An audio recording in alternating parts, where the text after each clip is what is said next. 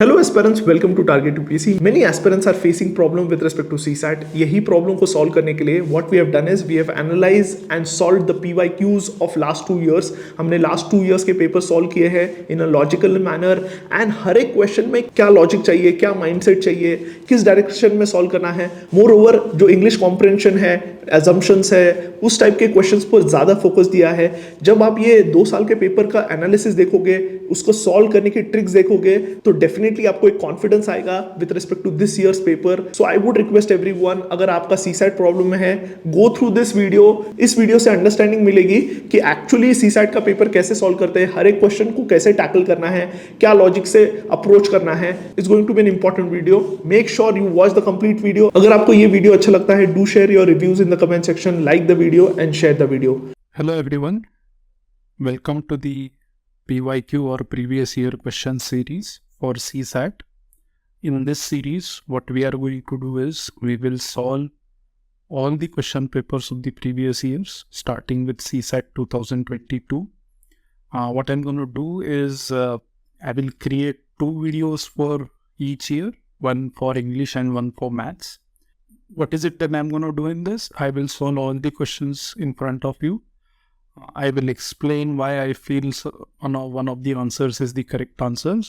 And more importantly, I'll discuss why others are incorrect. Okay. So that is usually how we will go about these videos. So starting with the first video in this series, let's look at the CSAT 2022 English question paper. So let's start with the first one. It says the main threat to maintaining progress in human development comes from the increasingly evident unsustainability of production and consumption patterns. Current production models rely heavily on fossil fuels. Okay, so basically, so there are 3 things that are connected here. There is a threat to maintaining progress, and that threat is due to unsustainability of production and consumption pattern. And why is it unsustainable? Because we rely too much on the fossil fuels. Okay. All right. We now know that this is unsustainable because the resources are finite, which means to say fossil fuels are finite. So if we are going to keep using it, somewhere down the line, it will become unsustainable. The close link between the economic growth and the greenhouse gas emissions needs to be severed for human development to become truly sustainable. So basically, author is trying to say that you are relying too much on the fossil fuels that may be driving the economic growth, but because of that, you have this greenhouse gas emissions problem, which you need to take care of. And the author says that there is very close link between the economic growth and the gas emissions, and if we have to unlink that, or basically if we want to have economic growth, but at the same time we don't want to emit too many greenhouse gas emissions, then we have to kind of sever that link, and that is the way to become sustainable. So author has given both the things here. So in first part of the paragraph, author has given what is unsustainable and what are the reasons behind that. And then author is also giving a solution that we have to build some sustainable solutions. Okay. Some developed countries have begun to alleviate the worst effects by expanding recycling and investing in public transport and infrastructure. So we are talking about developed countries and what are the measures that they have taken to become sustainable. And what is it that author says? Recycling, public transport and infrastructure. But most developing countries are hampered by the high costs and low availability of clean energy sources. So I'll just give you one tip here. Please be very careful of what is written after the word but. So basically that is where author is most probably trying to make some point. Okay. So whenever you see a sentence starting with the but, read the following sentence very carefully. So let's look at this. It says most developing countries are hampered by the high costs and low availability of clean energy sources. So basically, author is saying that although developed countries are doing what they can, developing countries cannot do that because it's simply unaffordable. They don't have access to low availability of clean energy sources and the costs are very high. Okay. So developed countries need to support developing countries' transition to sustainable human development. So author is, and this is where the author's conclusion is, author is trying to say, look, developed countries, go ahead and help the developing countries in if you want to have the sustainable human development. Okay. So not very difficult to read passage. So let's look at the questions now. So it says,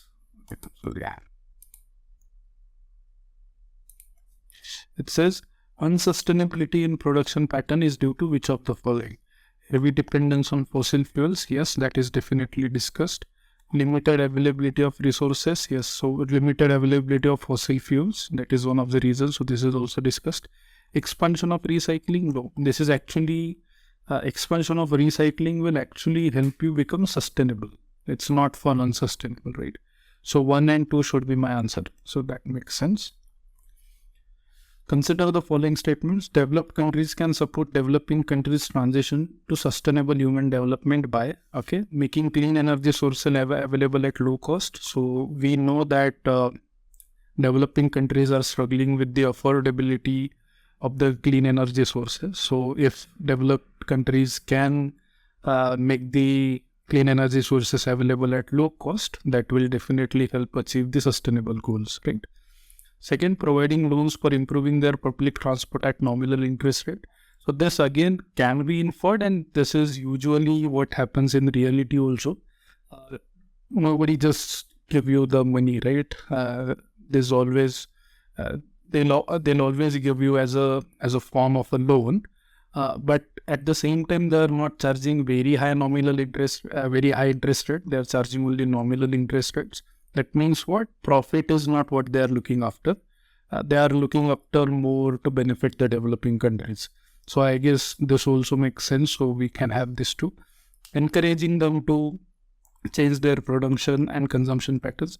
I guess we can infer this. I've seen some of you getting stuck as to why third option should be correct or incorrect. So my take is this can be done. I mean, see, the least that a country can do is to encourage others, right? Even if they can't help them monetarily or in the form of any other resources, the least that a country can do is encourage them, have a dialogue, or set up a summit or something like that, right? Or aware them about the clean energy sources or practices. So I guess this is the least that any country can do if they want to help any other country to become sustainable, right? So 1, 2, 3, all of that makes sense. So I'll mark D as the answer in that case. Okay.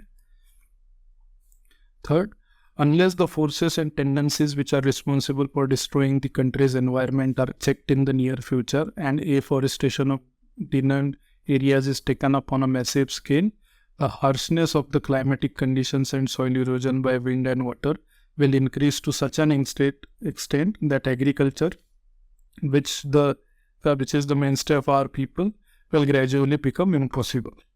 Basically, what is author is saying that countries are checked in nearby. So if all the forces and tendencies which are responsible for destroying the environment, if you don't have a check on them, and at the same time if afforestation is not taken up on the massive scale, it will eventually make agriculture, which is also the mainstay of our people, it will make it impossible. Okay, the desert countries of the world and our own desert areas in Rajasthan are a grim reminder of the consequences of large-scale deforestation. Okay, pockets of desert-like landscape are now appearing in other parts of the country, including the Satluj plains and the Deccan Plateau. So authors say, look at Rajasthan, which is a grim reminder of how large-scale deforestation can cause. At the same time, author is warning about other parts of the country that they are slowly depleting in terms of forestation, right?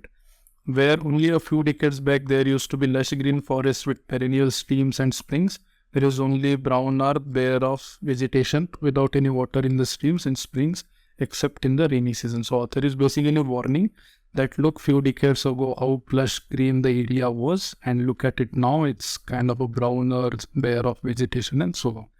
So it's more of a, so author is, the author's tone is more of a caution and a warning here. The author is not trying to give any solution. Author is kind of barely explaining the problem that we have so far. Okay. So according to the passage given above, deforestation and inundation will ultimately lead to which of the following? Depletion of soil resources. I don't know if depletion of soil resources can be marked. So soil erosion by, okay, so that can be marked. We have discussed about soil erosion by wind and water. So one makes sense. Shortage of land for the common man. It's not about common man, it's about the farmers. The farmers will not have more land, because if you keep doing deforestation, not too much land will be available for agriculture purposes, right? So it's not common man, it's for the agriculture. So this doesn't make sense. Lack of water for cultivation, I guess this is true, and that is where the example of Rajasthan and the Deccan Plateau and all is given, right? So 1 and 3 make sense. Okay. So I'll skip the maths question for this video. Let me just jump to the English one. Okay. In simple matters like shoemaking, we think only a specially trained person will serve our purpose. But in politics, we presume that everyone who knows how to get votes know how to administer a state. Okay. When we are ill, it is a guarantee. When we are ill is a guarantee of specific preparation and technical competence. We do not ask for the handsomest physician or the most eloquent one. Well then, when the whole state is ill, should we not look for the service and guidance of the wisest and the best? So author is basically saying that as simple as shoemaking, or even as critical as going to a doctor, we always look at the qualification of that person. And only then we ask them to render their services to us, right? We don't look for, when we go to physician, we don't look for the most handsomest one or the most eloquent one. If that is the case, why are we assuming that anyone who knows how to get the votes knows how to administer a state as well? So getting a vote doesn't necessarily make it a qualification to administer a state, is what author is saying. And author is left with a question mark, that wouldn't it be best? Should we not look for the service and guidance of the wisest and the best? Okay. So which of the following statement best reflects the message of the author of the passage? Okay. We assume that in a democracy, any politician is qualified to administer a state. I don't think so. This is what author is saying, but it is slightly towards, this makes a little more sense. So let me come back to this option. If I don't have anything better, I'll look at it again. Politicians should be selected from those trained in administration. Best reflects the message of the author. Author is not saying that you should select it from the best trained in administration. Author is more of asking a question. So again, maybe I'll come back to it later. We need to devise a method of pairing incompetence from the public office. No, author is not saying that. He's not against bearing the incompetence. He's saying, why are you assuming that someone who can get the votes is also administer a state? Okay. As voters select their administrators, the eligibility of politician to administrate cannot be questioned. And author is actually against this. So we cannot mark this as the answer. So we are confused between A and B. So let's compare both and see what is the difference between the two. It says we assume, okay, so best reflects the message of the author. Okay. We assume that in a democracy, any politician is qualified to administer a state. Okay. Politicians should be selected from those trained in administration. So if you see, the first statement looks more of a, what do you call it? It's a statement of inference, right?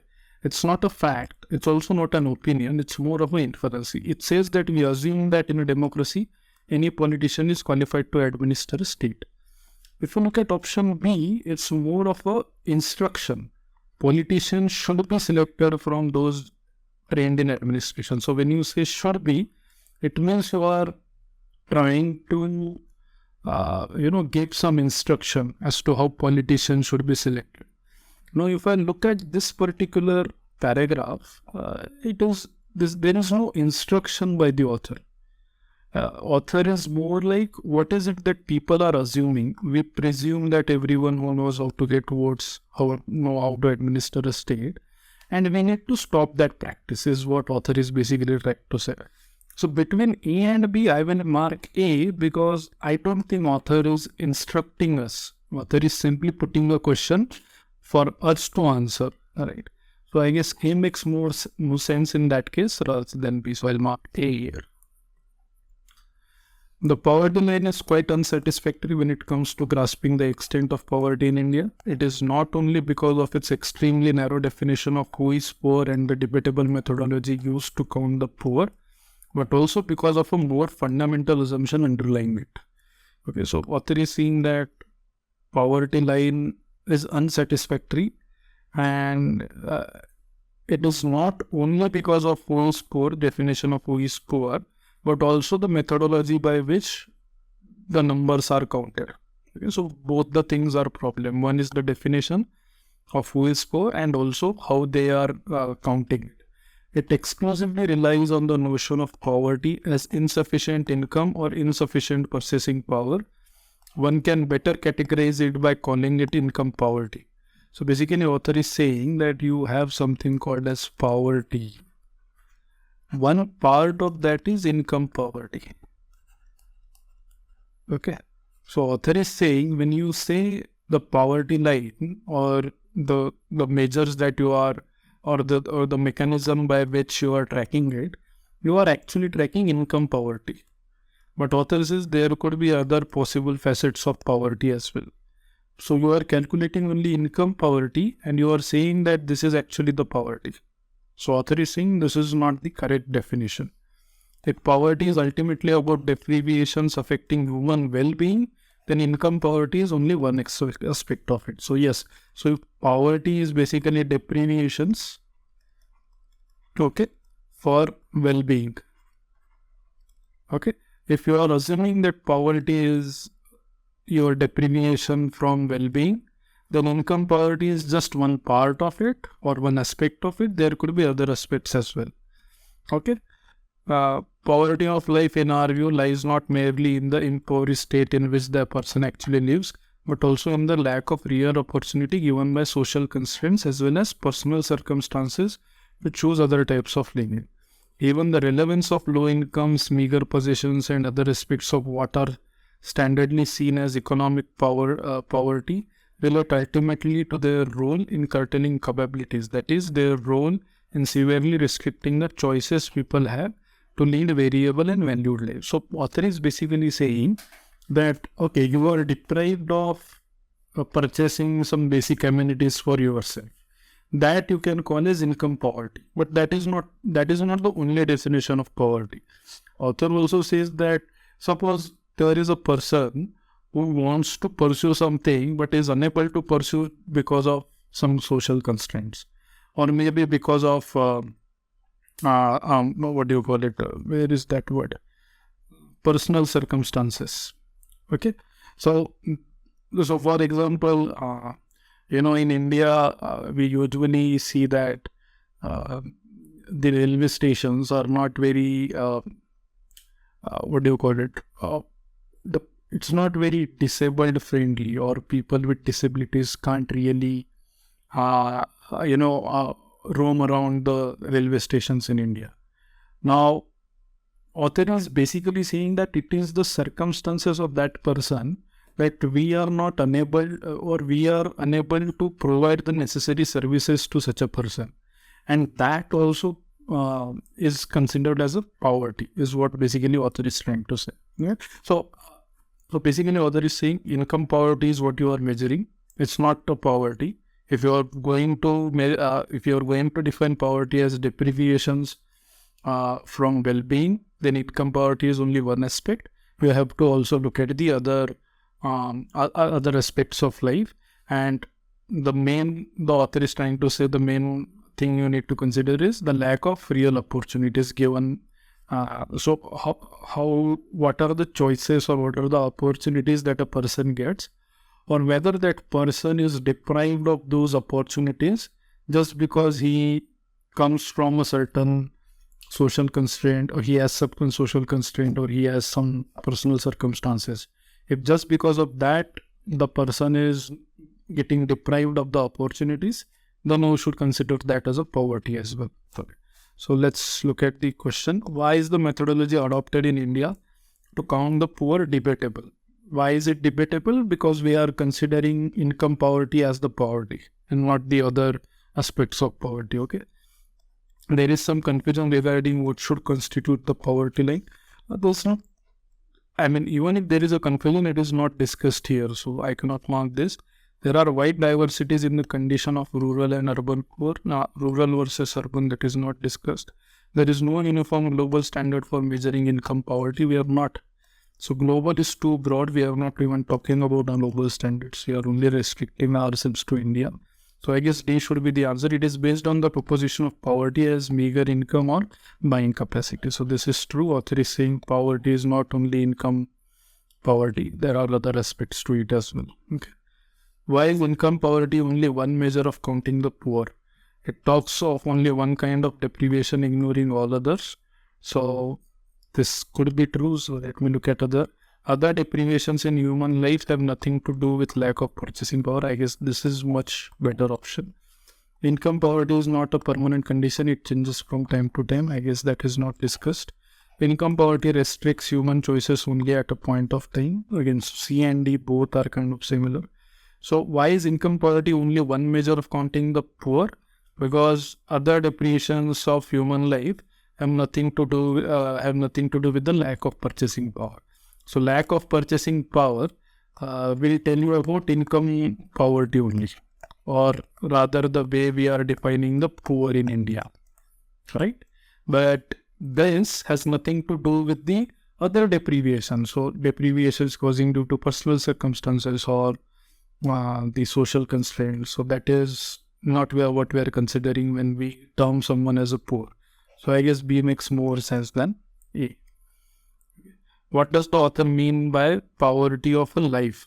Okay. All deprivations in human life which stem not only from lack of income but lack of real opportunities. I guess this is what author is trying to say. Impoverished state of a poor people in rural versus urban, again that is not discussed. Missed opportunities in diverse personal circumstances, material as well as non-material deprivations in a human life which restrict human choices permanently. Again, that is not discussed. So I guess A and C is what I will look at. All deprivations in human life which stem not only from lack of income but lack of real opportunities. This I guess is fine. Missed opportunities in diverse personal circumstances. Okay, so you're talking about missed opportunities. Okay, we are not talking about missed opportunities. When you say missed, I can miss an opportunity because of my own behavior, right? So we are not talking generally about how much opportunities are you missing. I may be missing because I am not present somewhere. Maybe because of that I am missing something. Or I am missing because I am not aware of something. Alright. So just because you are missing an opportunity doesn't necessarily mean that you are poor, right? Do you have access to that opportunity? That is a real question. If you don't even have access to pursue a certain opportunity in life, then the author says that can be termed as poor. So I guess missed is a improper word here. I'll mark A as the answer. 15, 16, 17, 18 looks like maths, 19, 20, 21. In some places in the world, the productivity of staples such as rice and wheat has reached a plateau. Neither nose paints nor fancy agrochemicals are raising the yields. So for those of you who might not know, let me just explain. What does this word mean? Has reached a plateau. So basically what? It's like this. Okay. So as the time progresses, okay, the innovation or the production let's say, let me call this production of rice or wheat is reaching a plateau. So this basically, this horizontal or near horizontal line is called plateau. So that means what? Whatever growth that has to occur has occurred, which is in this first phase. Now there is no more growth, and we are just at the peak of the innovation or the peak of the production. Okay, nothing more can be innovated now, or nothing more can be produced. Whatever we have already achieved, right? So whatever the best that we can achieve with the existing resources to produce the rice and wheat, we have already done that. The other way to put that is, we have reached a plateau. So that's what author is trying to say here, that we have reached a plateau. Okay. So we have reached a plateau. Nor is there much unfarmed land left that is suitable to be brought under the plow. So not only is the production at the highest, we also don't have any more land on which you can have more production, right? If global temperature continues to rise, some places will become unsuitable for farming. Author is rather saying that if the global temperature continues to rise, we may even have a lesser land. Okay. Application of technology can help overcome these problems. So author is basically saying, now that you have reached the plateau, now you need to take the help of technology to even boost the production further. Agricultural technology is changing fast. Much of this change is brought about by affluent farmers in the West or America. Techniques developed in the West are being adapted in some places to make tropical crops more productive. Technology is of little use if it is not adapted. In the developing world, that applies as much to existing farming techniques as it does to the latest advances in genetic modification. Extending to the smallholders and subsistence farmers of Africa and Asia, the best of today's agricultural practices in such simple matters as to how much fertilizers to apply and when, or lead to a greatly increased availability of food for humanity. So author is basically saying that in developed countries, they are the front runners of innovation as well as application of the technology. The author on the other end is saying that in the developing countries, even if we apply the existing technology, it would be better. So what is the existing technology? The example given by author is how much fertilizers to apply and when. Even if you kind of apply that, you will still have a increase in the productivity. So author is saying, let alone innovate or adapt the technology of the new age or the current technology. Author says whatever technology which is already there or existing for quite a period of time, at least let's go ahead and use that. And then maybe let us have a increase in the production because of using the technology which is already existing. So what things like better roads and storage facilities to allow the carriage of surpluses to markets and reduce wastage. So basically author is saying that not only do you have to produce it better with the help of technology, but you also have to transport it, store it in a better manner. So better roads and storage facilities to allow the carriage of surplus and reduce wastage. Okay. So based on the above passage, the following assumptions have been made. Development of agricultural technology is confined to developed countries. We cannot say it is confined to them. Maybe if there are 100 innovations, 90 are coming from the developed countries. It's not like all 100 are coming from there and rest of the world is not doing anything. So the proportion is very high in the West is what author is trying to say. So I can mark one.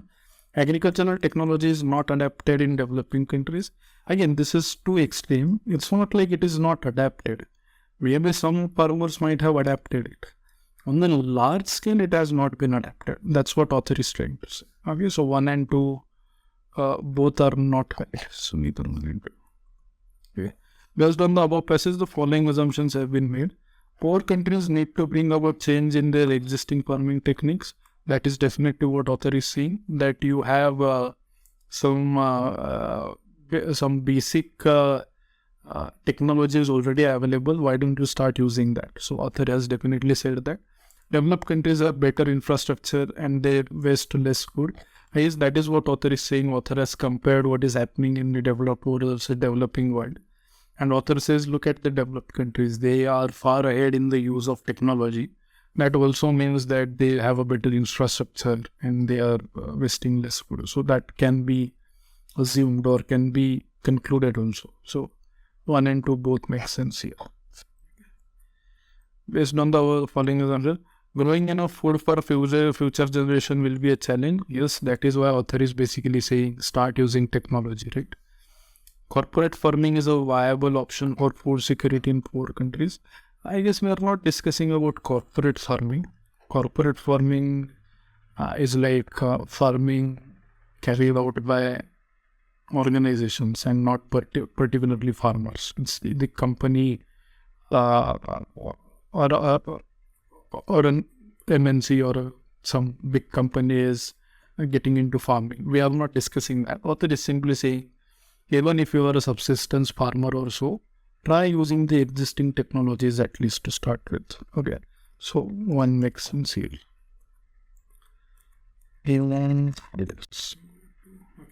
Natural selection cannot anticipate future environments on the earth. Therefore, the set of existing organisms can never be fully prepared for environmental catastrophes that await life.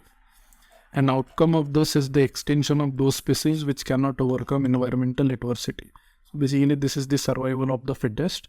If you cannot survive the existing conditions on the earth, chances are you will go extinct in few years, right? This failure to survive in modern terms can be attributed to the genomes which are unable to withstand geological vagaries or biological mishaps, infections, diseases, and so on. In biological evolution on the earth, extinction of species has been a major feature. So extinction has occurred quite heavily in the evolution of the earth. The earth may presently have up to 10 million species, yet more than 90% of the species who have ever lived on the earth are now extinct. So earth is like few billions years old, right? If you list down all the species that have lived so far on the earth, author is saying more than 90% of them have already gone extinct. So what we have today, although the numbers is in millions, it is less than even 10% of everything that has been there on the earth so far. Okay. Once again, the creationist doctrine fails to satisfactorily address why a divine creator will firstly bother to create millions of species and then allow them to perish. So for those of you who might not know, creationist doctrine says, basically it says that if there is a creation, then there is a creator. So basically earth is a creation. So there must be some creator or some divine power that has created the earth. So that basically is creationist doctrines. And author is trying to criticize that doctrine because author says that if there was a creator, why would he create so many species and then let them go extinct? Right? The Darwinian explanation for extinct life is once again simple, elegant, and at once convincing organisms to go extinct as function of environmental or biological assaults for which their inheritance deems them ill-equipped. So this is basically Darwin's theory of survival of the fittest, correct? It's basically if you cannot survive the condition on the earth, chances are you will go extinct, and those who can survive will basically stay, right? Therefore, the so-called Darwinian theory of evolution is not a theory at all. Evolution happens, this is a fact. A mechanism of evolution, Darwin proposed natural selection, is amply supported by scientific data. Indeed, to date, no single zoological, botanical, geological, paleontological, genetic or physical evidence has refuted either of the central two main Darwinian ideas.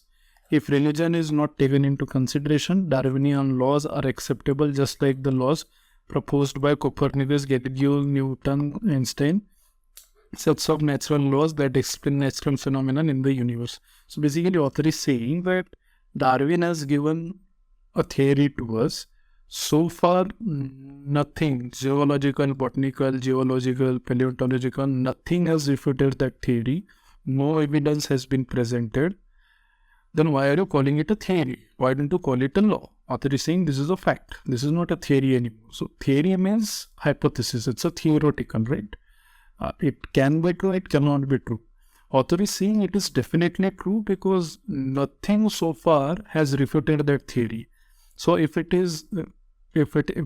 has not been refuted so far, Why is it still a theory? Call it a law, right?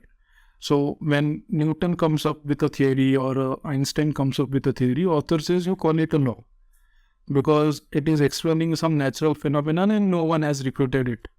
Then why don't you do the same way with the Darwin is what basically author is trying to say.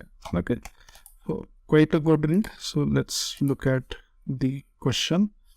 According to the passage, natural selection cannot anticipate future environments on the earth, as because they will go extinct sometimes, right? Species not fully prepared to face the environmental changes that await them will face extinction. This is true. All the existing species would get extinct as their genomes will not withstand biological missteps. This is a little extreme. All the species that are today on the earth will go extinct. Author is not saying that. Author is simply saying that those who cannot survive will go extinct. So when you say all, that means everything will go extinct. So that is a little extreme in this case. Okay. So 2 is 1, 1, 3, 4 should be the answer. So C is the answer in this case. But let's just look at 3 and 4. Inability of genome to withstand environmental changes would result in extinction. This is true. Extinction of species is a common feature. This is also true. Okay. The passage suggests that Darwinian theory of evolution is not a theory at all because the author says nothing has refuted it so far. There's no evidence to kind of refute it. So don't call it a theory, call it a law or a fact. Okay. It does not satisfy the creationist doctrine. It is true that it does not satisfy the creationist doctrine. But is that the reason why you shouldn't call it a theory? No, that is not the reason. Extinction is a function of environment and biological assaults. Even if this is strong, it doesn't support or doesn't even weaken the Darwin's theory, right? So this doesn't make sense. There are no evidences to refute it. I guess this makes more sense. Existence of organism is attributed to a creator. So this is more like a creationist doctrine. Darwin's theory is actually against that. So C is the right answer here. With reference to the passage, the following assumptions have been made. Okay. Only species that have the ability to overcome environmental catastrophe will survive and perpetuate. So that is true. Only that can survive will basically stay here and be there for a long time. So one definitely makes sense. More than 90% of the species on the earth are in danger of getting extinct due to drastic changes in the environment. No know how many species currently living on the earth are on the verge of extinction. More than 90% of the species that have lived so far on the earth have gone extinct. That is what author has said. This 2 is a distortion to that. So 2 doesn't make sense. Darwin's theory explains all the natural phenomena. It doesn't explain all the natural phenomena. It only explains the phenomenon of evolution. Nothing else. So 3 also doesn't make sense. 1 only. With stable economic growth, higher literacy and increasing skill levels, the number of Indian middle class families have gone up exponentially. Direct results of the affluence have been changes in the dietary patterns and energy consumption levels. People have moved to a higher protein-based diet like milk products, fish and meat, all of which need significantly more water to produce than cereal-based diets. Okay. Increasingly, use of electronic and electric machines, gadgets and motor vehicles needs more and more energy, and generation of energy needs water. So basically, author is saying that people have shifted from, let's say, middle class to a little affluent class or above middle class. And that is the reason why people are using more water. What needs to be done for that, author has not mentioned that. Author is simply saying it is resulting in an increase of the water. Which of the following statement best reflects the crux of the passage? People should be persuaded to continue with the mainly Indian traditional series, but author is not saying that you should do this or you should do that. Author is simply saying that there is a change from a traditional cereal-based diet to more of a milk product or protein-based diet. Okay. India needs to focus on developing agricultural productivity and capacity for more energy generation in the coming years. Well, that is not the crux of the passage, right? Author has nowhere mentioned that you need more water or you need more agricultural productivity or capacity. Author has not discussed that. See, modern technological developments result in the change of cultural and social behavior of the people. I guess That is definitely what author has said. People have changed. People have moved from middle class to affluent class. There is a change in the way they use technology or how much they use technology. There is also the change in what they eat. So there is definitely change in the behavior of the people. So I'll keep it aside. Let me go to D. Water management practices in India need to change dramatically in the coming years. Again, need to change. Author is not suggesting anything here. Author is simply saying that there is a change in the diet or change in the behavior of the people, resulting into the increasing water consumption.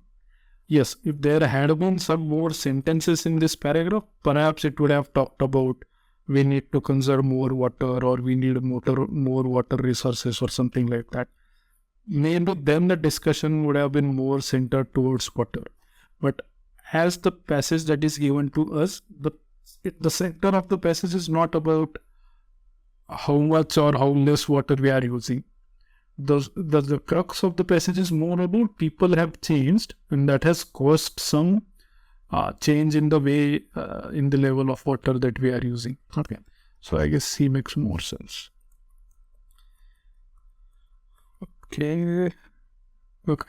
For 2 or 3 generations past, ever increasing number of individuals have been living as workers merely, not as human beings. Okay, an excessive amount of labor is ruled today in every circle of society, with the result that man's spiritual element cannot thrive. He finds it very difficult to spend his little leisure in serious activities. He does not want to think, or he cannot even if he wants to. He seeks not self-improvement but entertainment, which would enable him to be mentally idle and to forget his usual activities. Therefore, the so-called culture of our age is dependent more on cinema than on theatre, more on newspaper, magazines and crime stories than on a serious literature. So basically, author is saying that people are so stressed today that whatever little time they get, they don't want to do any demanding activity in that. They just want to sit back, relax and enjoy what is going around. So that is the reason why author is saying that you would rather watch a cinema than go to theatre and watch the drama, or you will read more newspapers and magazines than to read some serious literature. Why? Because if you want to read a serious literature, you will have to be actively engaged in that. And author is saying that people don't have time to do that. Perhaps if they had been less stressed, probably they would have been able to kind of focus more on the other demanding activities as well, right? But author says that people don't have enough time. They are so stressed in a day that whatever little time they get, they just want to sit back, relax and enjoy the things rather than be actively involved in it. Okay. So the passage is based on the idea that man should not work hard. No, author is not saying that you shouldn't work hard. The great enemy of our age is overstrain. So overstrain is discussed. So let me keep it aside. Man cannot think well. No, author is not against a man. Author is against the condition that he is put into. Man cannot care for his spiritual welfare. Again, author is not saying that man doesn't care. Author says that man doesn't have time to care for all these activities. If a man has a time, we don't know what will happen. But right now what we see is they don't have a time. That is the reason why they cannot care for the spiritual welfare. So B makes sense.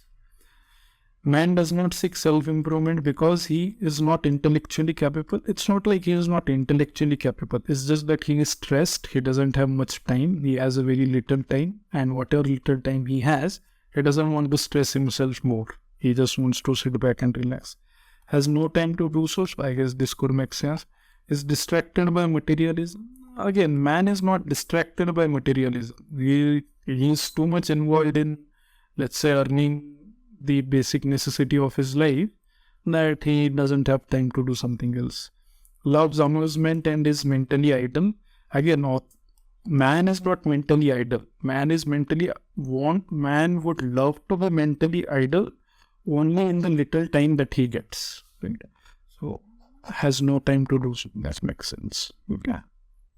The demographic dividend, which has begun in India and is expected to last another few decades, is a great window of opportunity. So demographic dividend is basically, demography is basically age, gender, income levels. So that basically forms demography. When you say demographic dividend, dividend is basically kind of an advantage, right? So what is the demographic dividend that we have? So if you might know, we have a demographic dividend because of the very high proportion of working population in India. And that is the reason why we say that we have a demographic dividend. Okay. So the demographic dividend is basically a swelling in the working age population. Yeah. So basically high working age population, which conversely means that the relative ratio of very young and very old will for a while be on the decline. From the experience of Ireland and China, we know that this can be a source of energy and an engine of economic growth. The demographic dividend tends to raise a nation's savings rate, since in any nation it is the working age population that is the main saver.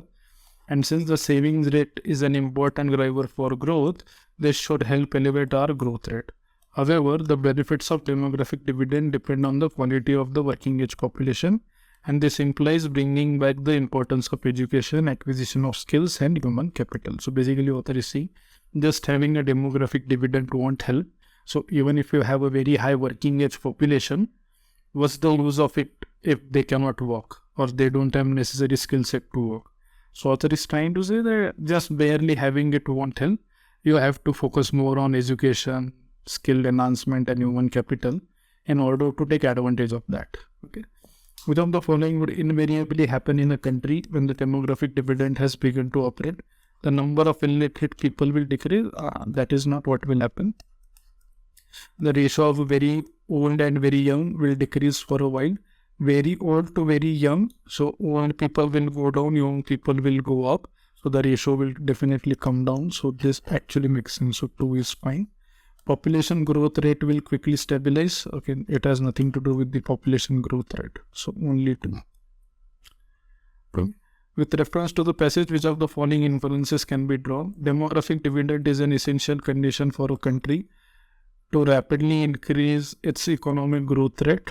This is true. That is why the author has given the examples of Ireland and China.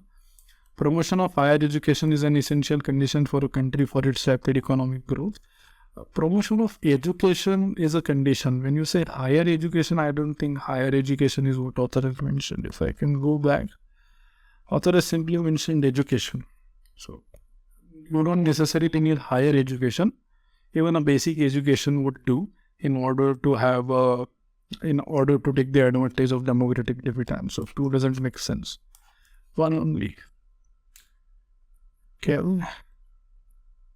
In an economic organization, allowing mankind to benefit by productivity of machines should lead to a very good life of leisure, and much leisure is apt to be tedious except to those who have intelligent activities and interests. So basically, if you use, let's say, machines to, let's say, perform your mundane tasks. So maybe let me take an example. Suppose I don't have a washing machine. So what I'm doing, I'm every day spending, let's say, half an hour of my day in cleaning my clothes, in washing my clothes. Okay. Now when I buy a washing machine, that half an hour will be saved, right?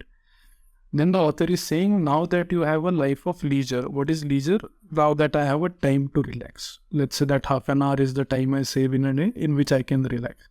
The author is saying, if I am intellectual enough to spend that time on something productive, then it is good. So basically, saving that half an hour, in that half an hour, let's say I am educating myself, upskilling myself, or maybe I am reading something that is fruitful. If I am using that half an hour in such a productive activity, then it is good. That's what author is saying.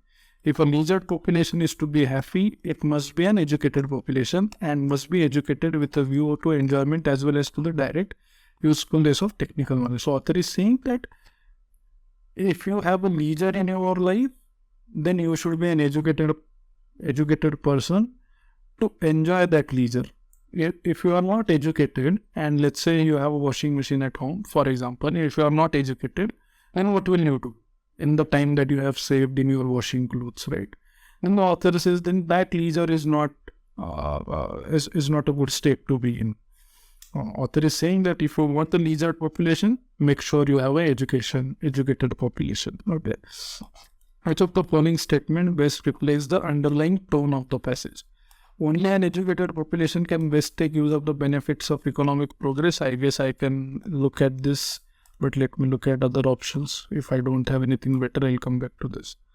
All economic development should be aimed at creation of leisure. Author is not saying that all your development efforts should be there to create leisure.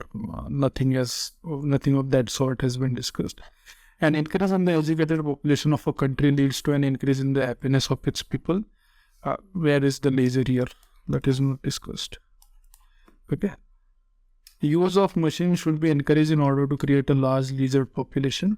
That is not the overall message or overall the tone of the passage. Author is saying you have to be educated, and then you would be better able to use that leisure time.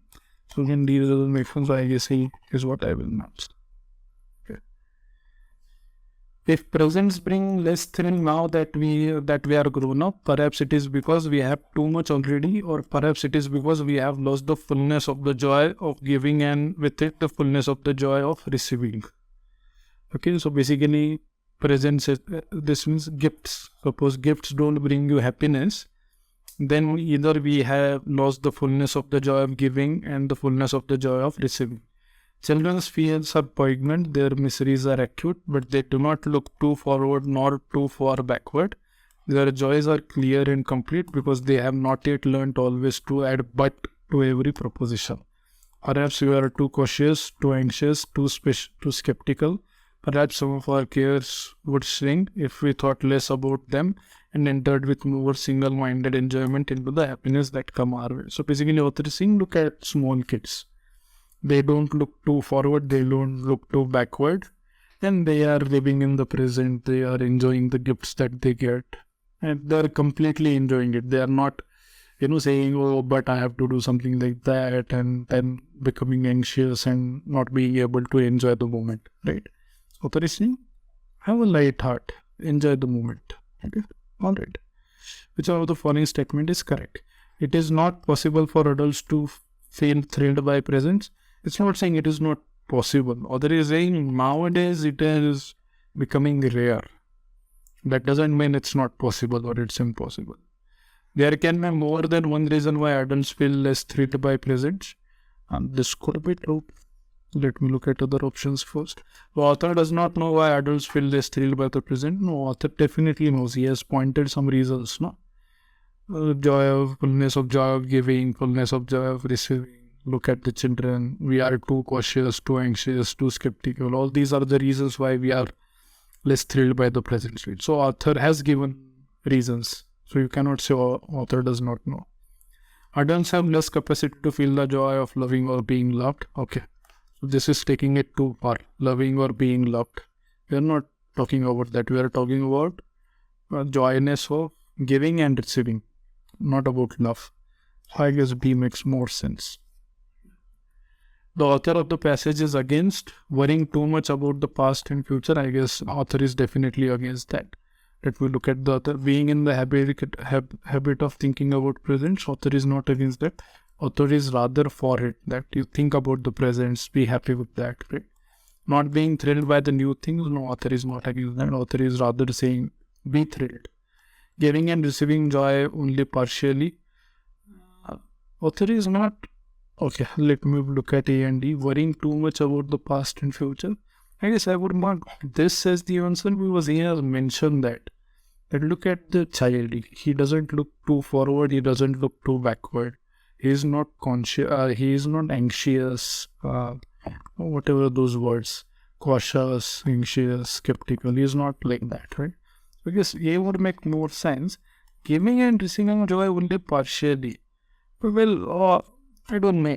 Like author is definitely against this, but then this is the what do you call it? This is the effect.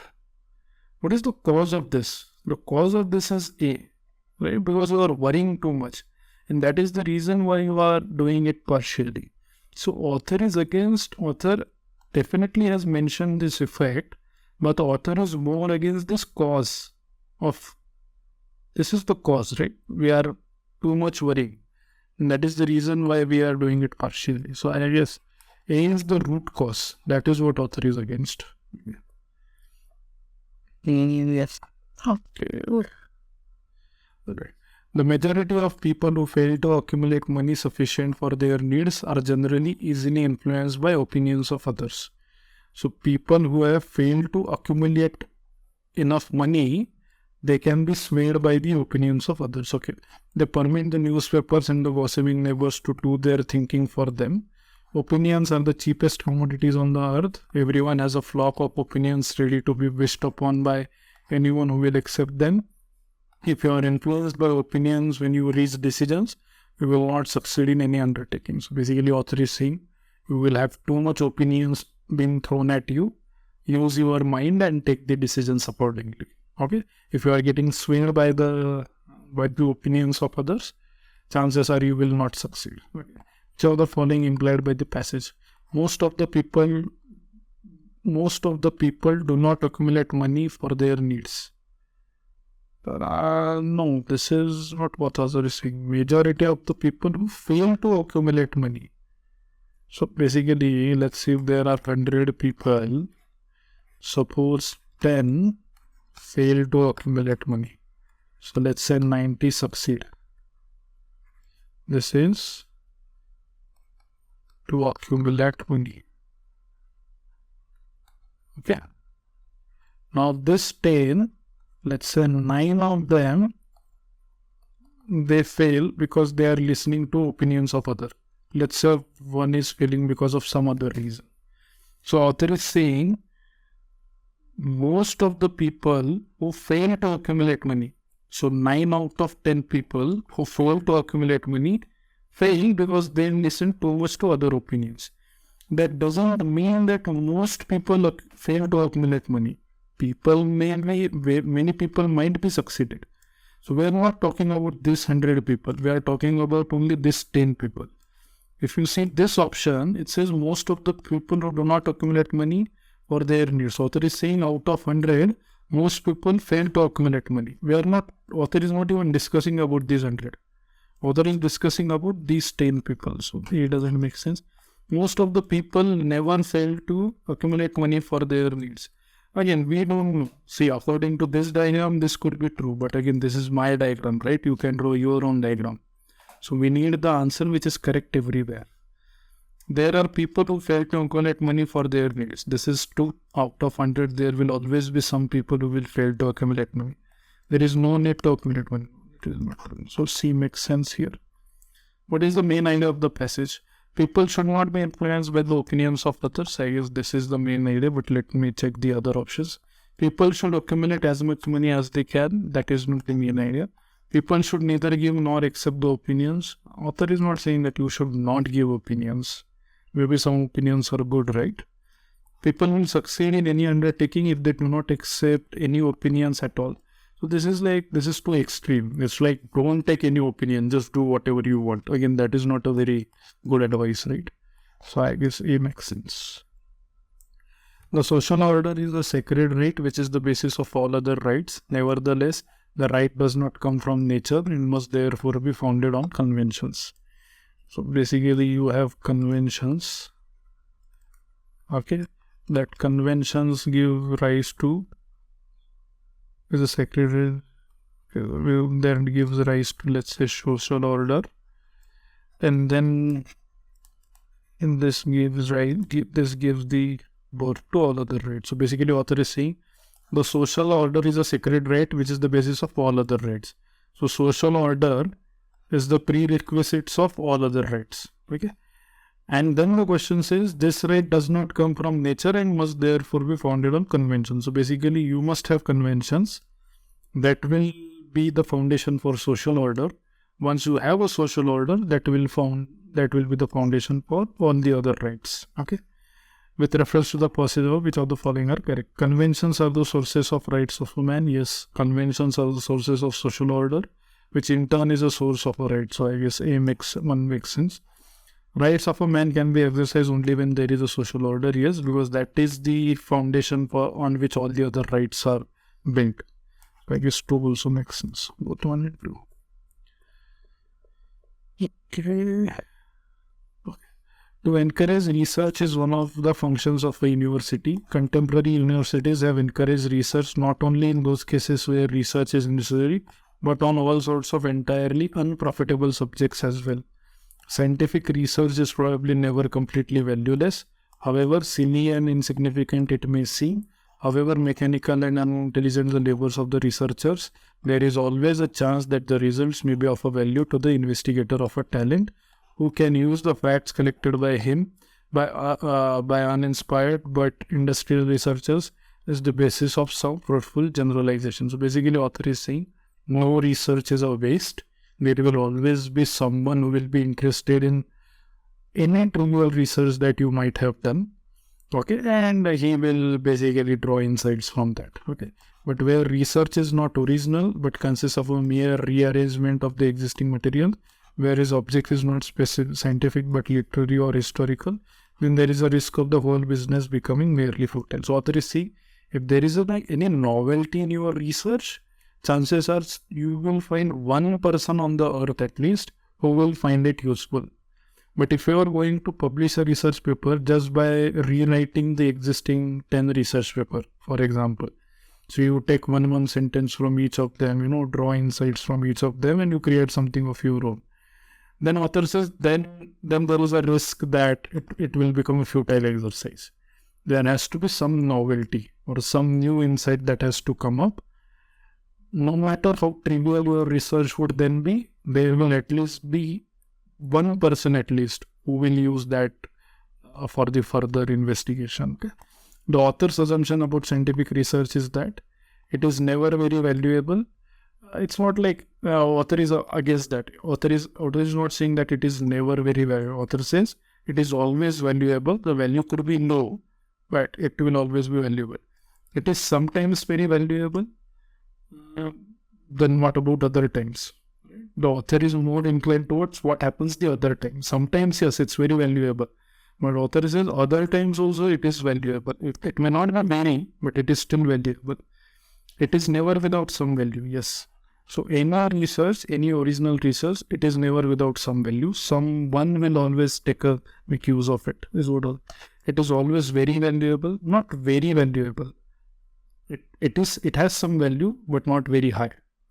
Right, so I just see makes sense. According to the author, not many research results can be of a value to an intelligent investigator. Okay, a research result is always valuable to an intelligent investigator. I guess this is more appropriate.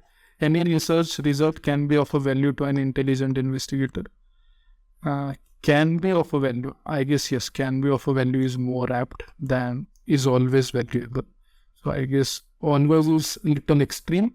Can be of a value is a little moderate. So I guess L marks C over B.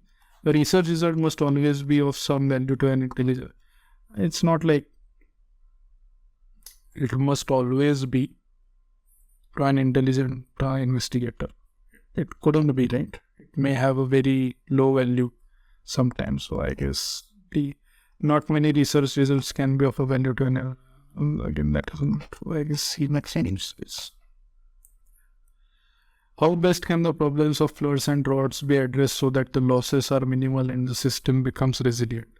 In this context, one important point that needs to be noted is that India gets too much water, about 75% of annual precipitation during 120 days due to September, and too little for the remaining 245 days.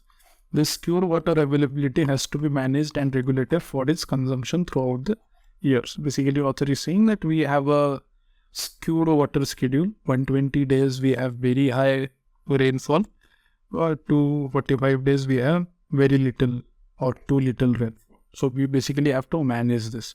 Which one of the following best reflects the practical, rational and lasting solutions? Okay, constructing huge concrete storage tanks and canals across the country. It could be lasting, but I don't think it's practical. Okay, it could be practical, but is it rational? I don't think so. If I don't have any other option, maybe I'll come back to it later. changing the cropping patterns and farming practices, this will not help save the water, right? The author is more basically saying you have too much water in this 120 days. How are you going to preserve it? That should be the question, right? It doesn't make sense. Interlinking of the rivers across the country. This is rational, yes, lasting, yes, but it's not practical, right? Otherwise, it would have happened till now. This is in talks for quite a while, but it has never happened. Why? Because there are practical implications to that. Buffer stocking of water through dams and recharging aquifers. I guess this is more of a practical, rational and lasting. I guess this is all the three. So instead of A, I will mark D, because we are not talking about constructing something. We are just talking of, using the existing resources in a better manner. So I guess that is always something that should be looked upon. So D. Okay, with that, I guess we have come to an end. So thank you so much for listening to this video. In next video, we will look at same question paper, but all the maths or the remaining questions. Okay, thank you everyone. Hello everyone. Welcome to the series of previous year questions. We started with this series with the CSAT 2022 question paper, and in the last video we looked at the English questions in that paper. So today we'll look at the quantitative aptitude and the reasoning questions of the same paper. So let's start. Okay. So what is the value of x in the sequence? So it says 20, 10, 10, 15, 30, 75. So as I can see here, the series is actually reducing at first. It's getting constant for 10 and 10, and then it is increasing gradually. So what I can observe is some multiplication must be going on. So 20 to 10 is basically into half, 10 to 10 is into 1, 10 to 15 is into 1.5, 15 to 30 is into 2, 30 to 75 is I guess into 2.5. So what we may have here is into 3. So 75 into 3 is 225. So D is your answer. Question 5. So the first thing that I would realize when I look at such questions is I will never attempt this, because the sheer number of data that is given in this question is huge. It's as good as solving an English question with a paragraph, right? So given a choice, I would never solve this in exam.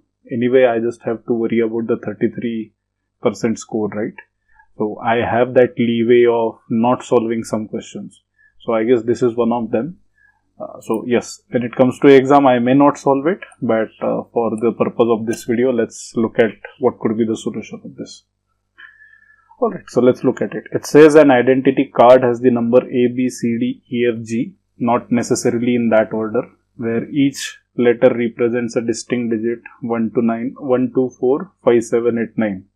So I can see there is 3 is not there and 6 is not there. Okay. The number is divisible by 9. I guess that is obvious, because 1, 2, 4, 5, 7, 8. If I add all of them, 6 plus 5, 11, 11 plus 1, 12, and 8 plus 7 is 15. So it's 27. So anyway, the number will be divisible by 11 if we are going to use only these numbers.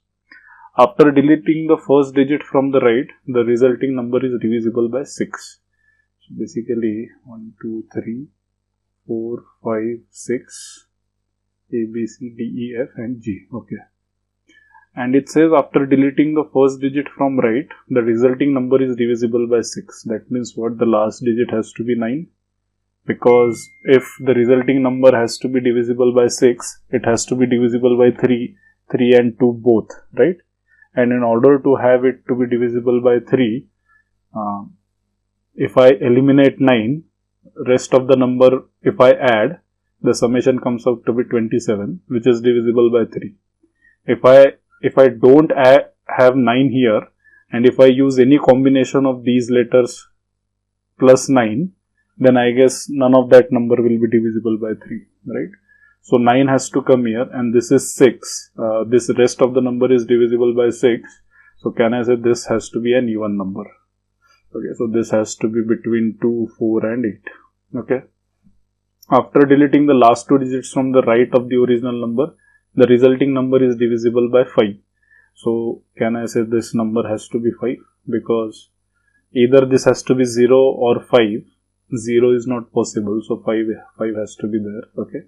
After deleting 3 digits from the right of the original number, the resulting number is divisible by 4. So the number formed by the first 4 digits is divisible by 4. Now, when you have a number divisible by 4, that means the last 2 digits of the number or the last 2 digits of the number is divisible by 4. So, what are the possibilities do I have? So, I have 1, 2, 4, 5 is gone, 7 and 8, right? Now, if it has to be divisible by 4, then it should either end in 2. So, what numbers are possible? 12, then 42, 72 and 82, right? If it is divisible by 4, the last digit cannot be odd, so the next possibility is 4. So it can be 14 or 24 or 74 or 84. Okay. So again, these numbers are possible, and if the last digit is, let's say, 8, then it is 18 or 28 or 48 or 78. Now, how many of these are divisible by 4? So, 12 is divisible by 4, 42 is not, 72 is divisible by 4, 82 is not, 14 is not, 24 is divisible, 74 is not, 84 is divisible, 18 is not, 28 is, 48 is, 78 is not. So, basically there are 6 possibilities. Either it can be 1, 2 or 7, 2, or 2, 4 and 8, 4, or it could be 2, 8 and 4, 8. Okay. After deleting 4 digits from the right, the resulting number is divisible by 3. 4 digits from the right. Okay. In any case, I know these, so this has to be an even number, right? Now, if I am eliminating 4 digits, so 1, 2, 3, 4, these 4 digits are gone. So, these 3 digits are remaining, and these 3 digits is divisible by 3. After deleting 5 digits from the right, the original number resulting is divisible by 2. So, again, this I guess is an even number. This has to be an odd number. This has to be an odd number. So, 12 is possible. 72 is possible. 24 is not possible now. 84 is not possible. 28 is not possible. And 48 is not possible. So, basically, this has to be 2 and this has to be 1 or 7. So, this E eventually will become, so this has to be even number. This is 1 or 7. This also is 1 or 7. So, 7 plus 1 is 8. So, 8 plus something has to be divisible by 3. So, it has to be either 4. So it has to be 4 and this has to be 8. So, this I guess is the number. 1 or 7 or 7 or 1 can come at the first or third digit. Which of the following is a possible value for the sum of the middle 3 digits of the number? So, what are the middle 3 digits? I remove the last 2 here and last 2 here. So, 5 plus 2 is 7, 7 plus 1 is 8, or 5 plus 2 is 7, 7 plus 7 is 14. So, 8 or 14 are the 2 possibilities. So, A is the answer in this case. So, now you realize the complexity, right? Not only is it tedious to solve, it's also tedious to understand. So, not only do you have to write n number of steps, but to arrive at those steps, you have to kind of read everything, understand it, and then get to solving. Vis-a-vis, you compare with a question where not much of a data is given and you just directly can solve, right? So, I would rather prefer such questions over this. Okay. Next, two friends X and Y start running and they run together for 50 meters in the same direction and reach a point X and reach a point. Okay. X turns right and turns 60 meters. So, suppose they reach somewhere here, they started from here, they both started running in the same direction. So, let's say they reach here. X turns right and turns 60 meters. So, X turns right and he has traveled for 60 meters. While Y turns left and runs 40 meters. So, Y has turned left. This distance is 40 meters. Okay. Then X turns left and runs 50 meters. Okay, so X again turns left and runs 50 meters. So this will be perpendicular and stops. So this is where the X stops. While Y turns right and runs 50 meters. So I guess Y turns right and 50 meter and then stops. So these will be in line basically because both are 50. How far are the two friends from each other? So two friends are actually 100 meter apart. 40 plus 60, right? This 40 plus this 60. Yeah.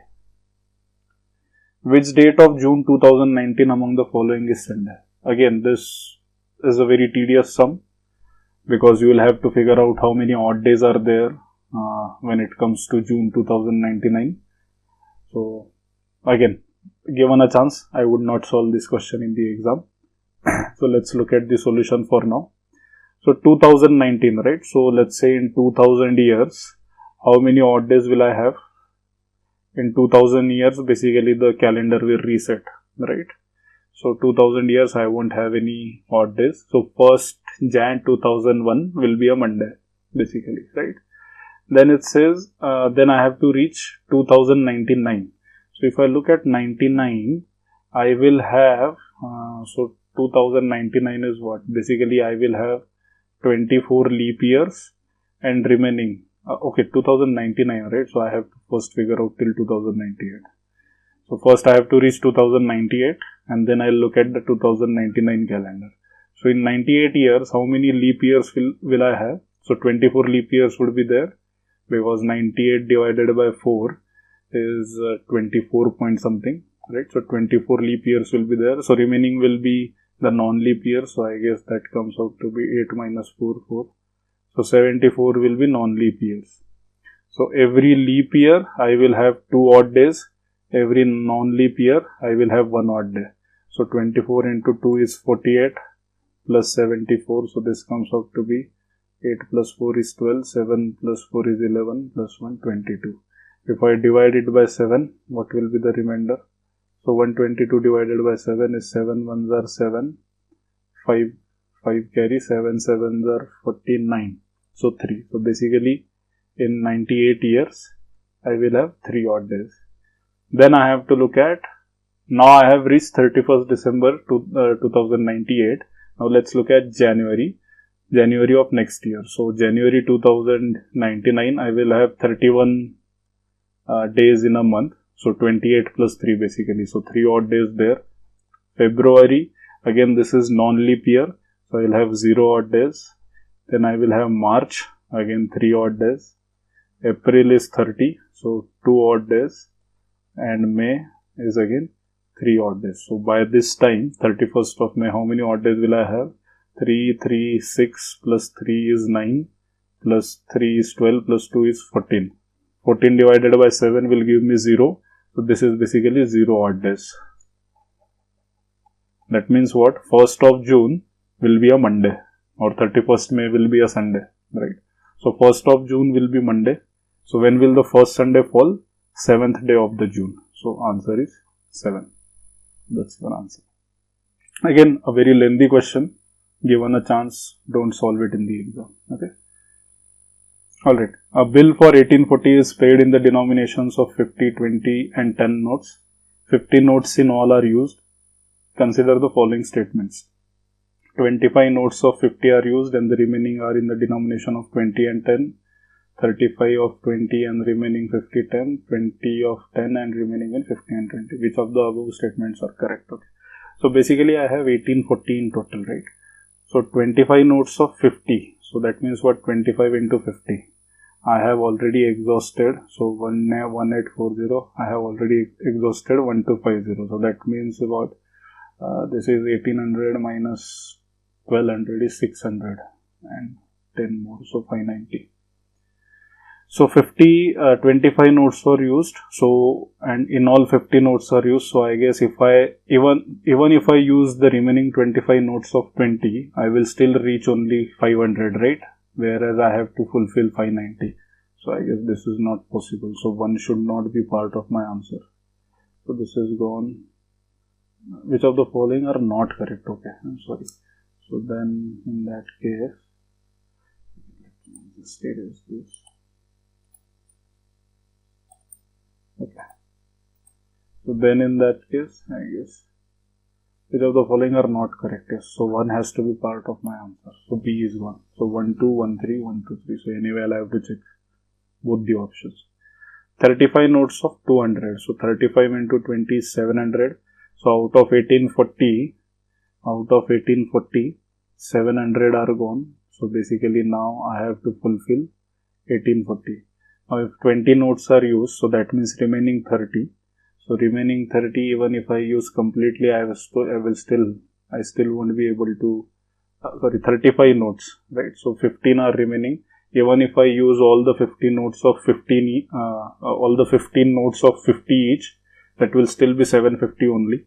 But I have to reach 1140. So again, this is not possible. So 2 is also not correct. So this is gone. So either it is 1, 2 or 1, 2, 3. 20 notes of 10 are used. So out of 1840, 20 notes of 10, that means 200 are gone. So 1640 is remaining.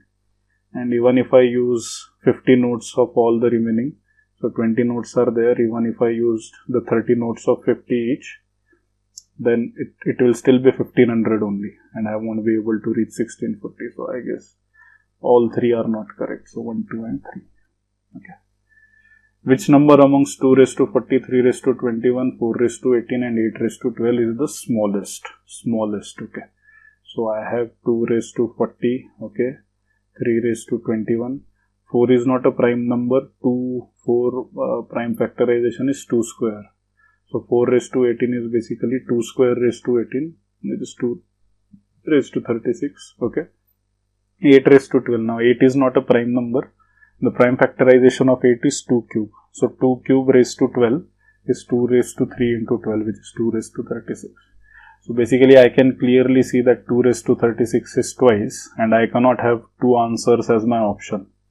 Right. So basically C cannot be and D cannot be my answer. Definitely 2 raised to 40 is more than 2 raised to 36. So again this is not the smallest. So again this is gone. So I guess this is the answer, 3 raised to 21. Okay. Let's go to next. The digits 1 to 9 are arranged in 3 rows in such a way that each row contains 3 digits and the number formed in the second row is twice the number formed in the first row, and the number formed in the third row is thrice the number formed in the second row. Okay, so again this looks a pretty weird question. Looks like it will be a little lengthy one, so given a chance again, I would not solve this in the exam. Let's look at the solution anyway. Okay. So they are basically saying that you have 3 rows, 1, 2, 3, 1, 2, 3 and 1, 2, 3. Okay. And you have to use digits between only 2, 3, 7 and 9. The second row is twice of the first row, third row is thrice of the first row, right? And none of the digits are repeated. Repetition of digits is not allowed basically. So that means what? Now if I have to get, so for third row is thrice of the first row, right? So can I say first row number cannot be more than 333? It can't be more than 333, the first row. Why? Because the 333 3 times is 999, which is the largest 3-digit number. Now the moment you go beyond 333 in the first row, the third row which is the thrice of the first row, will not be 3-digit. It will become 4-digit, which will not be allowed, right? So how many numbers can be formed using 2, 3, 7, 9, and they are basically less than 233? So the first number I can see is 237. Then the second would be what? 230, 239. Then 279 and 297. And then 239 and 293. So these many combinations are possible when you start with 2. What happens when you start with 3? So 327 is possible, 329 is possible, then 372 is not, 379 is not, 392 is not, 372 is not. So I guess these many possible combinations are there for the first row. So if I just double it, 237 is what? 474. In that case 7 is getting repeated. So I guess this combination doesn't work. 239, double of that is 478, and 3 times of that will be what? 239. 23 into 3 is 690. 690 plus 27. 690 plus 27 will have a 7 plus something, right? So, but again 7 will get repeated, so this doesn't work. 279, double of that will be 200 plus 200, 400. 80 plus 80 is, so 560 minus 2. That will be 558. But again in that case you will have 2 5s here. So again this is not possible. 297, double of that is, so 300 minus 6. 300 minus 6 is what? 294. Again 9 and 2 2, 300, 694. Sorry, 594, I'm sorry. But again 9 is getting repeated. So again I guess this doesn't work. 239. Yes, we looked at 239 anyway. So that doesn't work. 293. 293, double of that will be what? 4. 90 is 180. Basically, okay, 5. 290, 580, 586. Okay, so 586 again, these are 3 different digits, so this is fine. 293 3 times, so that is what? 300 into 3, 900 minus 21. 900 minus 21 is what? 880 and 879. 879 is it? Oh, sorry, 871. So I guess this combination is possible. 327, because all digits are different, right? Right. Then I have 327. 327, double of that is what? 654. So this is fine. 654 and then 327 into 3. It is 981. 327, 654, 981. So again all digits are different. So again this is also possible. 329. So this is possible. This is possible. 329, double of that is again 658. This is fine. 658. 329. 3 times of that will be what? 9, 8, 7. And then 9 and 9 are repeating. So then this doesn't work. So I guess I have 2 combinations. So 2 combinations are possible. Again a very lengthy one. Given a choice, again I wouldn't solve it at first. But this is the solution. Okay. Let's go to next. Okay. X and Y run a 3 km race along a circular course of length 300 meter. 300 meter and 3 km race. Basically the first one to complete 10 rounds will win the race. Right, because 3 km is 3000 meter and one track is 300 meter, one lap, right? Their speeds are in the ratio 3:2, so that means X is gonna win the race. If they start together in the same direction, how many times would the first one pass the other? The start off is not counted as passing. Okay, so basically it's a 3000 meter race, 300 meter is one lap, right? So whoever is the winner will basically cover this complete lap 10 times and then would win the race, right? If their speeds are ratio 3:2, so suppose this is 3 meter per second, X speed is 3 meter per second and Y speed is 2 meter per second, right? So in that case, how much time will be required? So X will complete the round in 100 seconds, Y will complete the round in 150 seconds basically, right? Now 3 and they both are moving in the same direction. So what will be the relative speed? 3 minus 2 is 1 meter per second. So if I have to look at how many times they meet, right, at the starting point. So I imagine another scenario, okay, in which Y is the slower one, right? So I assume Y is stationary. Okay, Y is stationary and X is moving at the relative speed. So 3 meter per second minus 2 meter per second. So X is moving at 1 meter per second. So how much time will X take to complete this round? So 300 meter at the speed of 1 meter per second. So basically 300 seconds. So can I say every 300 second X is gonna meet the Y when it keeps rotating around this circle, right? So how many times will it meet? 300 second next meeting will be 600 second, next meeting will I guess be 900 second, right? But then we have to also understand that the race will finish in 1000 second, because X is moving at 3 meter per second and it has to cover 3000 meter in all, right? So 3000 at the rate of 3 meter per second is what? 1000 second. So basically in 1000 second the race will finish, and every 300 second they are going to meet. So 300, 600, 900, that is basically 3 times before 1000 second or before the race gets over.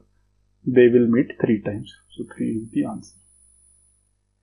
If the order of the letters in the English alphabet is reversed and each letter represents the letter whose position it occupies, then which of the following represents Lucknow? So this is a standard question. Very simple. You just write the letters as A, B, C, D, E, F, G, H, I, J, K, L, M, N, O, P, Q, R, S, T, U, V, W, X, Y, and Z. So Lucknow will be represented as L will be O, U will be F, L, U, C, C will be X, then you have K will be P, so Lucknow, N will be M, O will be L, and W will be D. O, F, X, P, M, L, D. O, F, X, P, M, L, D. So D is the answer. In a tournament of chess having 150 entrants, a player is eliminated whenever he loses a match. It is given that no match results in a tie or draw. How many matches are played in the entire tournament? So basically this is a knockout series. Every match that happens in the tournament, the loser is getting eliminated. And there are no rounds. So this is only, I guess, just people go on eliminating basically is what's happening. So if I have to eventually get one winner, I have to eliminate 149 people, right? And every match one person gets eliminated. So to eliminate 149 entrants or 149 participants, I'll have to play 149 matches. So I guess C is the answer.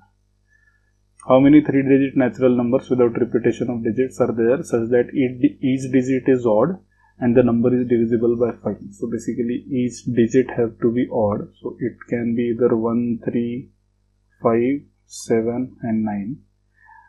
Each digit is odd, so 0 can't be there at the unit place. So 5 has to be there in order to have it to be divisible by 5. So 5 is gone and repetition is not allowed. So 1, 3, 7, 9. Out of any of these 4, any one letter can come here. So I can add any 4 letters here. And because repetition is not allowed, the other letter can be from the remaining 3. So 4 into 3 is 12. So basically 12 combinations are possible. Consider the question and 2 statements given below. Is X an integer? X by 3 is not an integer. If X by 3 is not an integer, then X can be 1 by 3 or X can be 10, right? 10 by 3 is also not an integer. 1 by 9 is also not an integer, right? So that doesn't tell me whether X is an integer or not, because X equal to 10 will be an integer, but X equal to 1 by 3 will not be an integer. Okay? So statement 1 alone doesn't help. Statement 2, 3x is an integer.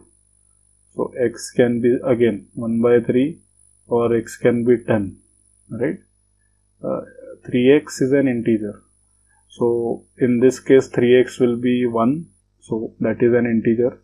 And x is equal to 10. So 3x will be 30. That is also an integer. But that doesn't help me understand whether x is an integer. Why? Because x can be 1 by 3 also, or x can be 10 also. So statement 2 alone is also not sufficient. Now let me combine the two. The moment I combine the two, they are saying x by 3 is not an integer and 3x is an integer. So again, I can say x is either equal to 1 by 3 or x is equal to 1 by 10 because it satisfies both the condition.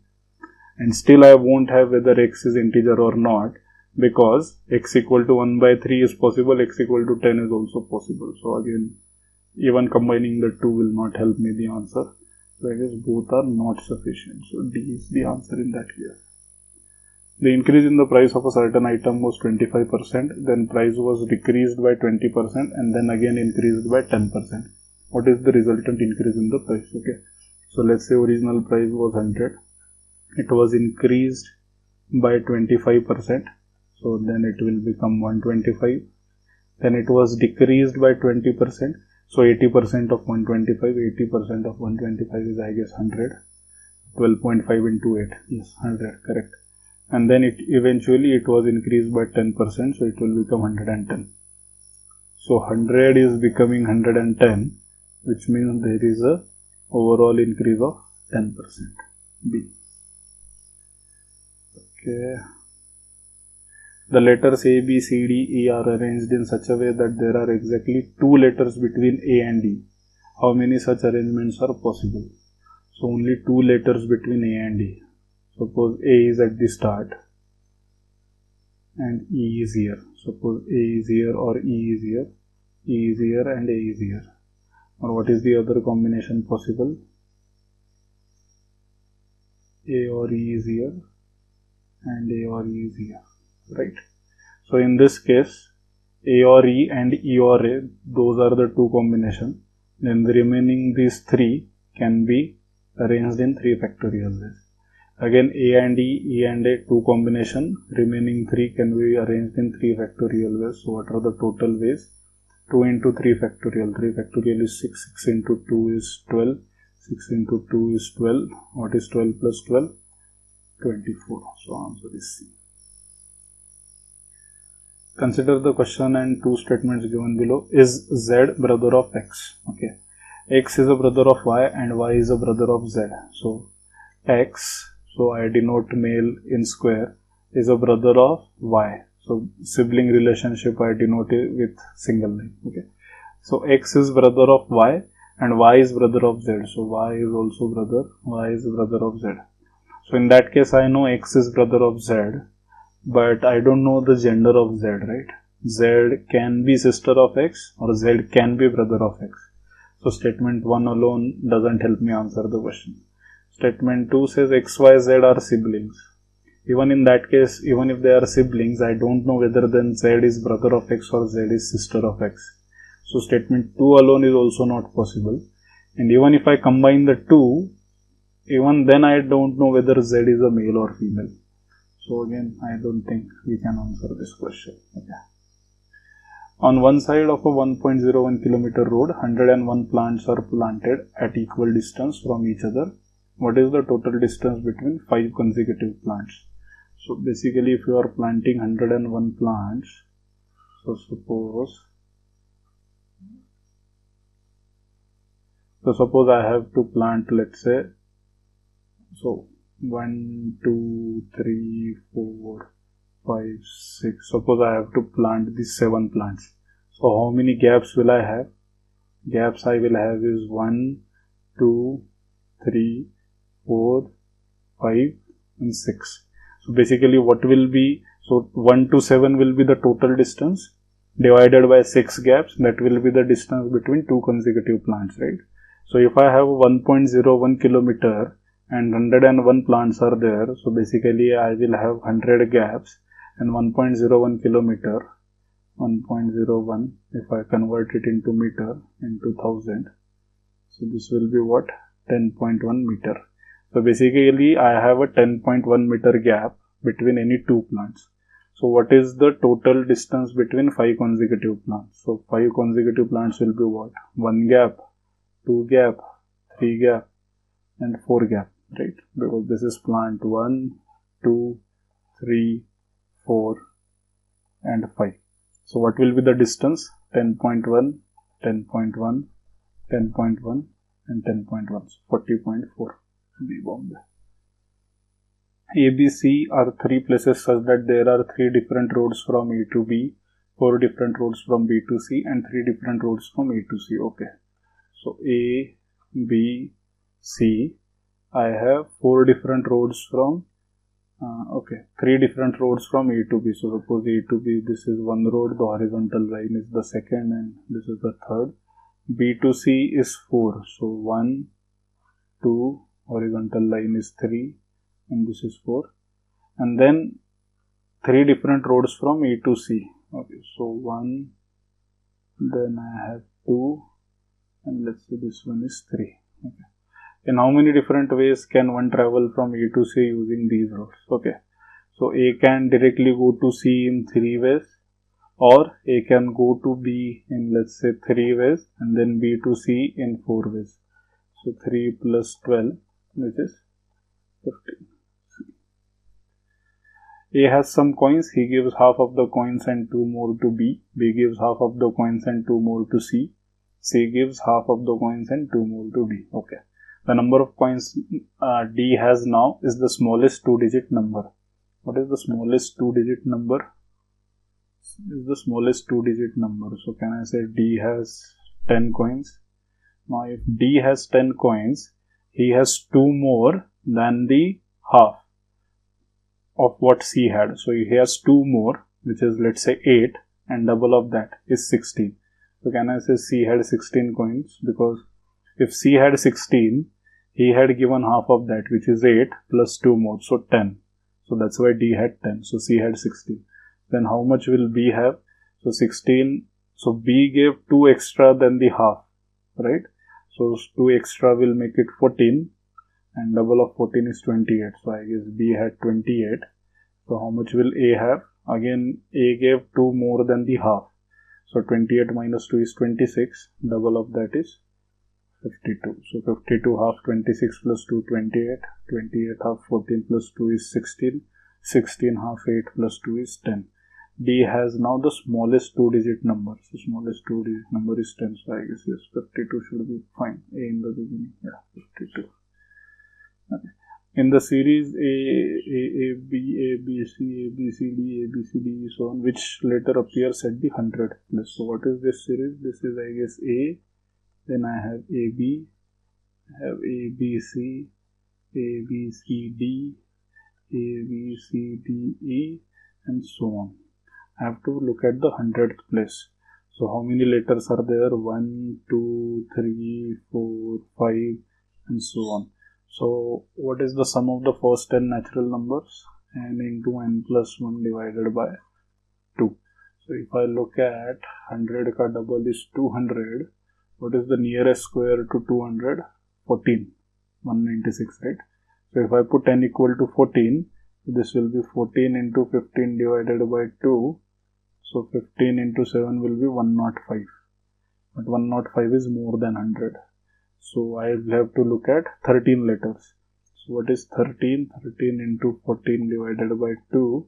This is 91. So basically this will go on till 13. 13 means what? A, B, C will go on till N. So 13 letters will be done. By that time we will have 91 letters in all. And what will be the 92nd letter? A. 93, B. So A, B, C, D, E, F, G, H, I, J, so on and so forth till N will be written, right? So till here 91 is done. 92, 93, 94, 95, 96, 97, 98, 99, 100. So 100 is what? I. Three persons ABC are standing in a queue, not necessarily in the same order. There are 4 persons between A and B, 7 persons between B and C. If there are 11 persons ahead of C and 13 behind A, what could be the minimum number of persons in the queue? I have to find minimum number.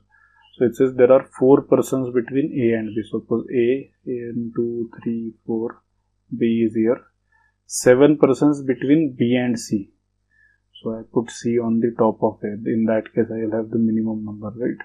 So 1, 2, 3, 4, 5, and then 6, 7, then C is here. 11 persons ahead of C. So there are 11 people ahead of C and 13 behind there. 13 behind there. So 1, 2, 3, 4, 5 and 8 behind there. In that case, how many people are there? 11, 12, 13, 14, 15, 16, 17, 18, 19, 20 plus 8, 28. I can see 28 is in the option. So 32 and 38 cannot be minimum.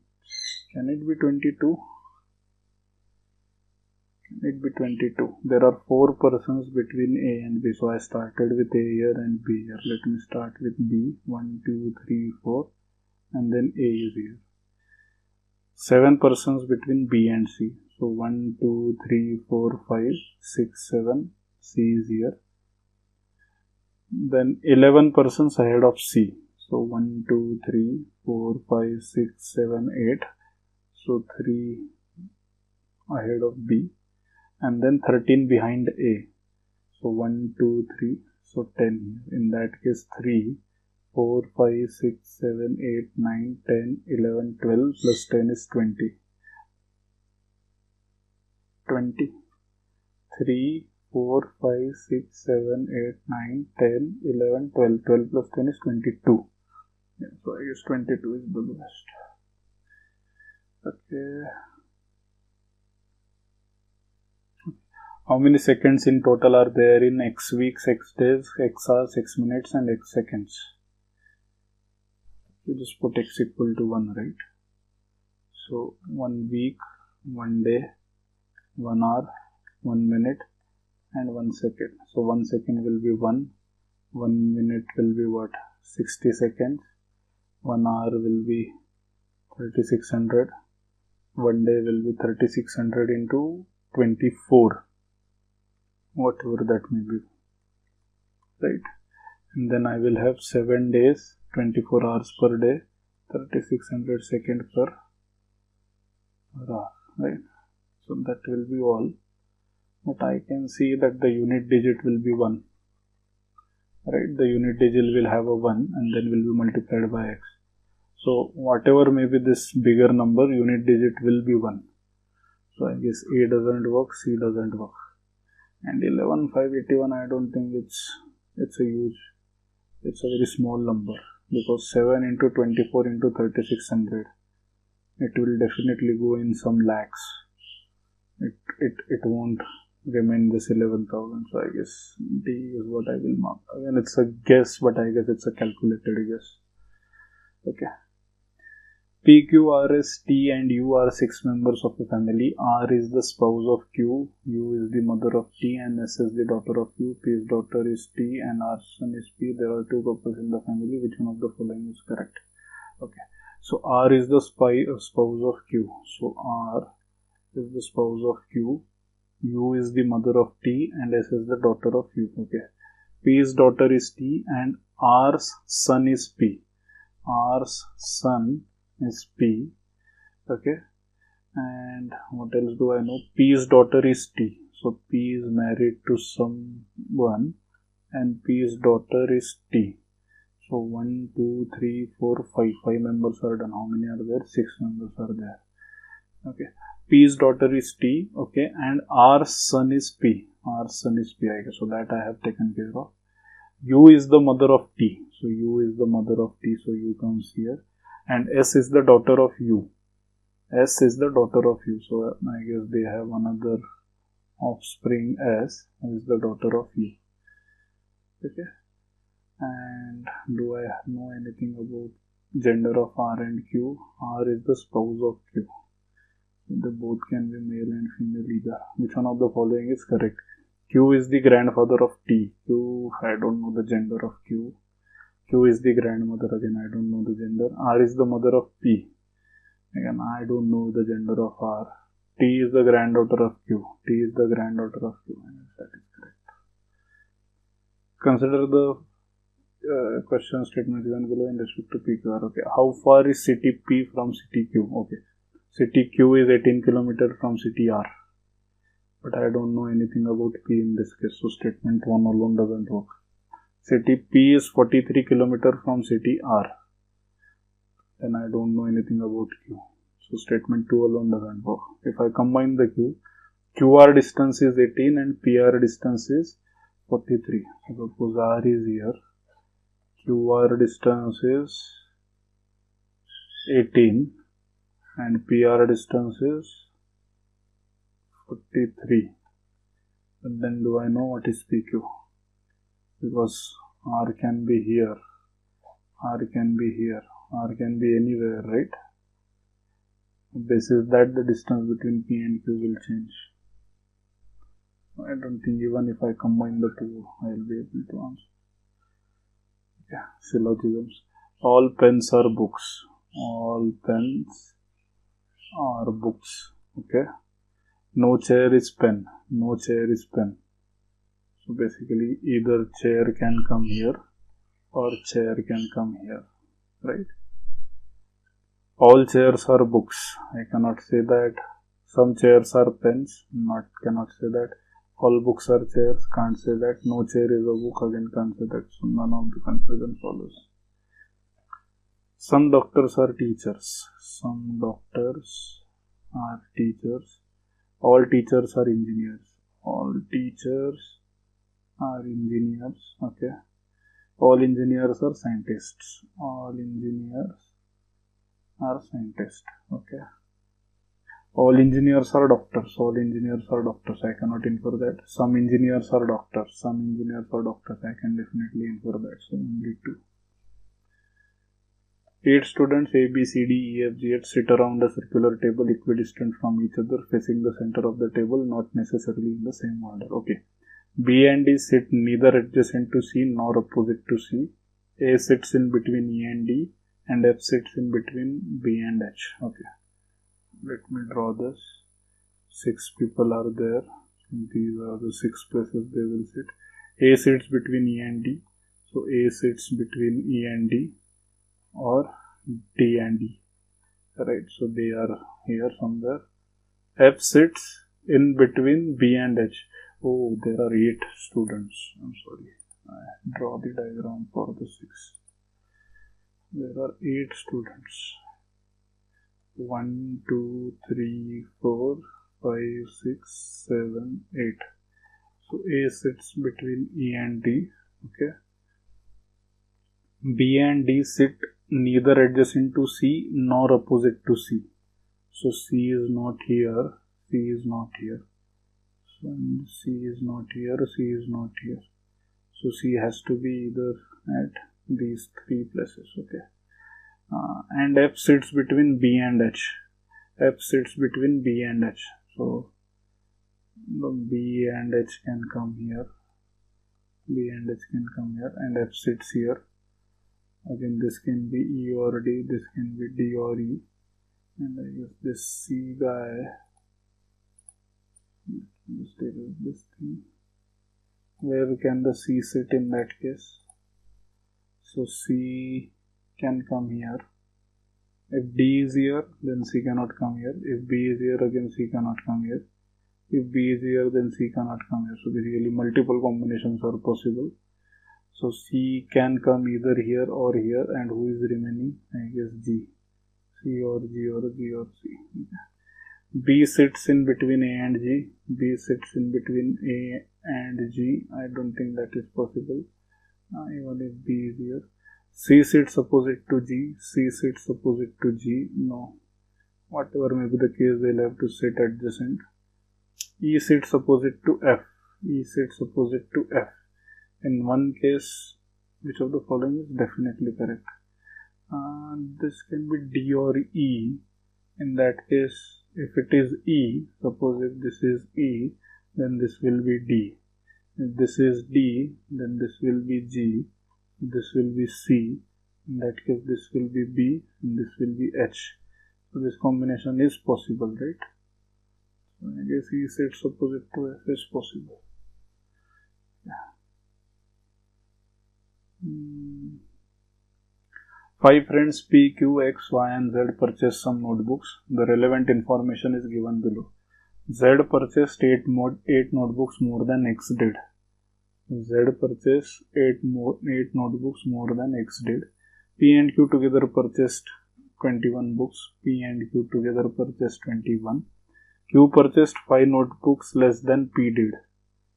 Q purchased 5 notebooks less than P. So can I say P minus Q? That's 5. Q purchased 5 notebooks less than P. Yeah. So P plus Q is 21. P minus Q is 5. So I am looking for 2 numbers whose addition is 21 and difference is 5. So can I say P is 13 and Q is 8. 13 plus 8, 21, 13 minus 8, 5. Correct. X and Y together purchased 28 notebooks. So X plus Y is 28. P purchased 5 notebooks more than X did. So P is 5 more than X. So X has to be 8. If X has to be 8, then Z becomes 16. And if X is 8, Y becomes 20. Okay. If each notebook is priced 40, what is the total cost of all the notebooks? So do I have everyone? P, Q, X, Y, Z? Yes. So 13 plus 8, 21. 21 plus 8. 21 plus 8 is 29. 29 plus 6 is 35. Plus 10 is 45. Plus 20 is 65. So I have 65 notebooks at the rate of 40 each. So 65 into 40 is what? 13. 13 into 2. See 26. 2600. Okay. A man started from home at 14:30 hours and drove to village, arriving there when the village clock indicated 15:15 hours.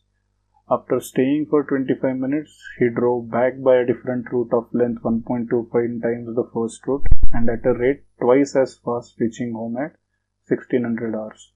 As compared to clock at home, the village clock is. Okay, so this particular time is incorrect, right? So he started at 14:30, right? After staying for 25 minutes, he reached at 16 hours. So 1600 hours. So 14:30 to 1600 hours. What is that duration? It is 14:30 plus 30 will be 15. So this is basically 90 minutes, right? Out of this 90 minutes, the halt was for 25 minutes. Can I say the travel time is 90 minus 25? 65 minutes, right? Now in this 65 minutes, there is a to and fro motion, right? He went from his place to village and then back to his place, right? Now while going, let's say X was the distance. While coming back, distance was 1.25x, right? At twice as fast. So if while going, his speed is, let's say, 1 kilometer per hour. While coming back, it's 2 kilometer per hour. So how much time? In this case, it will take x time. In this case, 1.25 divided by x. How much time will it take? 1.25 divided by 2. Twice as fast, right?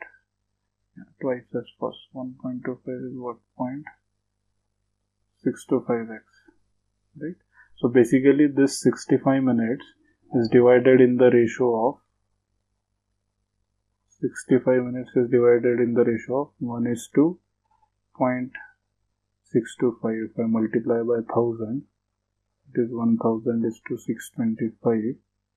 If I divide by 25, this is 40 is to 25.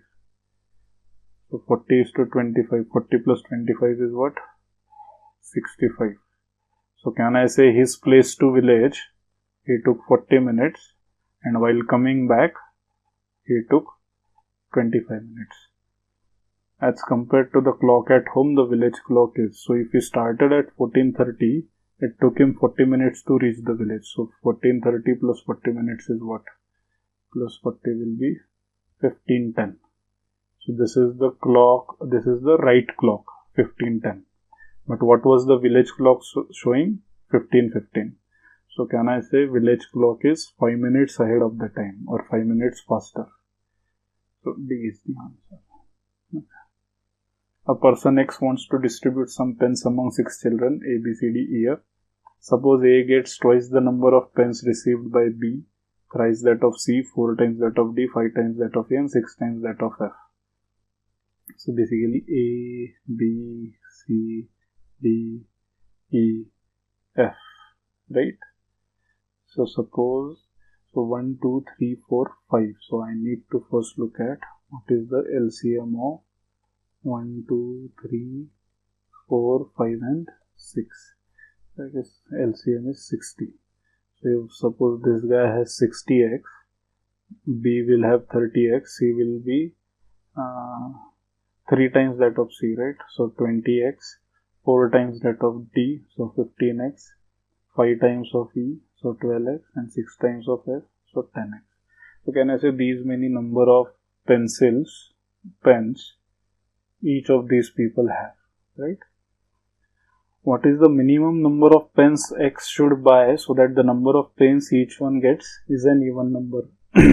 So if I put X equal to 1, then this will have 15, right? Which will be an odd number. So the minimum value can be X equal to 2. In that case, the 60 plus 30 is 90, plus 20 is 110, 125, plus 22. So that is 147x. And the minimum value of x can be 2. It cannot be 1 because then it will be 15, which will be an odd number. So 147 into 2. So 280 plus 14, 290. That is the minimum number you should buy. Okay. Who is sitting on the immediate left of A? Okay. B is sitting opposite to C and D is sitting opposite to E. Say facing center or on circle and table. But I don't know anything about A here, right? So 1 alone is not sufficient. F is sitting on the immediate left of B. 2 alone is definitely not sufficient. If I combine the 2, what is happening? I have 6 people. B is sitting opposite to C. Okay, B is sitting opposite to C. So either CB or BC. And D is sitting opposite to E. F is sitting on the immediate left of B. Okay, so let me draw another diagram. Okay, in this case, let's say B is here and C is here, right? And in this case, let's say B is here and C is here. F is sitting on the immediate left of B. So F in this case is here, F in this case is here. Then what do I know? D is sitting opposite to E. D is sitting opposite to E. So D is sitting opposite to E. So it can be D or E, E or D, or it can be D or E or D. That means A is sitting here. Now what are they asking? Who is sitting on the immediate left of A? In this case it can be E or D. In this case also it can be E or D. So I can't answer based on even the two statements together. So I guess D is the answer. What is the age of Manisha? Manisha is 24 years younger than her mother. So that doesn't help. 5 years later, the ages of Manisha and her mother will be in the ratio 3:5. So that alone doesn't help. But if I combine the two, I guess I can answer the question. Manisha is 24 years younger than mother. So mother minus daughter is 24 years.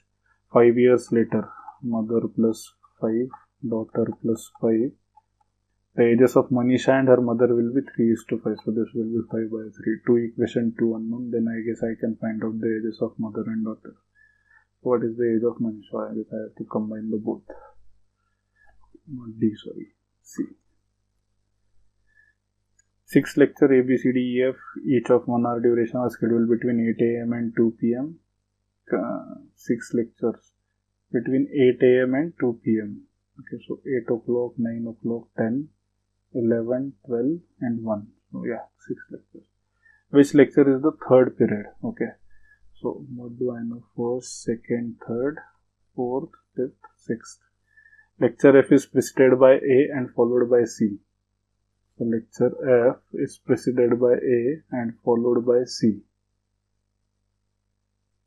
Where is AFC? We don't know that. So that doesn't help. There is no lecture after B. So that means B is the last lecture. But again, that doesn't help. Even if I combine the two, I know B is here. But AFC, they can be here, they can be here, or they can be here, right? So all these three combinations are possible. And the third lecture can either be A, F or C. So I can't answer for sure. Not sufficient. Okay. Let A, B, C represent distinct non-zero digits. Suppose X is the sum of all possible 3-digit numbers formed by A, B, C without repetition. Suppose X is the sum of all possible 3-digit numbers formed by A, B, C without repetition. Okay. Consider the following statements for the 4-digit. Okay, so A, B, C is there, right? So A, B, C. Let me erase this. We are basically saying I have A, B, C. How many combinations are possible? Then I have A, C, B. Then I have B, A, C and B, C, A. C, A, B and C, B, A. These many combinations are possible, right?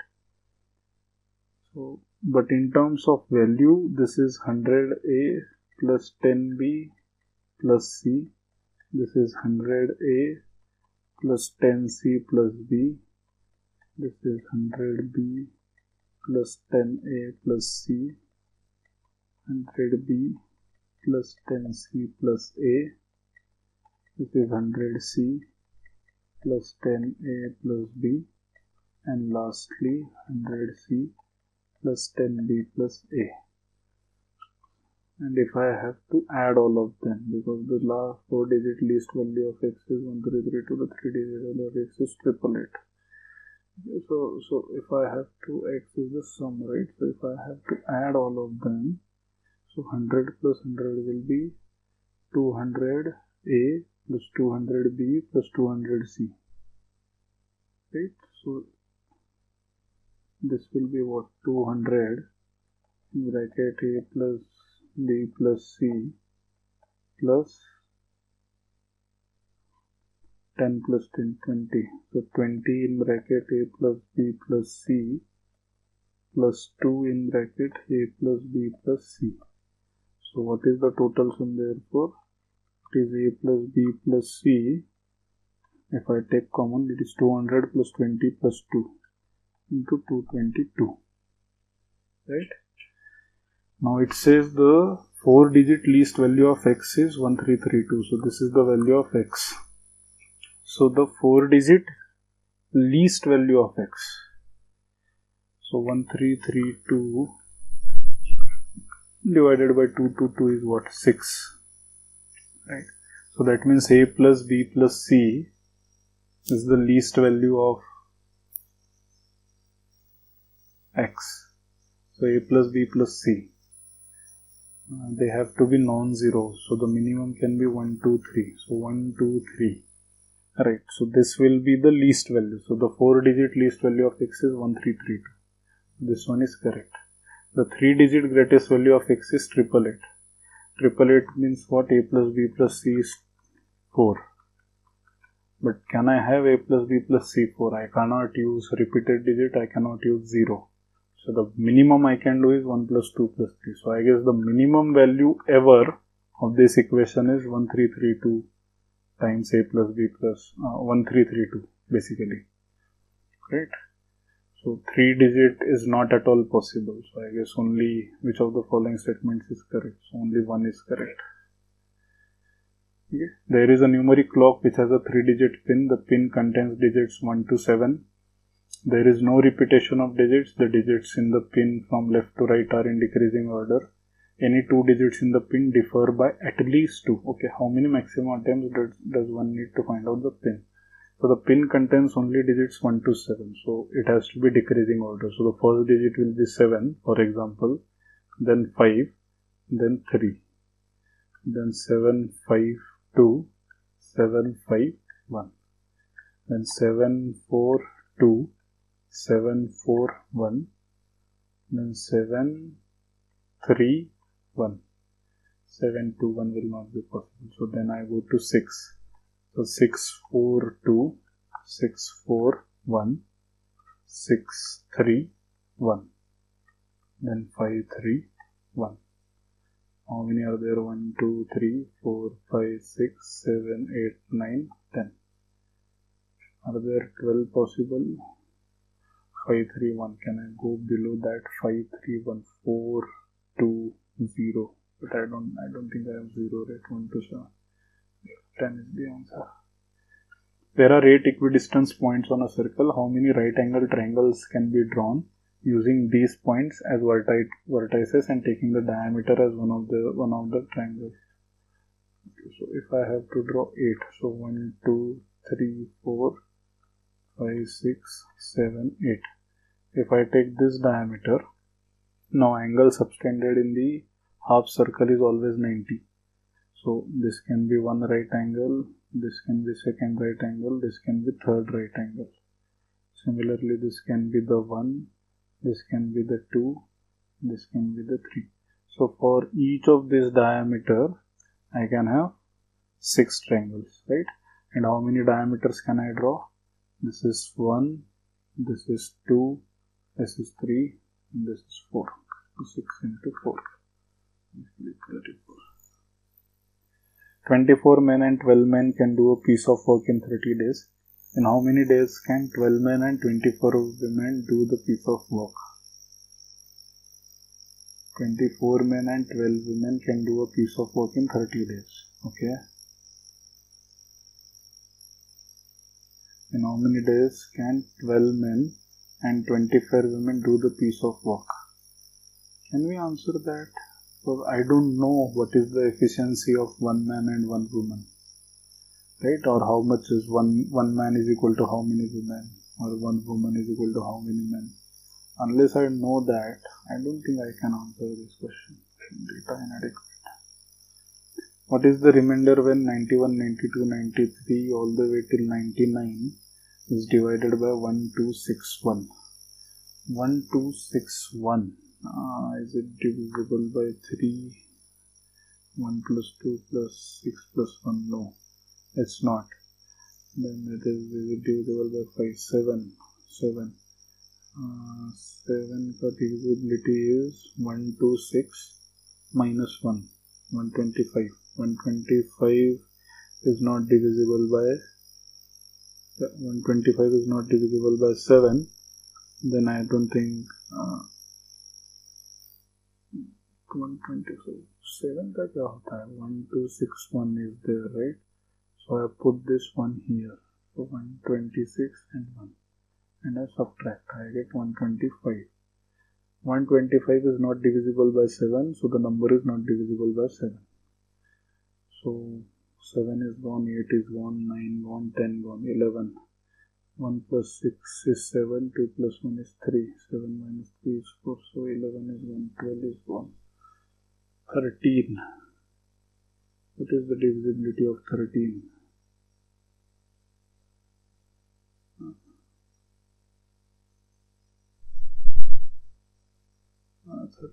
Uh, 13 I guess is it's quite weird, but I guess if it is 1261, you take the last digit, multiply it by 4 and add it to the remaining 3. So 4 into 1 is 4, so 126 plus 4 is 130. Now this is divisible by 13, so the number is also divisible by 13. So 1261 is basically divisible by 13. So 13 into 9 is 117. 13 into 9 is 117 plus 91, 13 7. So this 1261 is basically 13 into 97. So if I divide this throughout by 13 into 97, 97 will get cancelled, 37 or 91. So this will be perfectly divisible by 1261. So 0 will be the remainder. So all for those who you might not know, divisibility of 7 is you take the last digit, subtract it, truncate the remaining number, take the last digit out and subtract it from the digits that are left. So 1261, if I remove 1, 126 is left, 126 minus 1, 125. If this number is not divisible by 7, the number is also not divisible by 7. For 13 is pretty weird. You take the last digit, multiply it by 4 and add it to the remaining digit of the original number. So 1261, if I remove 1, multiply it by 4, it becomes 4. Add it to the remaining 126. So 130. Now I know 130 is divisible by 13. So the whole number is divisible by 13. Consider the following statements in respect of a rectangular shape of 20 cm and breadth 8 cm. So okay, so this is 20 cm and let's say this is 8 cm. Okay. Then it says it is possible to cut the sheet exactly into 4 square sheets. It is possible to cut the sheet into 10 triangular sheets of equal area. So there are 2 cases. Let me look at 2 cases. This is 20, this is 8. I have to divide it into 4 square sheets. So if this is 8, suppose this is 8 by 8, this is 1 square. This is another 8 by 8, this is square 2. So 8 plus 8, 16 is gone, 4 is remaining, and this is 8. So basically if I divide now this by 2, this is 4 by 4 another square, this is 4 by 4 another square. And this is third square, this is fourth square. So how many squares can I get? 4 squares. We take into 4 squares, so 1 is possible. Sheet into 10 triangular sheets of equal area. So equal area is what? Half into base into height. Right? So I have to divide this 20 in 10 triangular. So basically I have to divide it into 2 each. Right? No. 4 each. Because each diagonal will give me 2 triangles. Right? So basically if I do it like this, so this is 4, this is 4, this is 4, this is 4, this is 4. So this is 4 each and 5 parts, so 20. So not to mention these are also 4 each. Then I have 1, 2, 3, 4, 5, 6, 7, 8, 9, 10 triangles with the base 4 everywhere and height everywhere is 8. So these are 10 exact triangular sheets of equal area. So 2 is also possible, so both 1 and 2. When 70% of a number x is added to another number y, the sum becomes 165% of y. When 60% of x is added to another number z, the sum becomes 165% of z. Which one of the following is correct? So 70% of x. So basically 0.7x to y. The sum becomes 165% of y.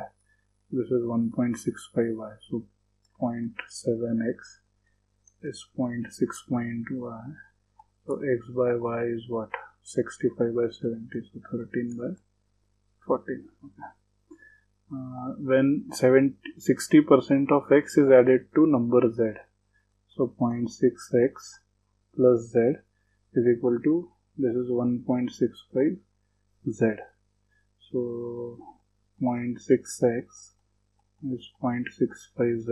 So what is x by z? 65 by 60, so this is 13 by 12. When x is 13, y is 14, and when x is 13, z is 12. So what is the relation? Y is more than x is more than z. Y is more than x is more than z. Y is more than x is more than z. Yeah. Okay. 2 candidates X and Y contested an election. 80% of voters cast their vote and there were no invalid votes. There was no nota. X got 56% of the votes and won by 1440 votes. What is the total number of voters in the list? Okay, so basically you have certain population, right? 80% of them cast their vote. So 80% of them cast their vote. So 20% did not vote. Out of these 80%, none of them voted for nota. 56% for the first candidate. So can I say remaining 44% went to the second candidate. The difference was 1440. 56 minus 44, what is the difference? It is 6 plus 6, 12, right? So basically 12% of the voters or total number of votes is 1440. So what will be the 100%? This is 2000, right? 2000 or no, sorry, 12,000. 12 into 12 is 144, yeah, and then one more 0. So 100 into 12 is 1200 plus one more 0, so 12,000. So basically 12,000 people voted. What is the total number of voters in the vote list? So this is the voter list basically. Of that 80% voted. So 80% of something is 12,000. 80% of something is 12,000. So what is 100%? It is 100 into 12,000 divided by 80. Right, so 0, 0 gone, this is 5, this is 4, this is 3. So 3,000 into 5, 15,000. Okay. What is the smallest number greater than 100? That when divided by any one of the numbers 6, 9, 12, 15, 18 leaves the remainder of 3. So basically I am looking at a number which is LCM of 6, 9, 12, 15 and 18 plus 3. So 6, 9, 12, 15, 18. What will be the remainder? LCM 36. What is 6 basically? 6 is 2 into 3. 9 is 3 square. 12 is 2 square into 3. 15 is 3 into 5. 18 is 3 square into 2. So what is the highest power of 2? 2 square. Highest power of 3? 3 square. Highest power of 5 is 5 raised to 1. So this is 2 is 36 into 5, 180. So basically 180 plus 3.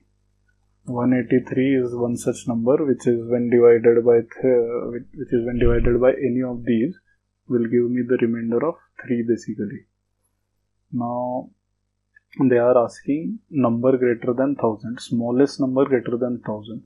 So what is that first 4-digit number basically, which when divided by 6, 9, 12, 15, 18 leaves the remainder 3. So you just have to figure out 18 ka table. So 180, you have 360, 540, 720 and then 1080. So this will be the first time plus 3. So 1083. See. You can do that using options also, by the way. You just subtract 3 from everywhere because the remainder is 3, right? So this is 1060, 1070, 1080 and 1180, and this is divisible by 9 as well, right? So what is the divisibility of 9? Sum of the digits should also be divisible by 9. So 6 plus 1 is 7, not divisible by 9. 7 plus 1 8, no. 8 plus 1 9, yes. 8 plus 2 10, again no. So even by using option you can say 1080 is 83 is the answer. Yeah. Let P be a 2-digit number and Q be the number consisting of same digits written in reverse order. Okay. If P into Q is 2430, then what is the difference between P and Q? So if it's a 2-digit number and if I multiply it with the reverse of the digit, I am getting 0 in the unit digit. So that means what? It ends in 5 and this has to be an even number, right? So some even number, because then only it will end in, what is it necessary? Yeah, because if this number is odd, then odd into this 5 will end in a 4-digit number with 5 at units place, right? But I am looking at 2430. That means what? This has to be even. So what are the possibilities? 25, 45, 65, 85. This multiplied by 52 into 54 into 56 into 58. 25 into 52 will be somewhere close to 1200, 1300, right? But this is 2400. So 25, 52, that doesn't work. 45 into 54. 55 into 5 is 2250. 2250 plus 180 is 2430. So I guess the number we are looking for is 45 and 54. And what is the difference between P and Q? 45 and 54. The difference is 9. Consider the following statements in respect of two natural numbers P and Q such that P is a prime number and Q is a composite number. Okay. P cross Q can be an odd number. P is prime and Q is composite. This can be an odd number. Yeah. P is prime, let's say 3. Q is composite, let's say 15. And this is 45. So this can be an odd number. Which of the above statements are correct? So one has to be there. So this is not. 1, 2, 1, 3 or 1, 2, 3. Okay, so I have to check everything. Q by P can be a prime number. Q by P, yeah, 15 by 3. 15 is composite, 3 is prime. Divide the 2, I get a prime number. So 1 and 2 both are possible. Right, so either it's 1, 2 or 1, 2, 3. P plus Q can be a prime number. Yeah, P plus Q can be a prime number. 2 plus 15 is 17. 2 is prime, 15 is composite, 17 is prime again. 1 and 2 is not possible. Because all of them are correct. Consider the following statements. Between 3:16 and 3:17 p.m., both hour hand and minute hand coincide. Okay, so hour hand, minute hand will coincide. 3 p.m. is this. Okay, 3 p.m. is this. So I have to traverse 90 degree at 5.5 degrees per minute. So they will collide after 180 by 11. What is 180 by 11? 180 by 11 is 16, 4 by 11 minute. So they will coincide after 16, 4 by 11. So that means between 3:16 and 3:17. So this is fine. Between 4:58 and 4:59, both minute hand and second hand coincide. Minute hand and second hand. They always coincide between any 2 minutes, right? Minute hand and second hand, yeah. They always coincide between 1 minute. This is also true. So both 1 and 2. There are two containers X and Y. X contains 100 ml of milk, Y contains 100 ml of water. 20 ml from X is transferred to Y. After mixing it well, 20 ml of mixture in Y is transferred back to X. So you X to Y, then again back Y to X. If M denotes the proportion of milk in X and N denotes the proportion of water in Y, then which of the following is correct? M is equal to M, right? Because you are first moving milk into the water container and then mixture back into the original milk container, right? So whatever you milk and water combination you have in X, exactly opposite of that will be in Y, because your quantities are same every time, 20 ml, 20 ml. So M is a proportion of milk in X and N is in Y. So both are same. Or water in X and milk in Y, even they are same. And it will be same. A pie chart gives the expenditure on 5 different items A, B, C, D, E in a household. If B, C, D, E correspond to 90, 50, 45, 75 degrees respectively, then what is the percentage of A? So 90, 50, 45, 75. So 7 plus 4 is 11 plus 1, 12. 120 plus 50 is 170. 170 plus 90, 270 minus 10, 260. So 260 degrees is done. 3 out of 360, 260 is done, and I have to figure out percentage. So divided by 360. This is what? 100 divided by 360 into 100. This is what? 1000 divided by 36, which is 500 divided by 18. 500 divided by 18. Now 1 by 18 is, no, let me not do that. This is 250 divided by 9. So 9 2s are 18. 250 divided by 9, anyway, that is there in the option B. Okay.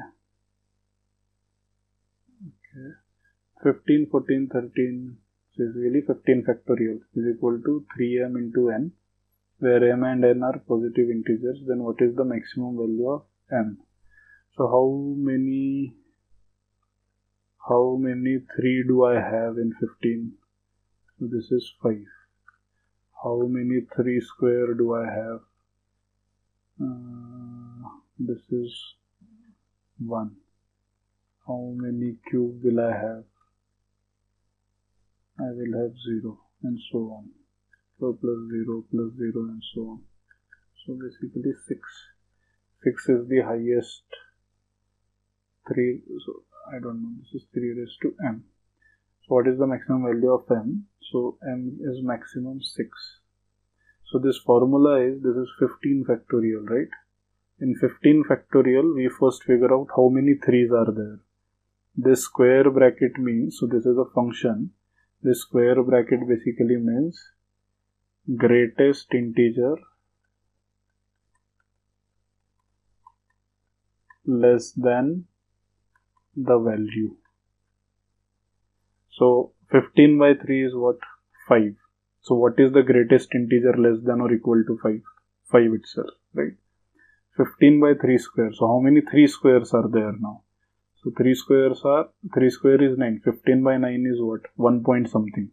So what is the greatest integer less than or equal to 1 point something? 1. So 1 is there. Then how many 3 cubes do we have? So unless we have 27 factorial, we cannot have a 3 cube, right? Because 3 cube is 27. So no other power of 3s are possible. So highest power of 3 that can be there is 5 plus 1, which is 6. What is the value of x in the sequence 2, 12, 36, 80, 150, x? Okay, so 2 into 6 into 3, but then 36 into nothing is 80, right? So some weird logic is going on here. 2, 12, 36, 80, 150. Can I break it down? 12 is what? 4, 2 square plus 2 cube 8. That is 6. It's 3 square plus 3 cube 80. Yeah, correct. So what is 12? 2 square plus 2 cube. 36 is what? 3 square plus 3 cube. 80 is 4 square plus 4 cube. 5 square plus 5 cube. 150 plus 25. Yeah. So x will be what? 6 square plus 6 cube. 216 plus 36. 252. Leave on there. One non-zero digit, one vowel and one consonant from English alphabet are to be used in forming passwords such that each password has to start with a vowel and end with a consonant. Okay, so each password has to start with a vowel, end with a consonant, and then one non-zero digit. So this is a digit. How many vowels are there? 5. One non-zero digit. So 1 to 9 is 9 digits. How many consonants are there? 21. So it is 21 into 5 is 105. Into 9 is 945. See. There are 9 cups placed on a table arranged in equal number of rows and columns, out of which 6 cups contain coffee and 3 cups contain tea. In how many ways can they be arranged so that each row should contain at least 1 cup of coffee? Each row should contain at least 1 cup of coffee. How many coffee do I have? 6 cups and 3 cups contain tea. 1, 2, 3, 1, 2, 3, 1, 2, 3. So if I arrange them, so first I have to find how many total arrangements are possible, right? So I have 6 coffee and 3 tea and I have 9 places. So how many ways can I arrange that?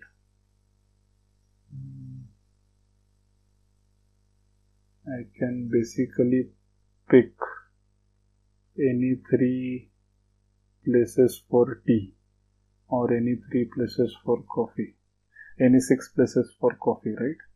So MC3 is out of these 9, I pick any 3 places for tea. So how many go? So 9 factorial divided by 6 factorial, 3 factorial. So this is what? 7 into 8 into 9 upon 3 into 2. So 3 3s are 9, 2 4s are 8. So these are 84 ways, right? So 84 ways in which randomly they can be placed, right? But then in these 84 ways, there would be some ways in which each row is occupied by all the T's only. So that I have to eliminate. So there are 3 rows.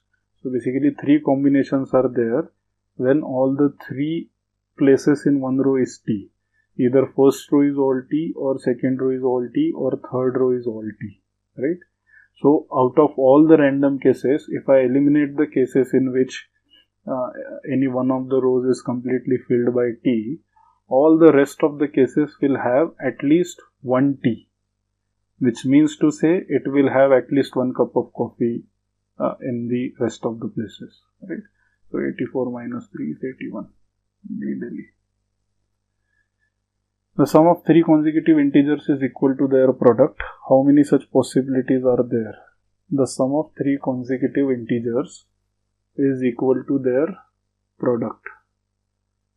Is that possible? The sum of 3 consecutive integers is equal to their product. But they are not talking about positive integers only, right? So minus 1, 0 and 1. Is that a possibility? Because minus 1 plus 1 is 0 and the product is also 0, right? Is there any other possibility? 1, 2, 3. Yeah, 1, 2, 3 is there, right? 1 plus 2 plus 3 is 6. 1 into 2 into 3 is again 6. But I cannot have minus 1, minus 2, minus 3, right? Because then it will be, yeah, I guess that is also possible, no?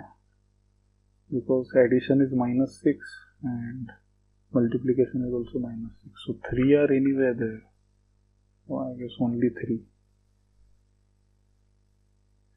What is the number of numbers of the form 0.xy where xy are distinct non-zero digits? Distinct non-zero digits. So they are what? 1 to 9 only, right? So x can be filled in 9 ways. Distinct. Y can be filled in 8 ways. So 72. Distinct non-zero, yeah, 72. The average weight of ABC is 40, the average weight of BD is 42 and the average weight of F is equal to that of B. Okay, the weight of F is equal to that of B. And what is the average weight of ABCDEF? ABC is 40. So A plus B plus C upon 3 is 40. So A plus B plus C is 120. B plus D plus E is 42 into 3. So that will be what? 126. I have to find the average weight of all of them. So A plus B plus C plus D plus D plus E. That will be what? 246. But B is twice. And I don't know anything about F. They are saying F is equal to B. So instead of 1B, I can write F. So I will have A, B, C, D, E and F. Summation of their weights is 246. If I divide it by 6, which is 6 4s are 21, 41 is the average weight of all of them. Okay. So that marks the end of it, right? So I hope this helps you. Thank you so much. In next video, we will look at 2021 question paper, the English section, and then in the next video, we'll look at the maths. So that's it from my side. Thank you everyone. Hello everyone, welcome to the series of previous year questions. In last video we looked at CSAT 2022 question paper, and today let's start at CSAT 2021. In this video let's look at the English questions from that paper. So let's start. With respect to what are called denominations of religion, if everyone is left to be judge of his own religion, there is no such thing as religion that is wrong. But if they are to be a judge of each other's religion, there is no such thing as a religion that is right. Okay, so let's look at what it is trying to say. If everyone is left to be judge of his own religion, there is no such thing as religion that is wrong. Okay, so everyone thinks that his religion is right. But if they are to be judge of each other's religion, there is no such thing as religion that is right. So I will always think of others' religion as wrong. And I will see that there is no religion that is right, okay. And therefore, all the world is right or all the world is wrong in the matter of religion, okay. What is the most logical assumption that can be drawn from the passage given above? No man can live without adhering to some religious denomination.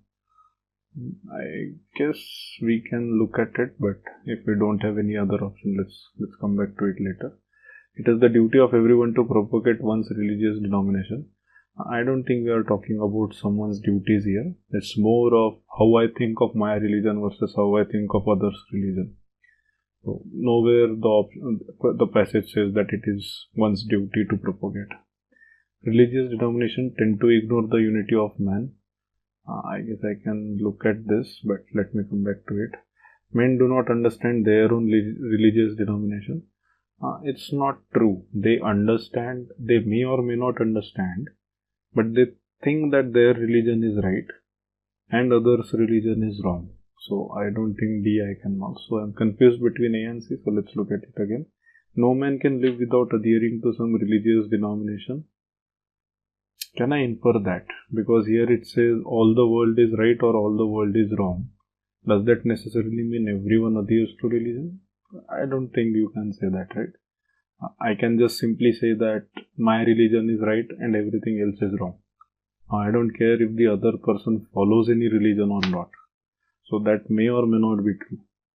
C says religious denomination tend to ignore the unity of man. I guess I can infer that because that's why there is no unity, right? Because I am basically saying that my religion is right and others are wrong.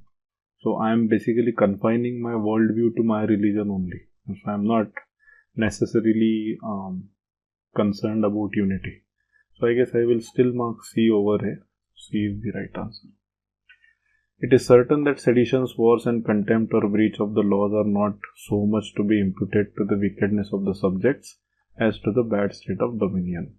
Okay, so it says basically, crimes like seditions, wars and contempt, you just don't blame the suspects or the culprits, but also to the state in which those were carried out. Okay, for men are not fit for citizenship, but must be made so.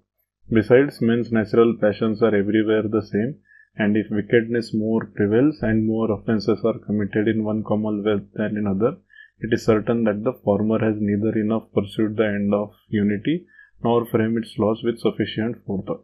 So basically, all in all, author is saying that if you have more crimes in your country, it's not necessarily that the people are bad. The people are bad everywhere. It's just that the laws in your country are not good enough to curb the crime rate in your country. That's what author is saying, and that therefore it has failed in making quite good its right as a commonwealth. Basically, you have failed to form a good nation. Which among the following is the most logical and rational inference that can be made from the passage? Okay, seditions, wars, and breach of the laws are inevitable in every dominion. No, it's not inevitable.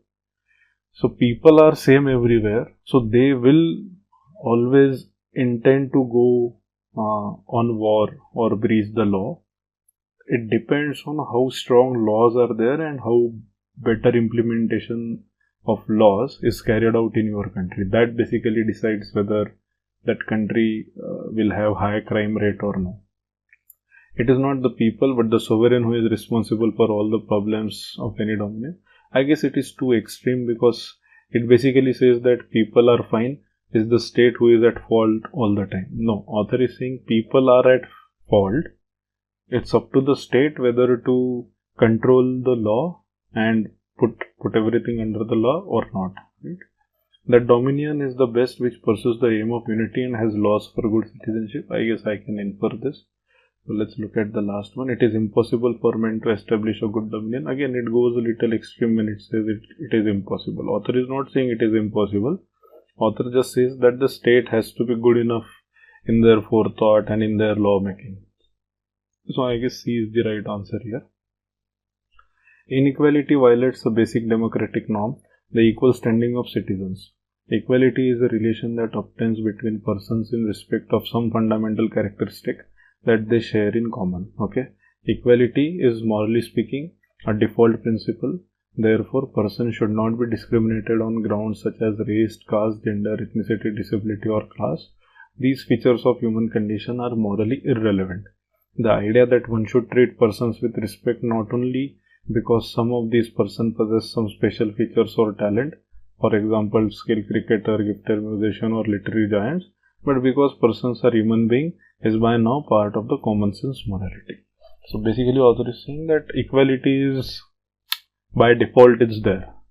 So when inequality violates a basic democratic norm, so basically author is saying that when you have a democracy, it is inherent that you have equality, right? You don't necessarily need let's say a new law for that. because it's a common sense morality. And that is the whole, what do you call it, the founding principle of democracy, that everybody is equal, so you don't necessarily treat others with inequality. Okay. With reference to the above passage, the following assumptions have been made. Okay. Equality is a prerequisite for people to participate in multiple transactions of society from a position of confidence. I guess I can infer that. So that can be an assumption, because if that is an assumption, then I can say that people should not be discriminated and it is a common sense morality, right? So one makes sense. Occurrence of inequality is detrimental to the survival of democracy. I guess this is also fine, because it says that it violates the basic democratic norm. If there is inequality, the basis of democracy is under attack, right? So 1 and 2 should be there. So I guess only A looks like it. So let's look at 3 and 4. Equal standing of all citizens is an idea that cannot actually be realized even in a democracy. No, author is not saying that it cannot be realized. Nowhere author has mentioned that. Right to equality should be incorporated into our values and day-to-day political vocabulary. I guess this is not mentioned. Political vocabulary. I guess 1, 2 is fine. Aristocratic governments ruins itself by limiting too narrowly the circle within which power is confined. Oligarchic government ruins itself by incautious scramble for immediate wealth. But even democracy ruins itself by excess of democracy.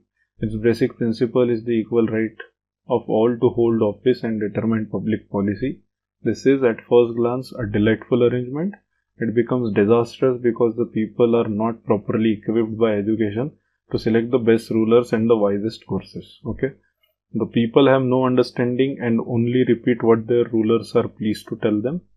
Such a democracy is tyranny or autocracy. So basically, author is finding the faults in aristocratic government when you have too narrowly confined the power.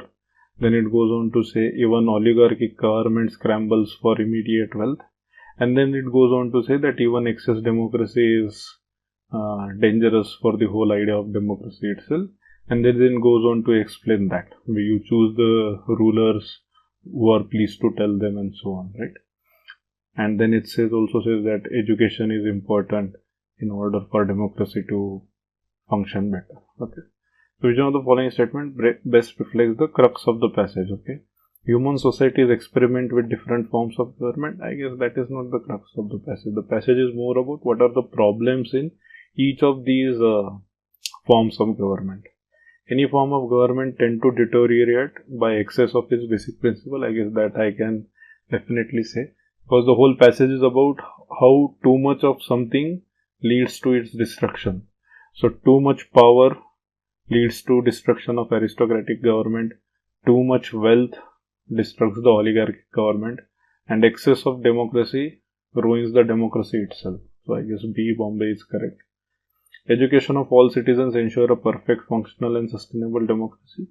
That is not the crux of the passage. It is one of the supporting details, but that's not what the main idea is.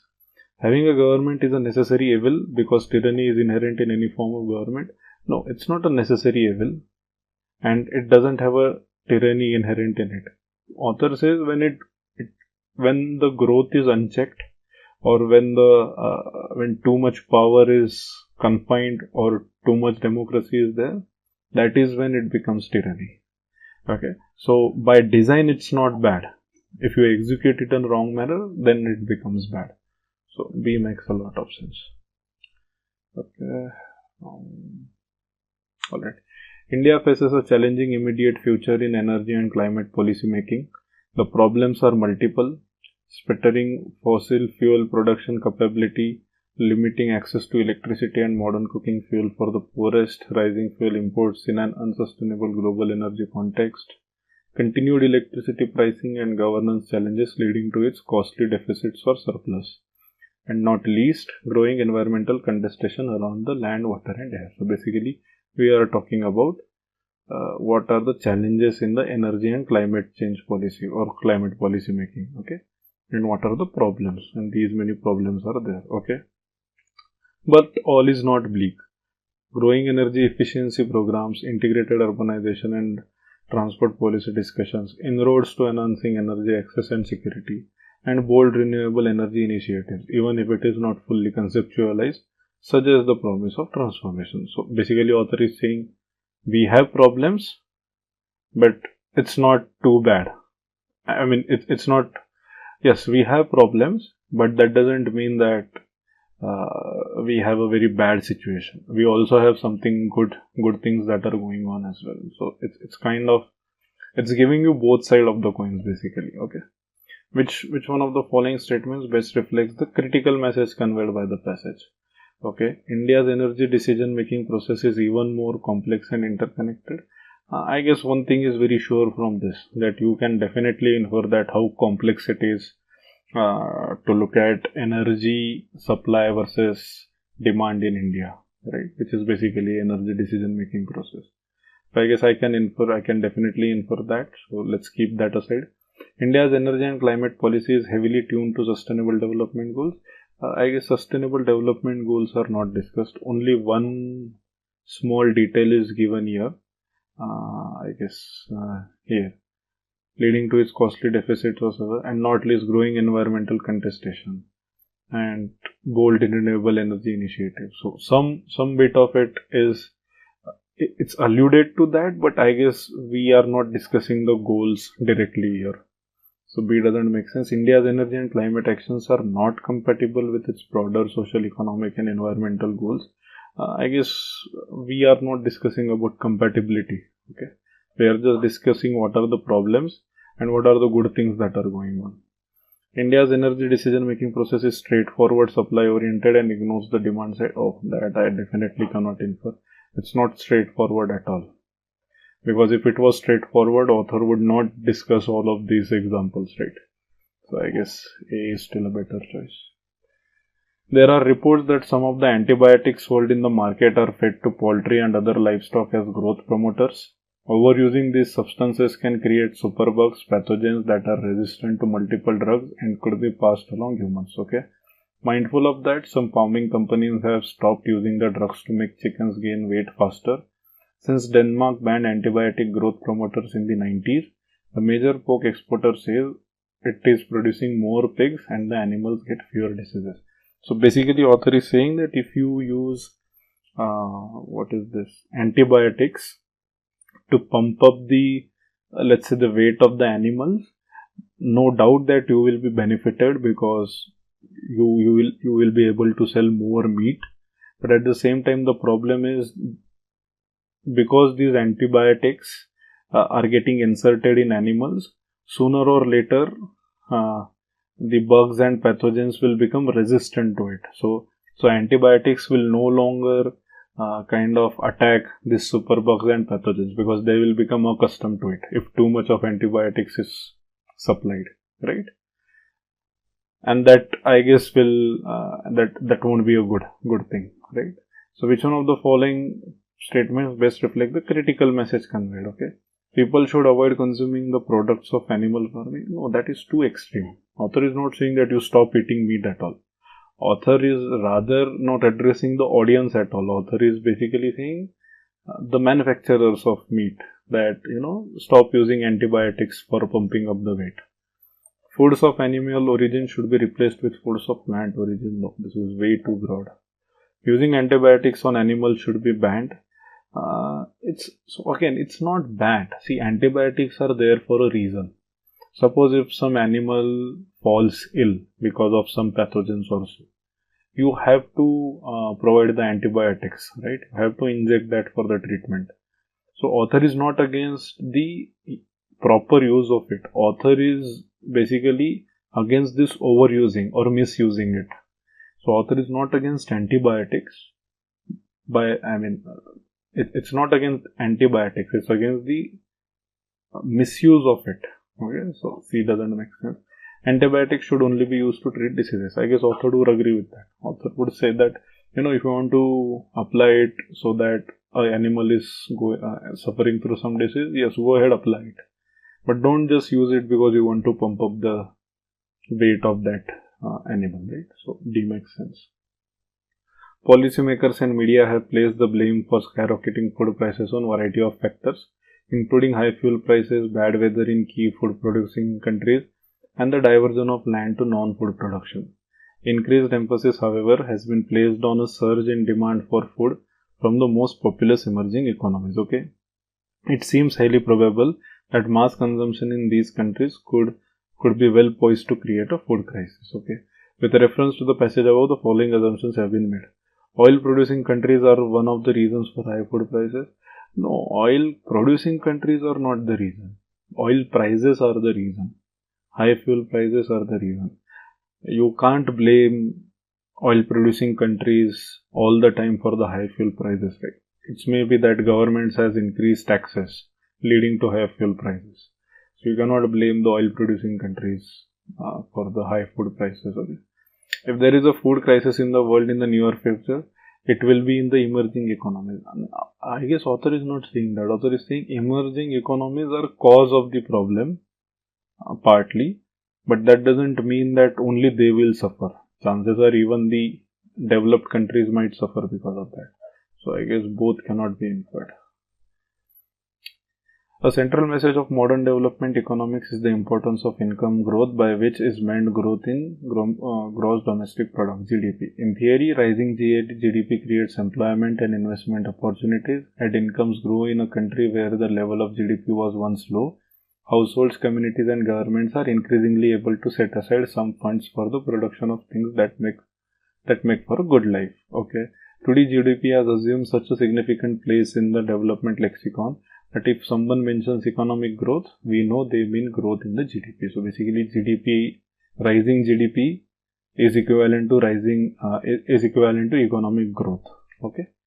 With reference to the above passage, the following assumptions have been made. Rising GDP is essential for a country to be a developed country. I guess I can infer that, because if your GDP is rising, you are witnessing economic growth, right? Rising GDP guarantees a reasonable distribution of income to all households. I don't think you can infer that every household will get benefited because of GDP. If the wealthy people in the country are getting wealthier, definitely that is an indication that the GDP is rising. But that doesn't mean that everybody in the country has witnessed the increase in their wealth, right? So I guess 1 I can infer, 2 I cannot. So 1 only. Let's move to next. Okay.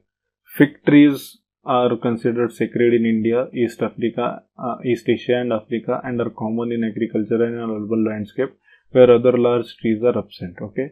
In natural forests, fig trees provide food for wildlife when other sources are scarce and support a high density and diversity of frugivores, fruit-eating animals.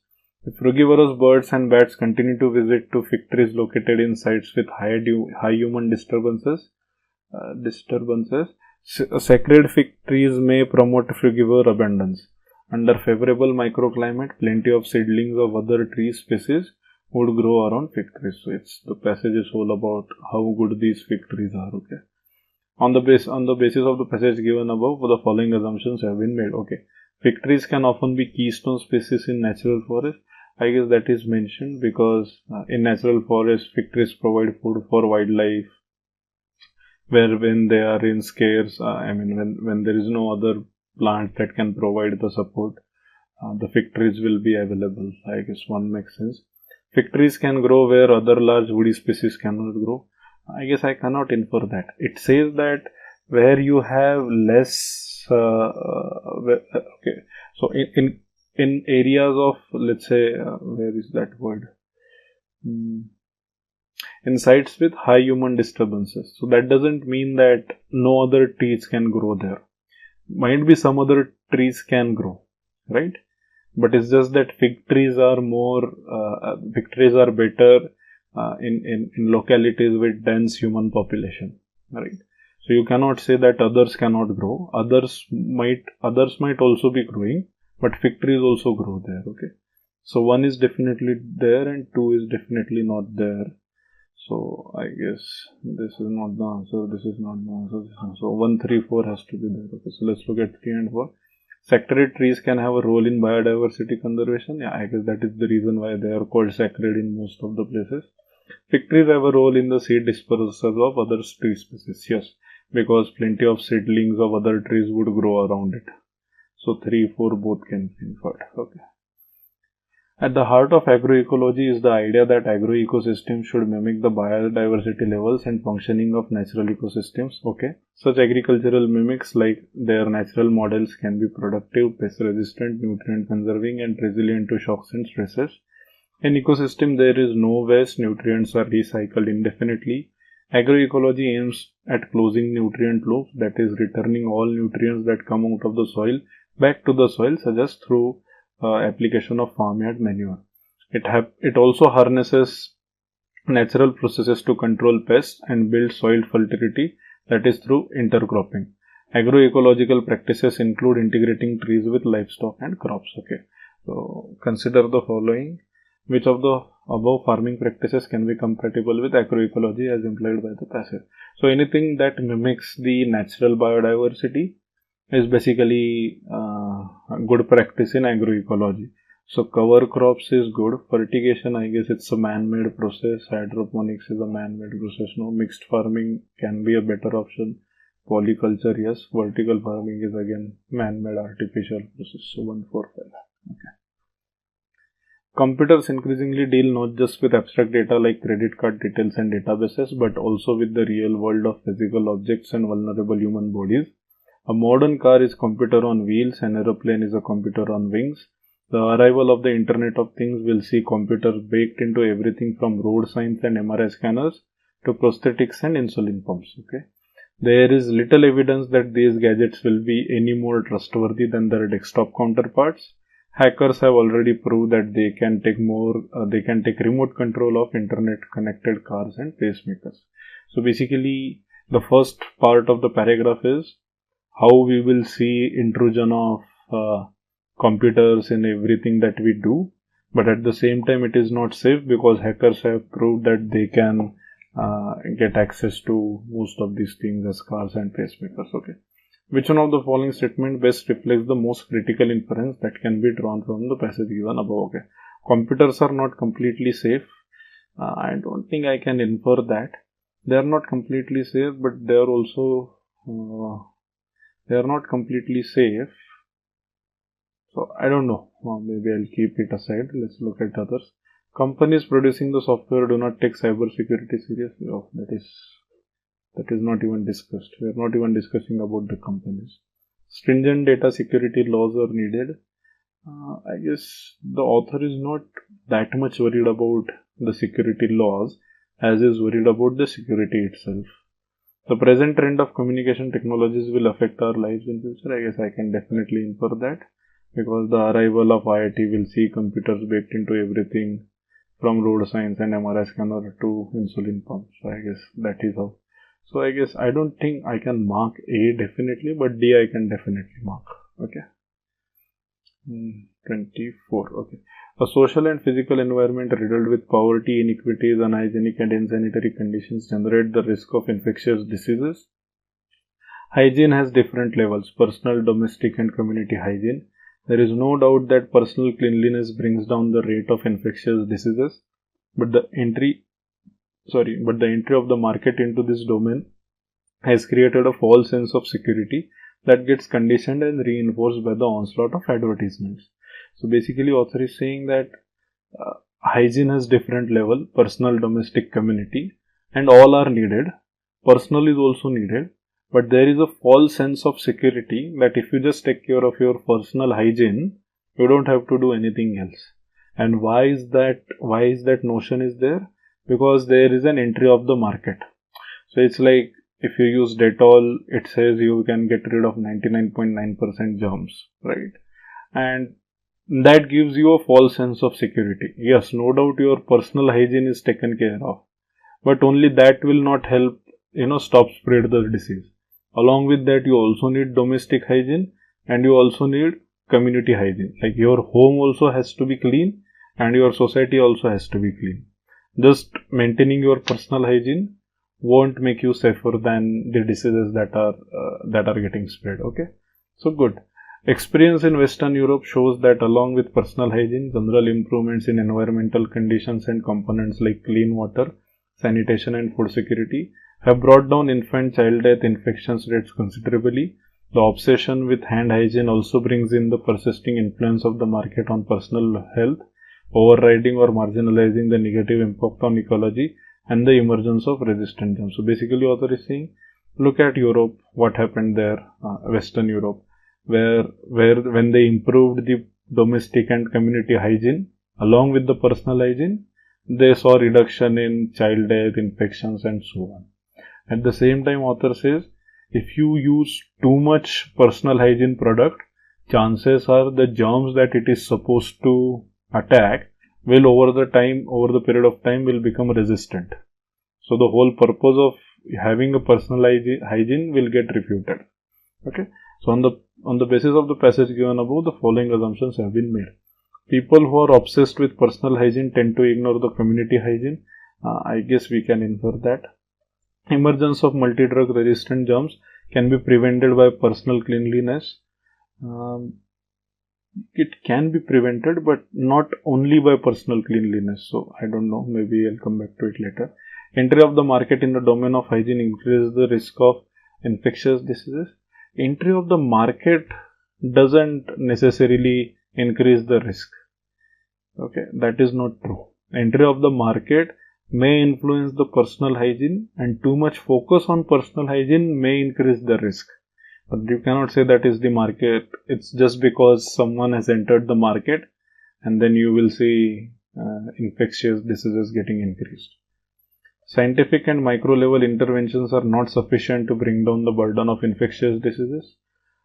Scientific and micro level interventions are not sufficient to bring down the burden. Yeah, so this is true. Just focusing on personal hygiene won't help, right?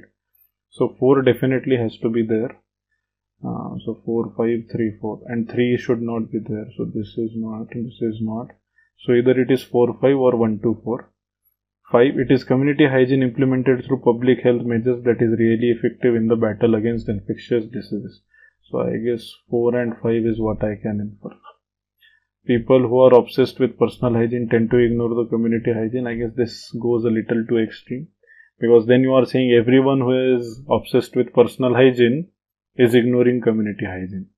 The author is not saying that. Author is saying if you focus too much on personal hygiene, chances are you might ignore, but that doesn't mean that you will necessarily ignore. So yes, I can see that what is the problem in 1. But 2 anyway, I was not sure. So 4, 5 makes sense. Okay.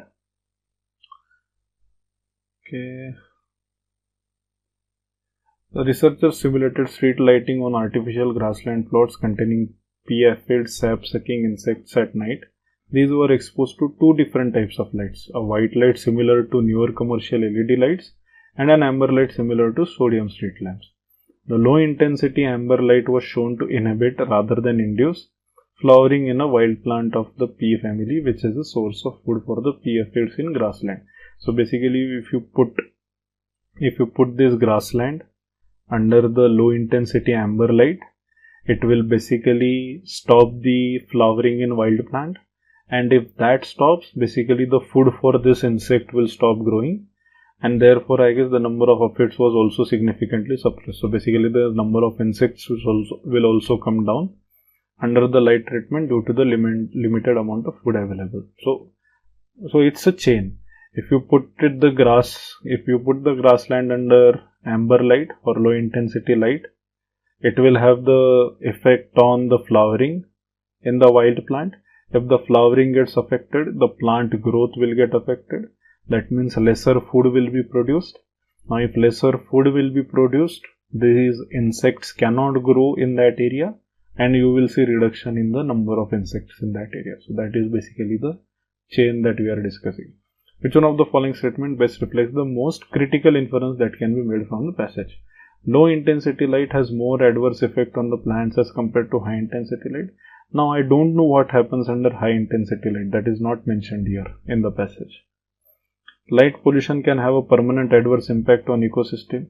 Again, treatment with the low intensity light, I don't know whether it's a pollution or not. White light is better for flowering of plants as compared to the light of other colors. Again, we don't know what is better.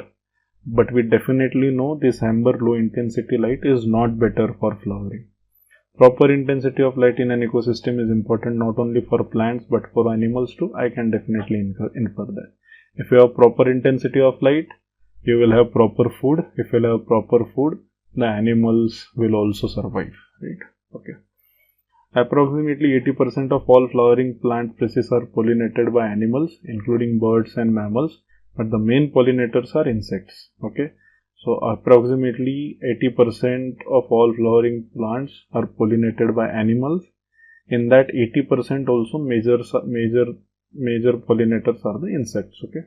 Pollination is responsible for providing us with a wide variety of food as well as many plant derived medicines.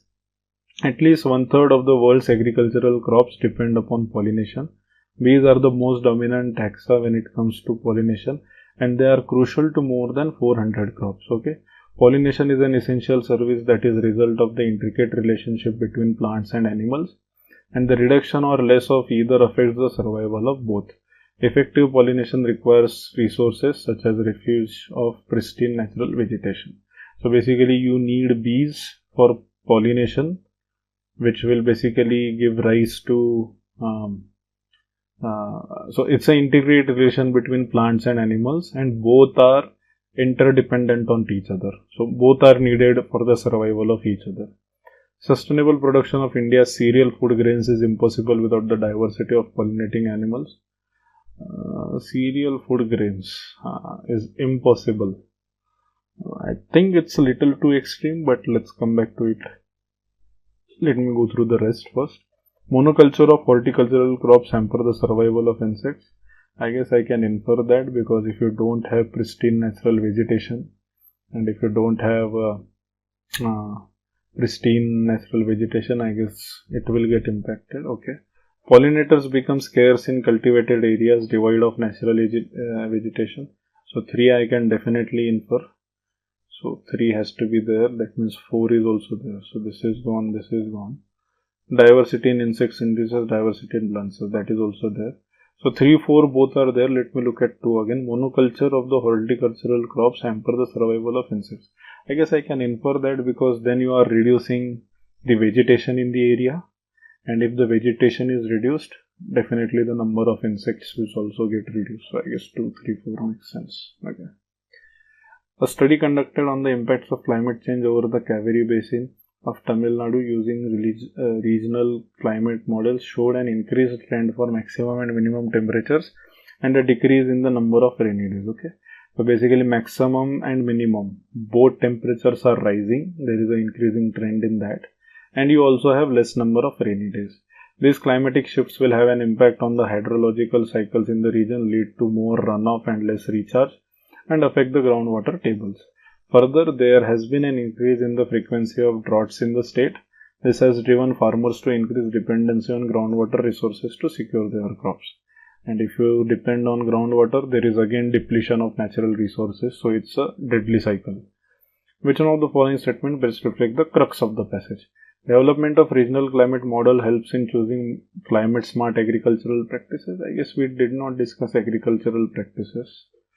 Heavy dependence on groundwater resources can be reduced by adopting dry land cropping systems. Again, we are not discussing about the cropping systems or so. Climate changes increases the criticality of water resources while simultaneously threatening it. I guess this I can infer. That is the whole crux of the passage, yes. Climate changes cause the farmers to adopt unsustainable livelihoods and risky cropping strategies. Again, we are not discussing too much of crops here. Okay, so I guess C is the answer. Researchers were able to use stem cells to gauge the neurotoxic effects of the environmental pollutant bisphenol A. They used a combination of biochemical and cell-based assays to examine the gene expression profile during the differentiation of mouse embryonic stem cells upon treatment with BPA, a compound known to cause heart diseases, diabetes and developmental abnormalities in humans. So basically BPA were introduced in mouse embryonic stem cells. So you put BPA in them and then you study what is the effect of that. Okay, They were able to detect and measure BPA toxicity towards the proper specification of primary germ layers such as endoderm and ectoderm and the establishment of neural progenitor cells. So they observed some effect basically. Okay. On the basis of the passage given above, the following assumptions have been made. BPA may alter embryonic development in vivo. I can infer that. Biochemicals and cell-based assays are useful in finding out treatments for pollution-induced diseases. Biochemical and cell-based assays are useful. No, in only BPA is one that I know, that is one biochemical that is useful in finding the treatments. Does that mean all biochemicals can be used for that? I guess that will be a way too far. So one is there. Embryonic stem cells could serve as a model to evaluate the physiological effects of environmental pollutants. So I guess yes, because they used it, right? In this experiment, they used embryonic stem cells to figure out what is the effect of BPA on them. So you can use that to identify what can be the effect. So I guess 1 and 3 is the answer in that case. Okay.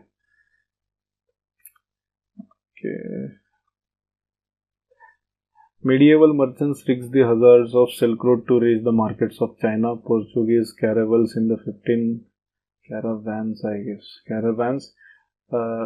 century sailed beyond the bounds of the known world, searching less for knowledge than for gold and spices. Historically, the driver for opening frontiers has always been the search for resources. Science and curiosity are weaker drivers. Okay, so basically they explored for profit and not for the sake of adventure or exploration or curiosity, right?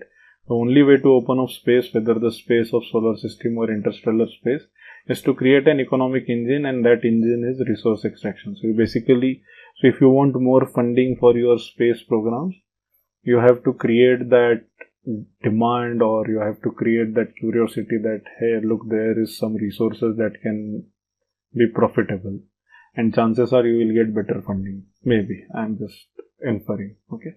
Which one of the following statement best sums up the passage given above? Wealth generation is the primary motive of any human endeavor. I can infer that, but let me come back to it later.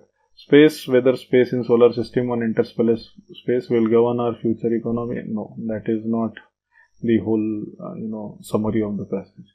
Human beings are motivated to explore new frontiers principally by economic consideration. Human beings are motivated to explore.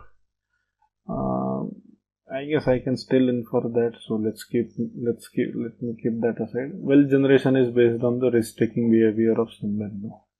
So what is the difference between A and C? A says wealth generation is the primary motive for any human endeavor.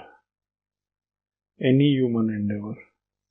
The human beings are motivated to explore new frontiers principally by economic consideration.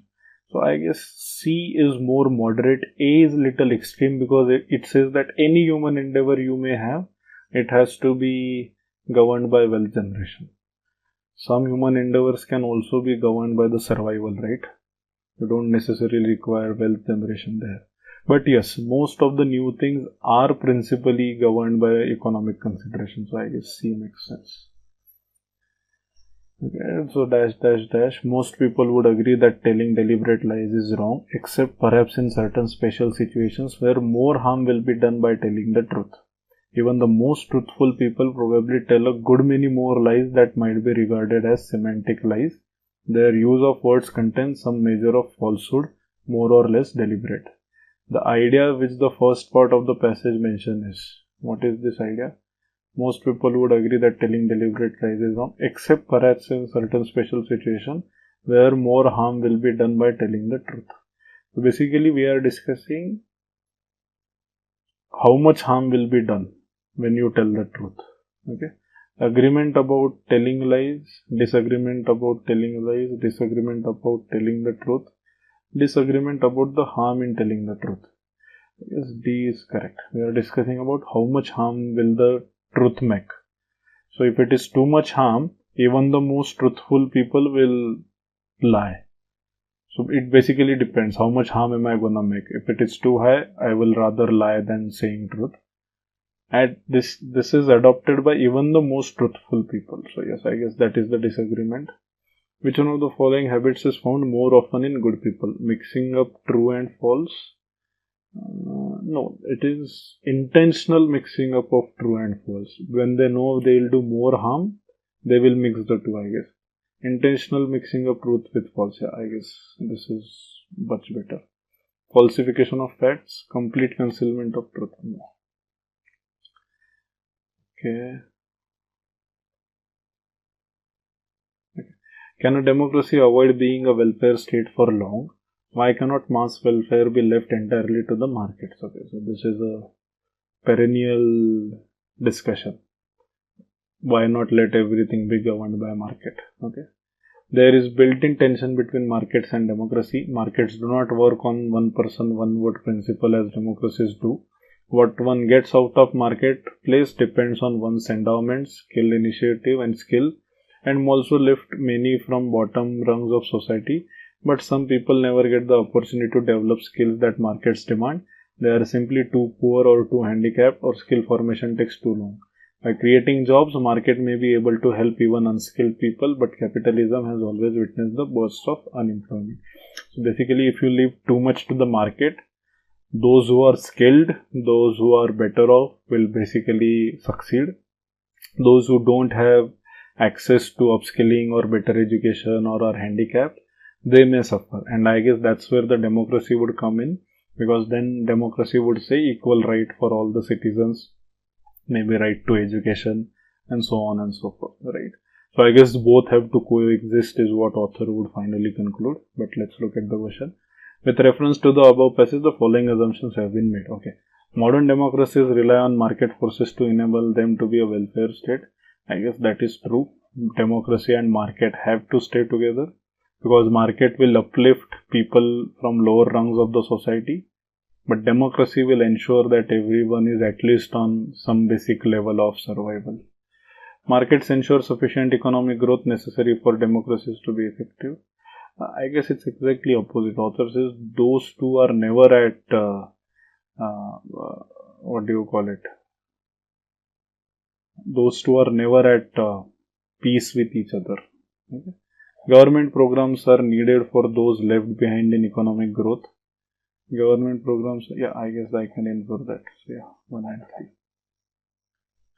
3. In our schools, we teach our children all that is there to know about physics, maths, and history and what have you.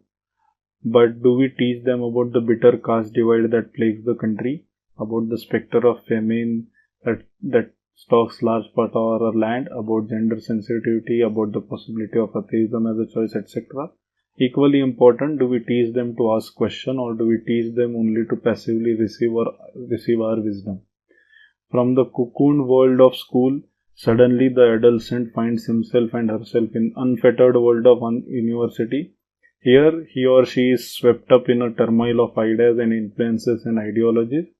For some who has been discouraged from asking questions and forming an opinion, this transition can be painful. So basically, you teach physics, maths, history, but you don't teach about all these,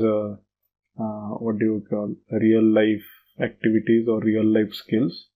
And all of a sudden, when a person is pulled into the reality of the life, for all his life, he has been discouraged from asking questions, and that transition to the real world from the academic world, that is very difficult. Okay, school curriculum is not compatible with the expectation of children and parents. It's not about the expectation of children and parents. It's about the expectation of the real world. Okay. Emphasis on academic achievements does give time for development of personality and skills. No, it's actually the other way. You focus too much on academic that you don't get time for the other personality traits. Preparing the children to be better citizens should be responsibility of the education system. I guess I can see that is the central idea. Okay, let me come to D. To be a better citizen, the world order demands societal and life coping skills in addition to academic content. I guess I will mark D over C. Yeah, because C is completely relying on education system. But D says that to be a better citizen, the present world order demands societal and life coping skills in addition to academic content. Yeah, so I guess that is the central idea of the passage, that you need both these skill set, academic as well as societal and life coping skills. Education is, I guess, he says about education that education currently is not providing that. But that doesn't mean that we can infer that author wants education to provide all these skill sets. So I guess D is much better. Okay. Alright. The best universities like Harvard, MIT, despite having the luxury of having some truly excellent teachers on their payroll, are increasingly embracing the flipped classroom format, where students listen to video lectures at home and spend class time applying their knowledge, solving problems, discussing examples, etc. Okay. Professors guide that discussion and fill in wherever necessary, explaining those bits that seem to be eluding the students and throwing in advanced ideas that happen to be topical. So basically they become more of a moderator in those discussions than actively teaching in classroom. Okay. These universities have made their video lectures available free for anyone in the world. They are also encouraging colleges and universities all over the world to integrate these online courses into their own pedagogy, picking the pieces that are appropriate for their needs and building a package around them. Okay.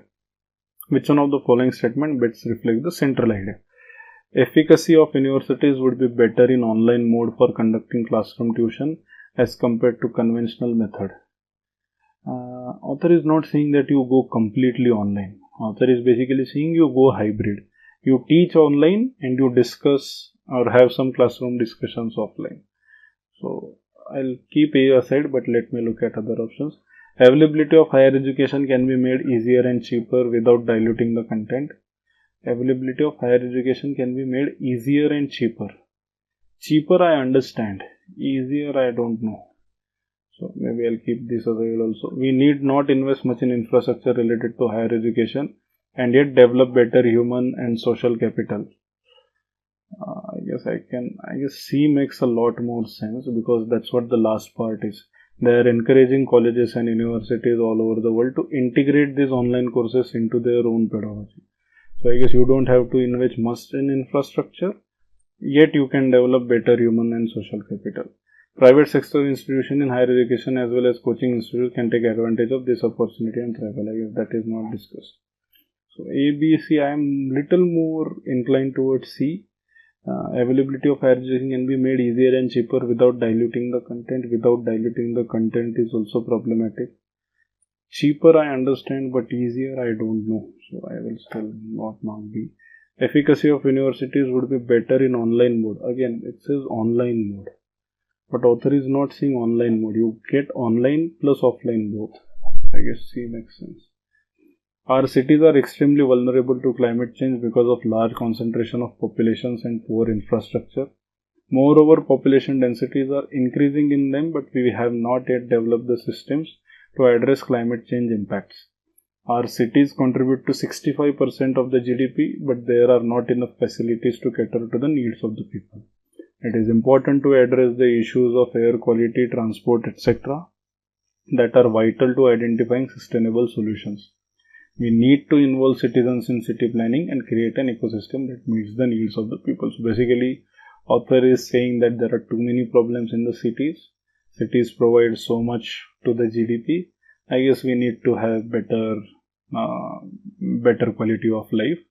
And what way author is suggesting, we need to involve citizens in city planning and create ecosystem that meets the needs of the people. Okay. The most logical and rational inference. Our cities need to have well-defined administrative setup with sufficient autonomy. I don't think we are discussing that they don't have enough autonomy or so. But let me keep that aside. Ever-increasing population densities is a hindrance in our efforts to achieve sustainable development. But okay, maybe that is true.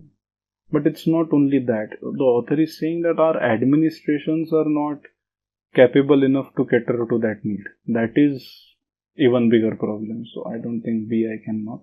To maintain and develop our cities, we need to adopt sustainability related interventions. I guess this is a much better answer, but let's look at D. Public-private partnership mode of development is the viable long-term solution for the infrastructure and sustainability problems in India.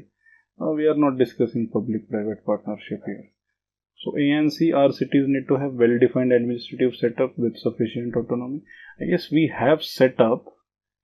It's just that it's incapable of, incapable of fulfilling the needs right now. So author is basically saying we need more involvement of citizens in city planning.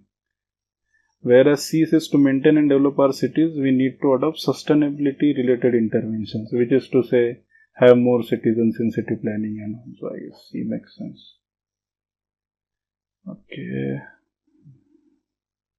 Nothing can exist in natural state which can be called good or bad by common assent, since every man who is in natural state consults only his own advantage and determines what is good or bad according to his own fancy and insofar as he has regard for his own advantage alone, and holds himself responsible to no one to save himself by any law, and therefore sin cannot be conceived in natural state but only a civil state which is decreed by common consent what is good or bad, and each one holds himself responsible to the state. Okay, so basically there is only one sentence in this, but the crux is, if you are in your natural state and suppose there is no law and order, you will do whatever you feel is right. So in your mind you are not breaking any law because there is no law, right? So you are never you are not, therefore sin cannot be conceived. That means you are not committing any crime. You are just doing what you feel is right. But that is a possibility when there is no law or there is no civil state. Now the moment you have a civil state, that's when the definition of right versus wrong comes in. Because what is good may not be right, or what is bad may not be wrong. So good versus bad, that debate turns into right versus wrong. And that happens when you have a civil state. Okay.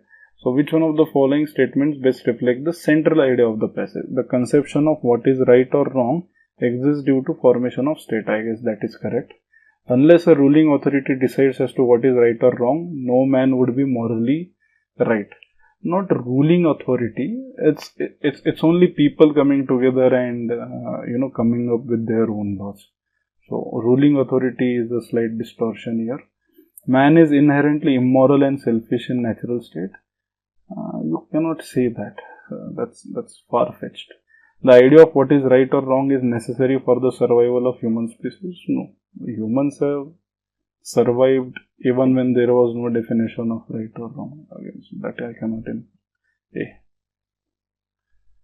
In the immediate future, we will see the increasing commodification of many new technologies, artificial intelligence and robotics, 3D manufacturing, custom-made biological and pharmaceutical products, lethal autonomous weapons and driverless cars.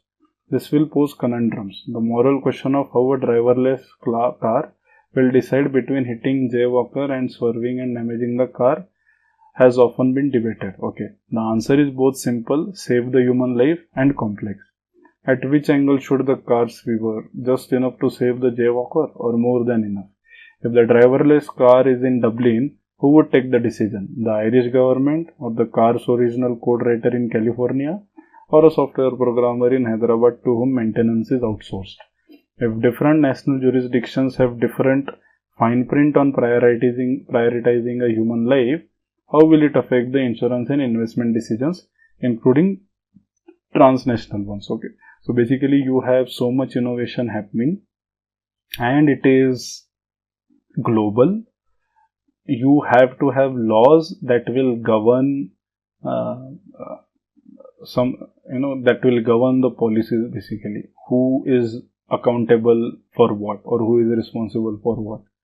So you need better policies or better laws for the upcoming innovations or the new technologies that are emerging. Okay. So which one of the following statements best reflect the rational, plausible and practical implications that can be derived? Too much globalization is not in the best interest of any country. No, too much globalization is not in interest. No, it's not that. You don't have control over the challenges that you may face after globalization. That doesn't mean that globalization inherently is bad. It's just that you are not able to manage it, and that is the reason why you have, let's say, driverless car conundrum that author is talking about. Okay. Modern technologies are increasingly blurring the economic borders. Yes, that is true. That is why the Dublin versus the government versus California versus the Hyderabad example is given. Okay. So 3 definitely has to be there. So I guess this is gone. 1, 2, 3, 4, 2, 3, 5 and 2, 3, 4, 5. So 2, 3 is everywhere. So let me just look at 4 and 5 and 1 should not be there. So 2, 3, 5. Yeah, so I guess only this is the option. So for public policy of every country should focus on developing its own supply chains. No. Then you are not basically handling the problem of these transnational ones, right? Geopolitics will have to reconcile to many ambiguities and uncertainties. Yes, so as and when you have innovations, you will need amendments in the existing laws. So 2, 3, 5. The resolution of bankruptcy cases of Indian banks under the Insolvency and Bankruptcy Code should help bring non-performing asset situation under some control. Despite the slow pace of resolution by National Company Law Tribunal (NCLT), the code can be helpful in cleaning up bank books in future credit cycles. The recapitalization of public sector banks too can help increase the capital cushion of banks and induce them to lend more and boost economic activity. But bad debt resolution and recapitalizations are only a part of the solution, as they by themselves can do very little to rein in the reckless lending that has pushed the Indian banking system to its current sorry state.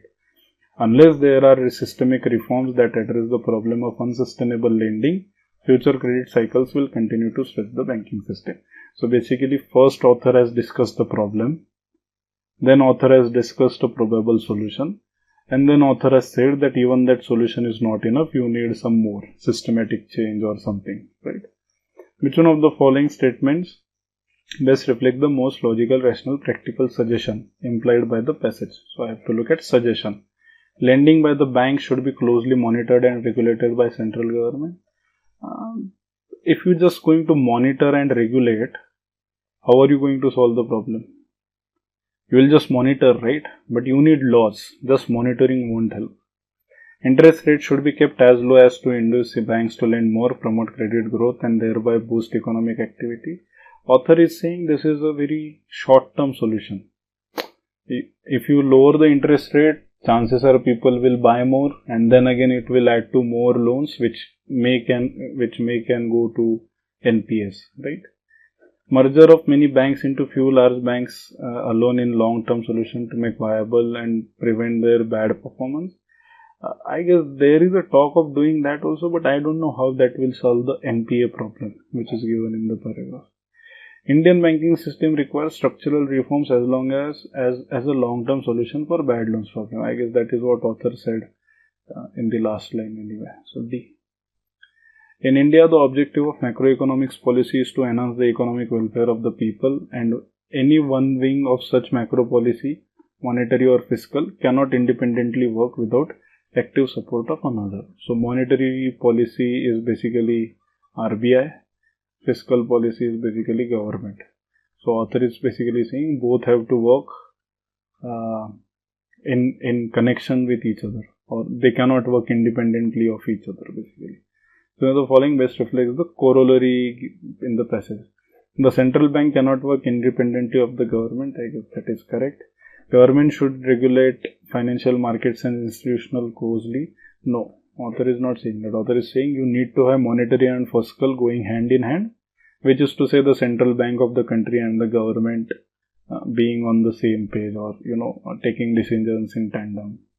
Market economy is not compatible with socialist policies of the government. I guess that is not discussed. Financial sector reforms are required for enhancing economic welfare. Not discussed. So A. Okay. Yeah. So I guess that is the end of it. We looked at the English questions in this video. So in the next video, we'll look at the maths and the reasoning question from the same question paper. Thank you.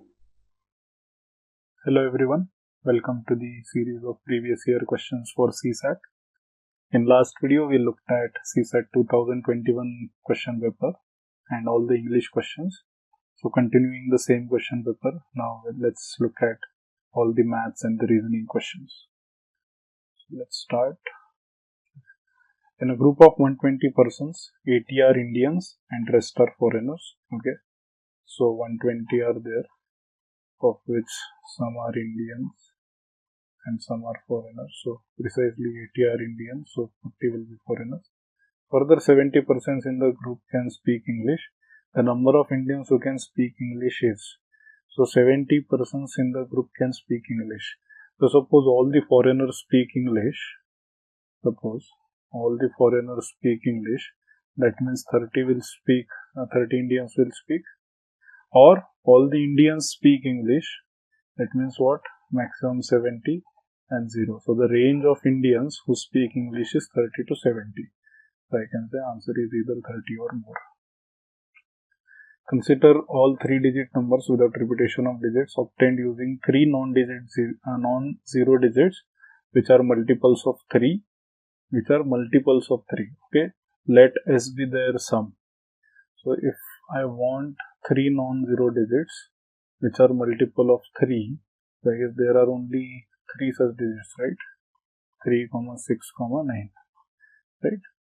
Let S be their sum. So I have to figure out all the 3-digit number that can be formed using digits 3, 6, 9.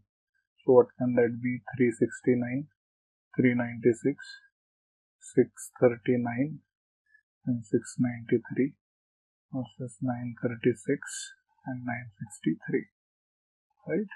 And let S be their sum. Which of the following is correct? S is divisible by 7 or X is divisible by 9. I guess this is always true, because so this will always be divisible by 9. Will it be divisible by 74? Okay, so let's look at it.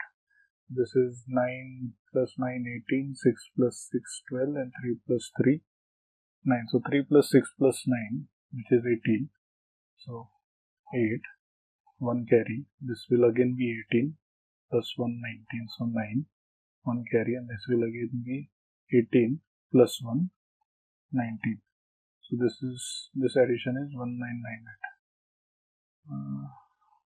This addition cannot be 1998, right? 9. Oh, sorry.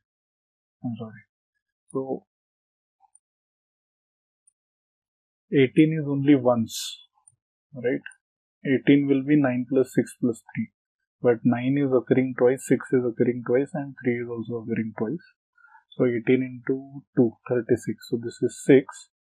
3 carry, again 36 plus 3, 39, so 9, so 3 carry, 36 plus 3 is 39, so 3, 9, 9, 6, now is it divisible by 74?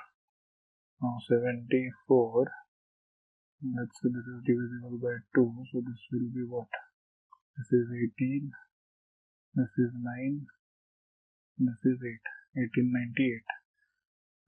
This will be divisible by 2, so this will be 37. 1898, is it divisible by 37? So 7 into what will end in 8? 7 2s are 14, 7 4s are 28. So 37 into 4. So 37 into 10 is 370. So can I say into 14 or 24? 34, 54, 37 into 54. So what will that be? 37 into 54 is, this is 8, 2, this is 12 plus 35, 47 plus 2 is 49, so 4, 15 plus 3, 18, so 1898, 1998, sorry. Is this 19?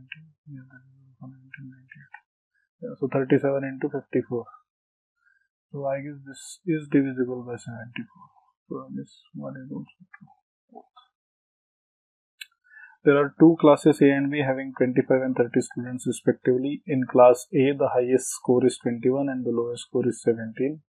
Highest score is 21 and lowest score is 17. Okay. In class B, highest score is 30 and lowest score is 22. Okay. So the lowest score of B is more than the highest score of A, basically. Okay. 4 students are shifted from A to B. Consider the following. Average score of B will definitely decrease. from A to B people are moving, and whoever is moving from A to B, they all have their scores less than the lowest score of B. So definitely the average score of B will go down. So A is definitely true. The average score of class A will definitely increase. I don't think it will increase because let's say all the lowest scorers of class A move to class B. In that case, the average score of class A can increase. So we don't know this for sure. Definitely we cannot say. Can be? Yes, definitely no. So one only. Priya is 4 ranks below Sima and is 31st from the bottom. Ina is 2 ranks above Sima and is 37th from the bottom. What is Sima's rank from the top in the class of 40? So I have to find where Sima is. So I know where Priya is. She is 31st from bottom. And I know there are only 40 students. So I know where Sima is. So I don't even have to calculate. I can basically figure out what is Sima's rank. So one statement alone is sufficient. Ina is 2 ranks above Sima and 37th from the bottom. So I know where Ina is, and because of that I know where Sima is. And I also know total students are 40. So even this statement on its own can answer the question. So either statements are enough. So you don't have to find the answer basically. Right? What is Sima's rank? The question is the data sufficient to answer? You don't necessarily have to answer. You just have to figure out whether can you find the answer. And the answer is yes. Either statement alone can give you the answer where the Sima is. Right? Each of A and D is heavier than each of B, E, F, but none of them is the heaviest.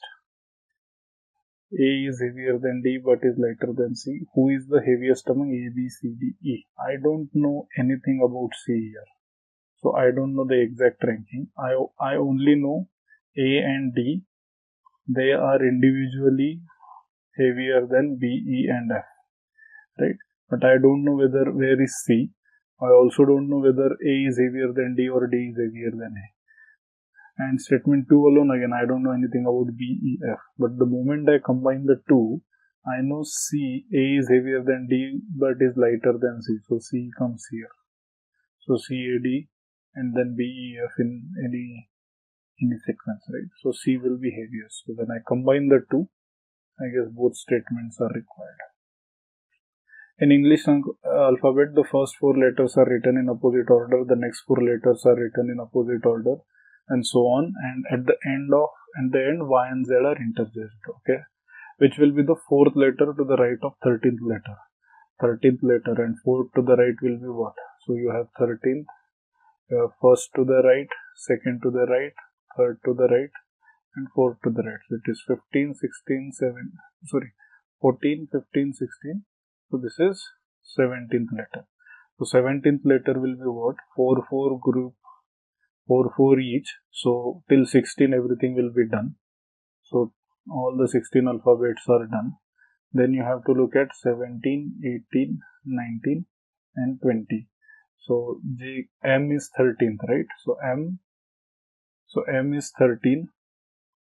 So N is 14, O is 15, M and O, P is 16. So till P is done.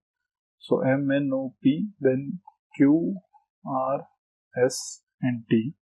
But then these 4 will be written in opposite order. So actual order will be T, S, R and Q. And what is 17th in that case? It's T. Okay. 7 books P, Q, R, S, T, U and V are placed side by side. R, Q, T have blue cover. So I have P, Q, R, S, T, U and V. R, Q, T have blue covers and other books have red covers. So R, Q, T. So they have blue, R, Q and T. So rest of them have red. So red and red. Okay. Only S and U are new books and the rest are old. S and U. So S is new. U is new. The rest everything is old. Okay. And then I know PRS are law reports. P is law, R is law, and S is law. The rest are gazettes. So this is G, G, G, and G. Books of old gazetteers with blue covers are. So old blue gazetteers. This is there. Old blue law, old blue gazetteers, old red gazetteers. So 2. What are those? Q and T. Replace the incorrect term by the correct term in the given sequence. 3, 2, 7, 14, 13, 10. Okay. Where odd terms and even terms follow the same pattern. So what are the odd terms? 3, 7, 13, 21, 31, and 43. What is the pattern? This is plus 4, plus 6, plus 8, plus 10. This is plus 12. So I don't think there is any problem in this. So what is the next sequence? I have 2, 4, then 10, 18, 28, and 40. Here it is plus 12, plus 10, this plus 8. So far so good. This is plus 6. This is also fine. This has to be plus 4. So 4 plus 6, 10. So 4 is fine. So this 2 should not be there. It should be 0. So 0 plus 4 will be. So replace the incorrect term by the correct term. So 0 will be replaced. Following the matrix of certain entries, the entries follow a certain trend row wise. Choose the missing term. Row wise, okay. You have 7, 10, and 3. So 7 plus 3 is 10. 3 plus 6 is 9. So 10 plus what is 13? So you need to have 3. Then B, A, C, C, B, A, C. So it has to be B. So 3B. You are given two identical sequences in 2 rows. What is the entry in the place of C for the sequence 2? Okay, so I am assuming both of them follow identical sequence. Okay, so 8 to 4 is what? Into 0.5, which is half. 4 to 6 is into 1.5. 6 to 15 into 2.5. This I assume it is 3.5. This is into 4.5. Okay. So 5 to A is again 0.5. So that will be what? 2.5. This is into 1.5. So 3.75.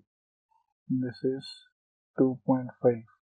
So 2.5 multiplied by this is almost 4. So my answer is close to 10 but less than that. So C. Okay. A person X from a place A and another person Y from a place B set out at the same time to walk towards each other. The places are separated by a distance of 15 km. Okay, so basically this is 15 km. X and Y.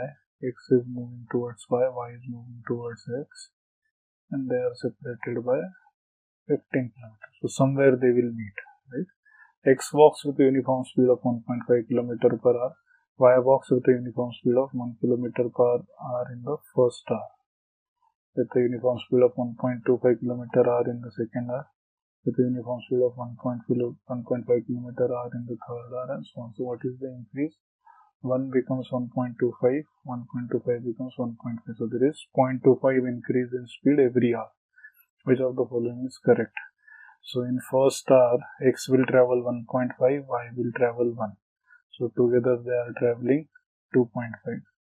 In next hour, X is still 1.5, but this is 1.25. So together they are traveling 2.75. I have to reach 15 basically.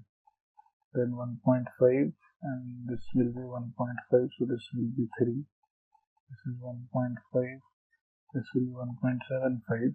This will be 3.25. And then 1.5. This will be, in that case, will be what? This will be 2 now. And this is 3.75. Right?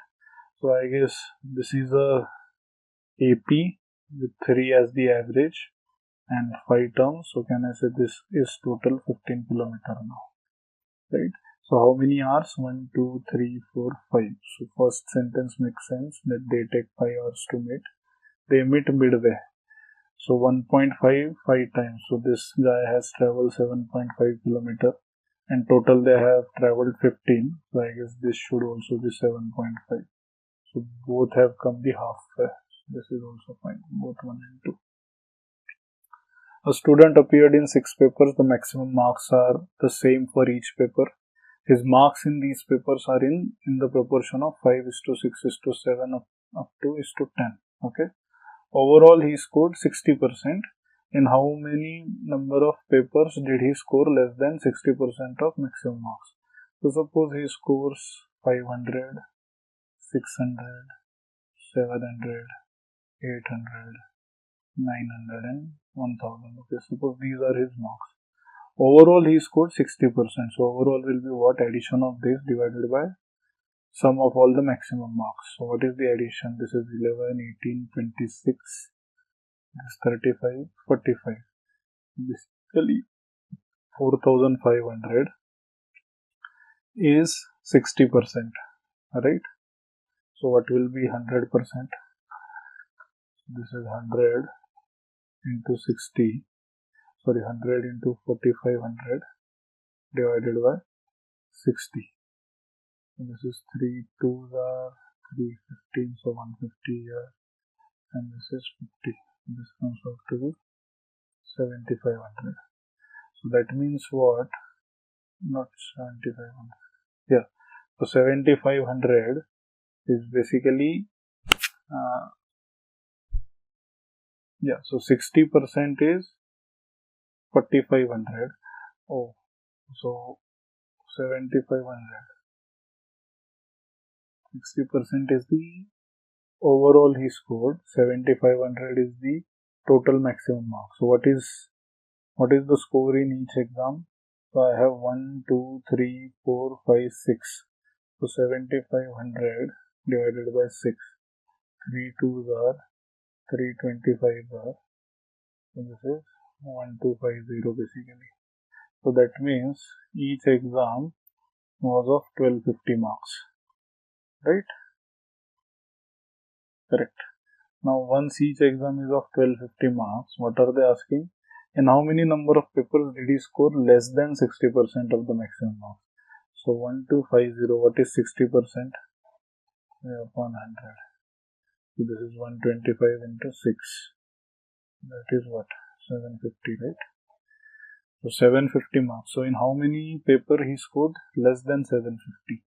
So 1, 2, 3. Okay. Some cats are almiras. Okay. Some cats are almiras. Some almiras are chairs. Some almiras are chairs. All chairs are tables. Or chairs are tables. Certainly some almiras are tables. Certainly some almiras are tables. Yes, this is definitely true. Some cats may not be chairs. Some cats may not be chairs. So this is also true. Both the conclusion can form. Okay.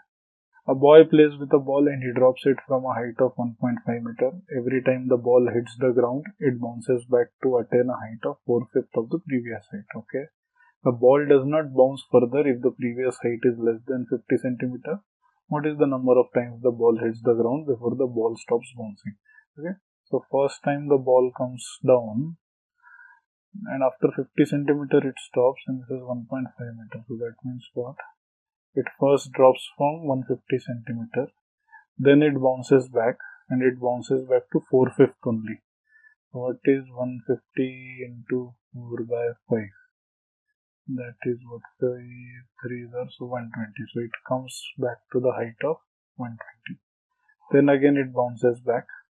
So 120 into 4 by 5. So 24 into 4. That is 96. So it comes back to 96 centimeter. Then again it bounces back and comes back to a height of 4 by 5. 4 by 5 is what? 80%. No? So 96 into 80. 8 6 are 48.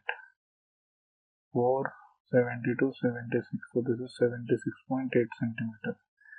It still hasn't reached 50. So it will again bounce back. So 76.8 into 4 by 5. So again 80%. 8 8s are 64, 6 carry, 8 6 are 48 plus 6, 54, again 5 carry, 56 plus 5 is 61. So 61.44. Then again it will bounce back.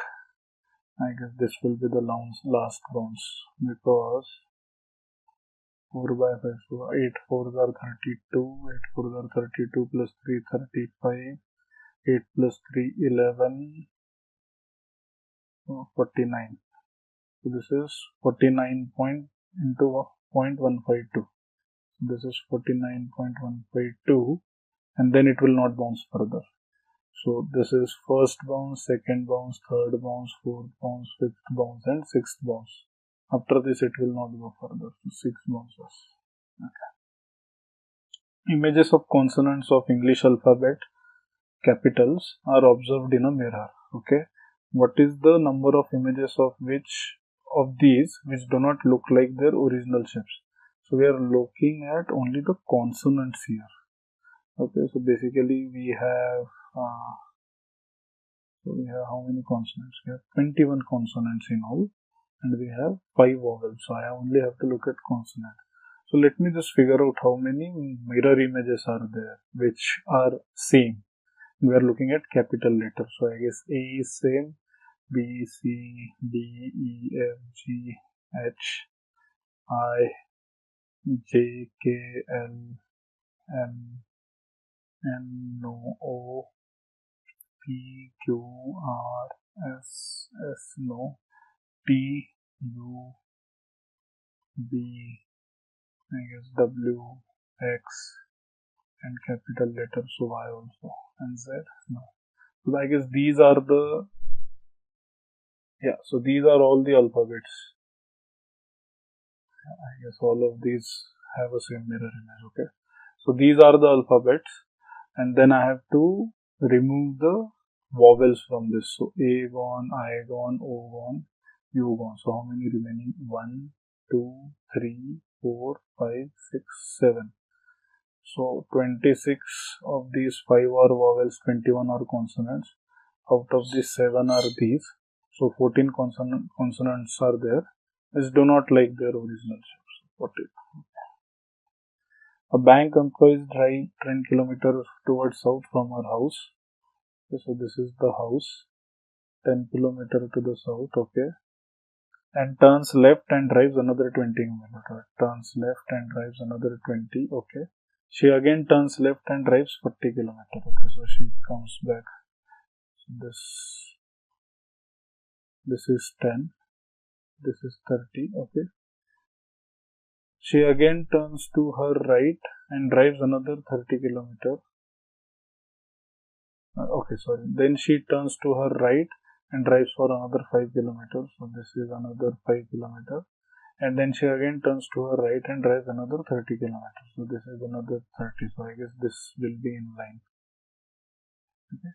To reach her bank. So this is the bank. What is the shortest distance between her bank and house? So what is the straight line distance? So this distance is 20 and this is 5. So the shortest distance is 25. Integers are listed from 700 to 1000. In how many integers is the sum of the digits 10? 700 to 1000, right? So more than 700. So 7 is already done. I need to reach 10. So I need 3 more. So 1, 2, 2, 1, 0, 3, and 3, 0. Then I will go to 8 and I need 2 more. So 1, 1, 2, 0, 0, 2, and then 9, 0, 1, and 1, 0. How many are there? 1, 2, 3, 4, 5, 6, 7, 8, 9. A woman runs 12 kilometers towards her north, then 6 kilometers towards her south. So first 12 kilometers towards her north, okay, and 6 kilometers towards her south, so somewhere halfway, okay, and then 8 kilometers towards her east. So 8 kilometers towards her. So she went 12 and came back 6. So this is also 6. This is 8. In which direction is she from the starting point? So this is the start and this is the end. So what is this direction? This is So this is north and this is east. So this is northeast. North of east. North of east. South of east. No. South of east. No. They are talking about angles. I am assuming these are all degrees. Right?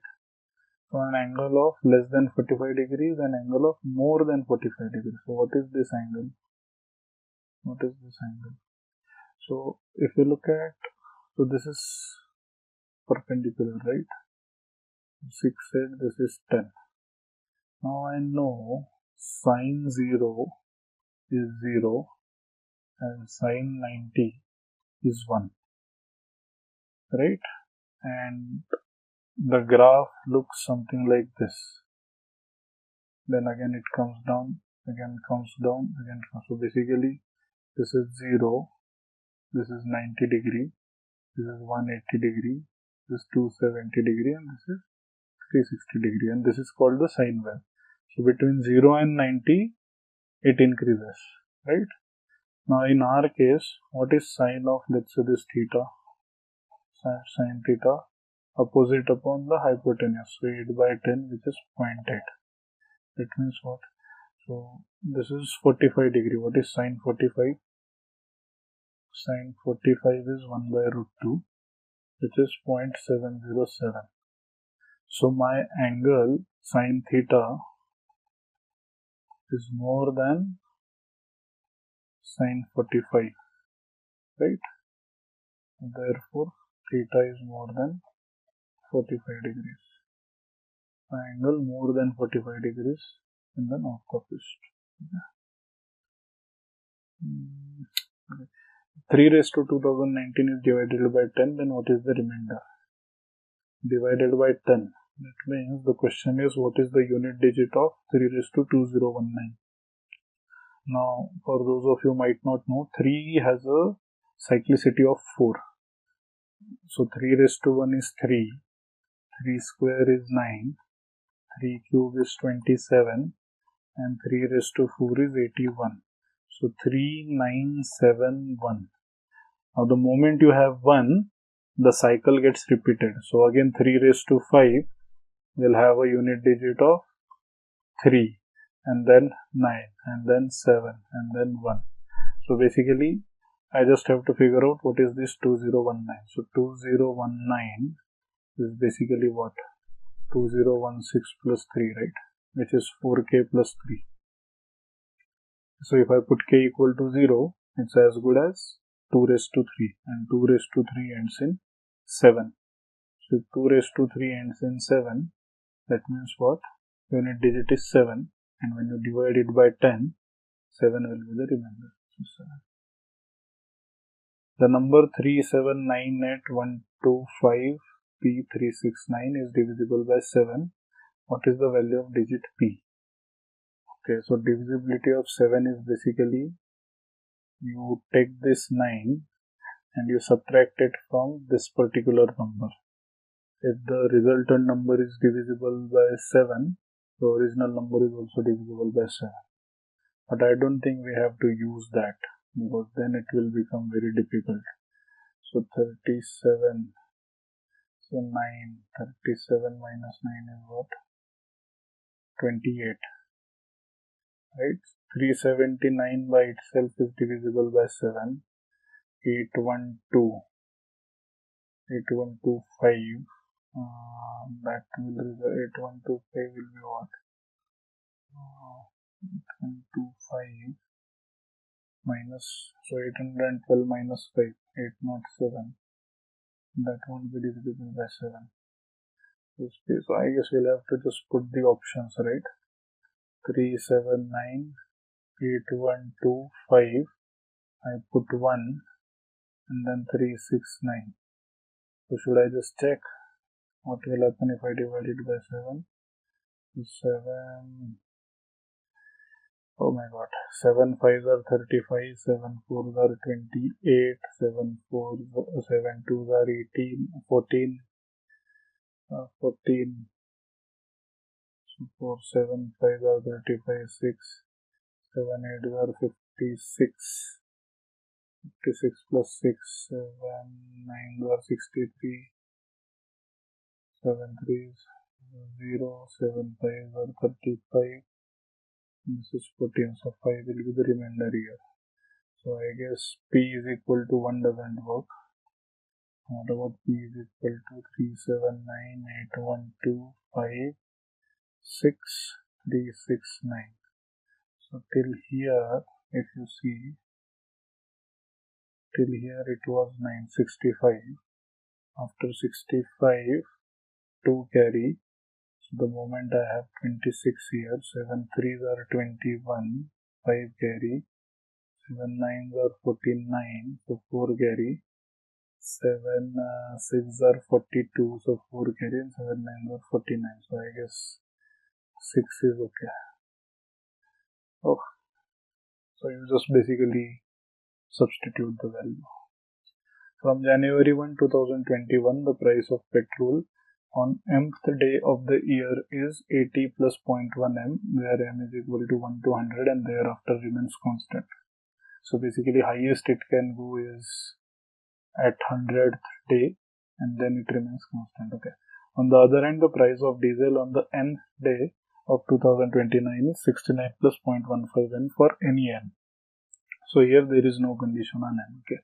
On which date in the year 2021 the prices of these two fuels are equal, and I can see all the dates are in May.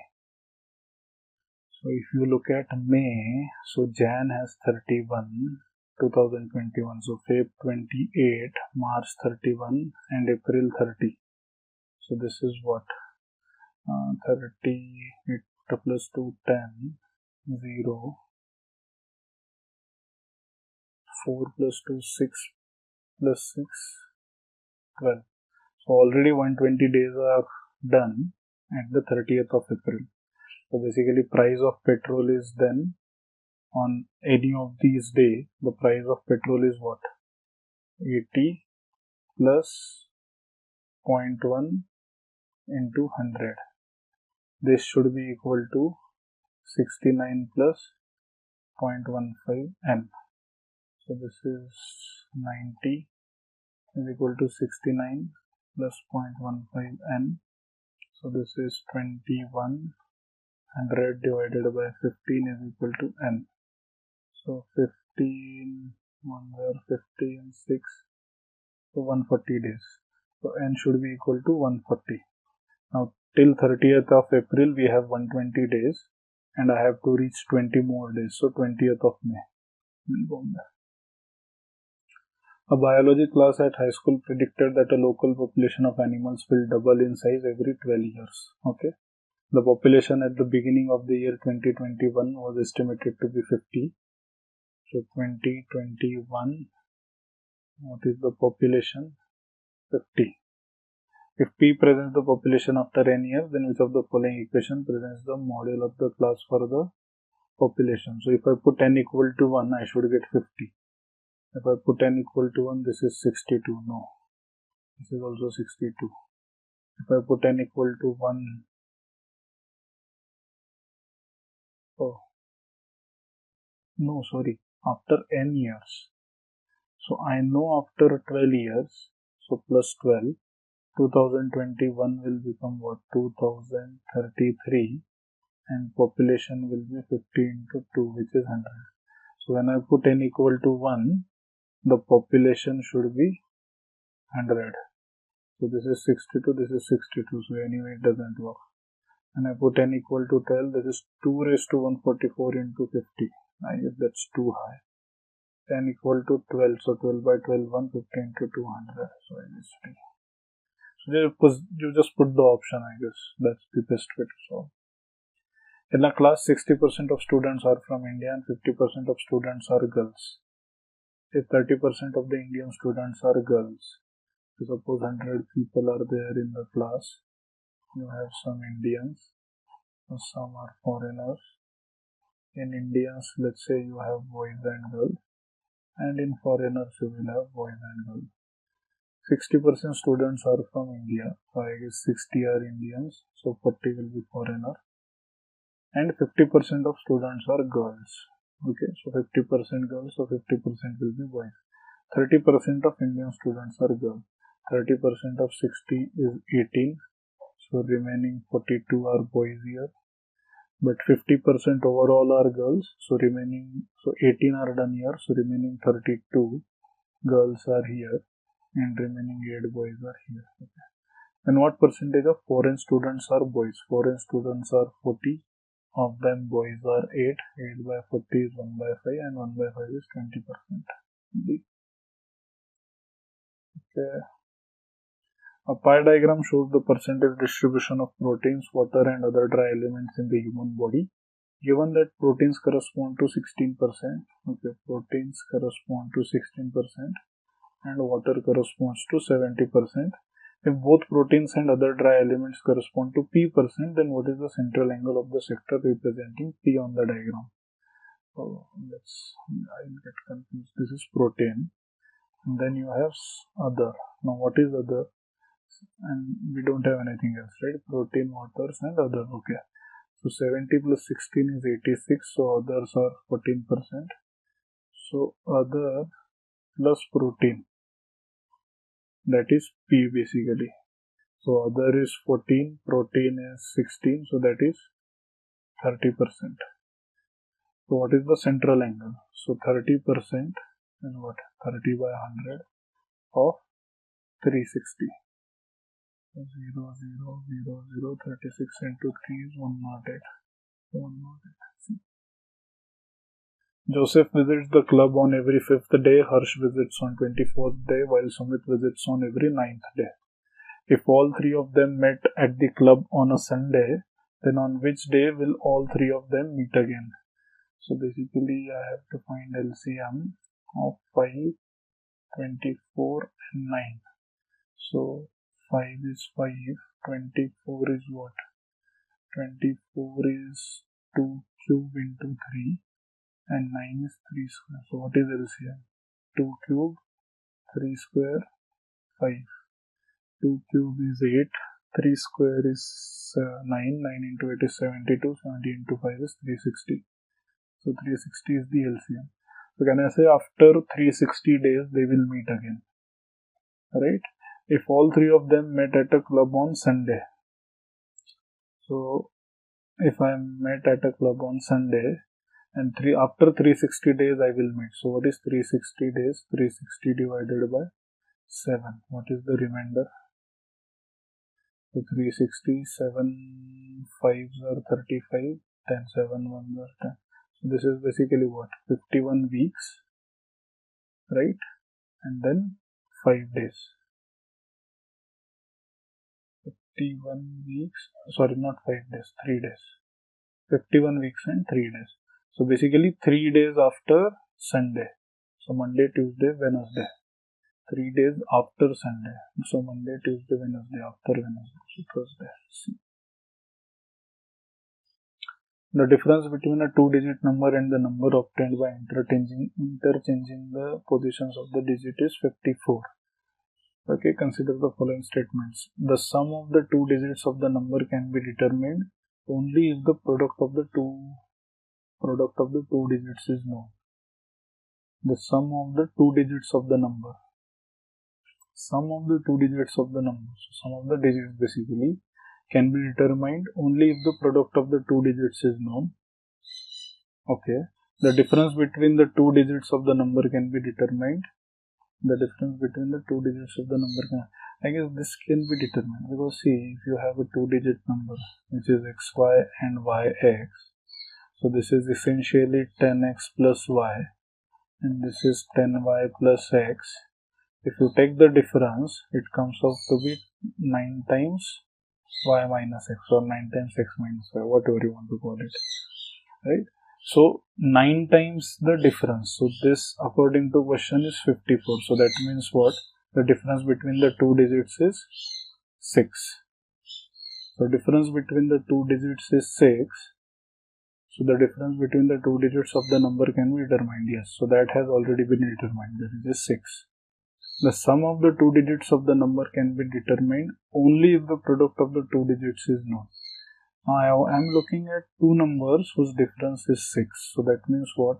17 and 71, then 28 and 82, then 39 and 93, and I missed one case here, which is 60. Right? So these 7 numbers are possible. Now what is the product here? 0. The product here is 7, product here is 16, the product here is 27.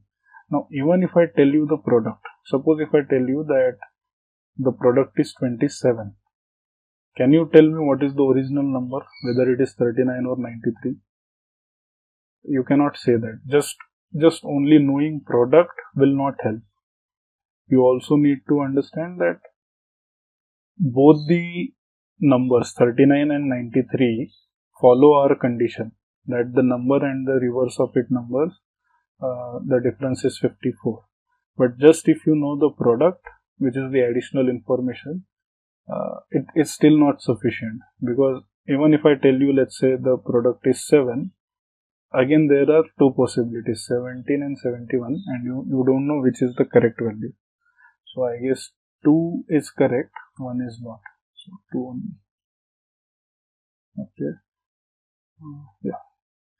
X said to Y, at the time of your birth, I was twice as old as you are at present. X said to Y, at the time of your birth, I was twice as old as you are at present. Who said to whom? X said to Y. At the time of your birth, I was twice as old as you are at present. So at present, suppose I am P years old, this X is 3P years old.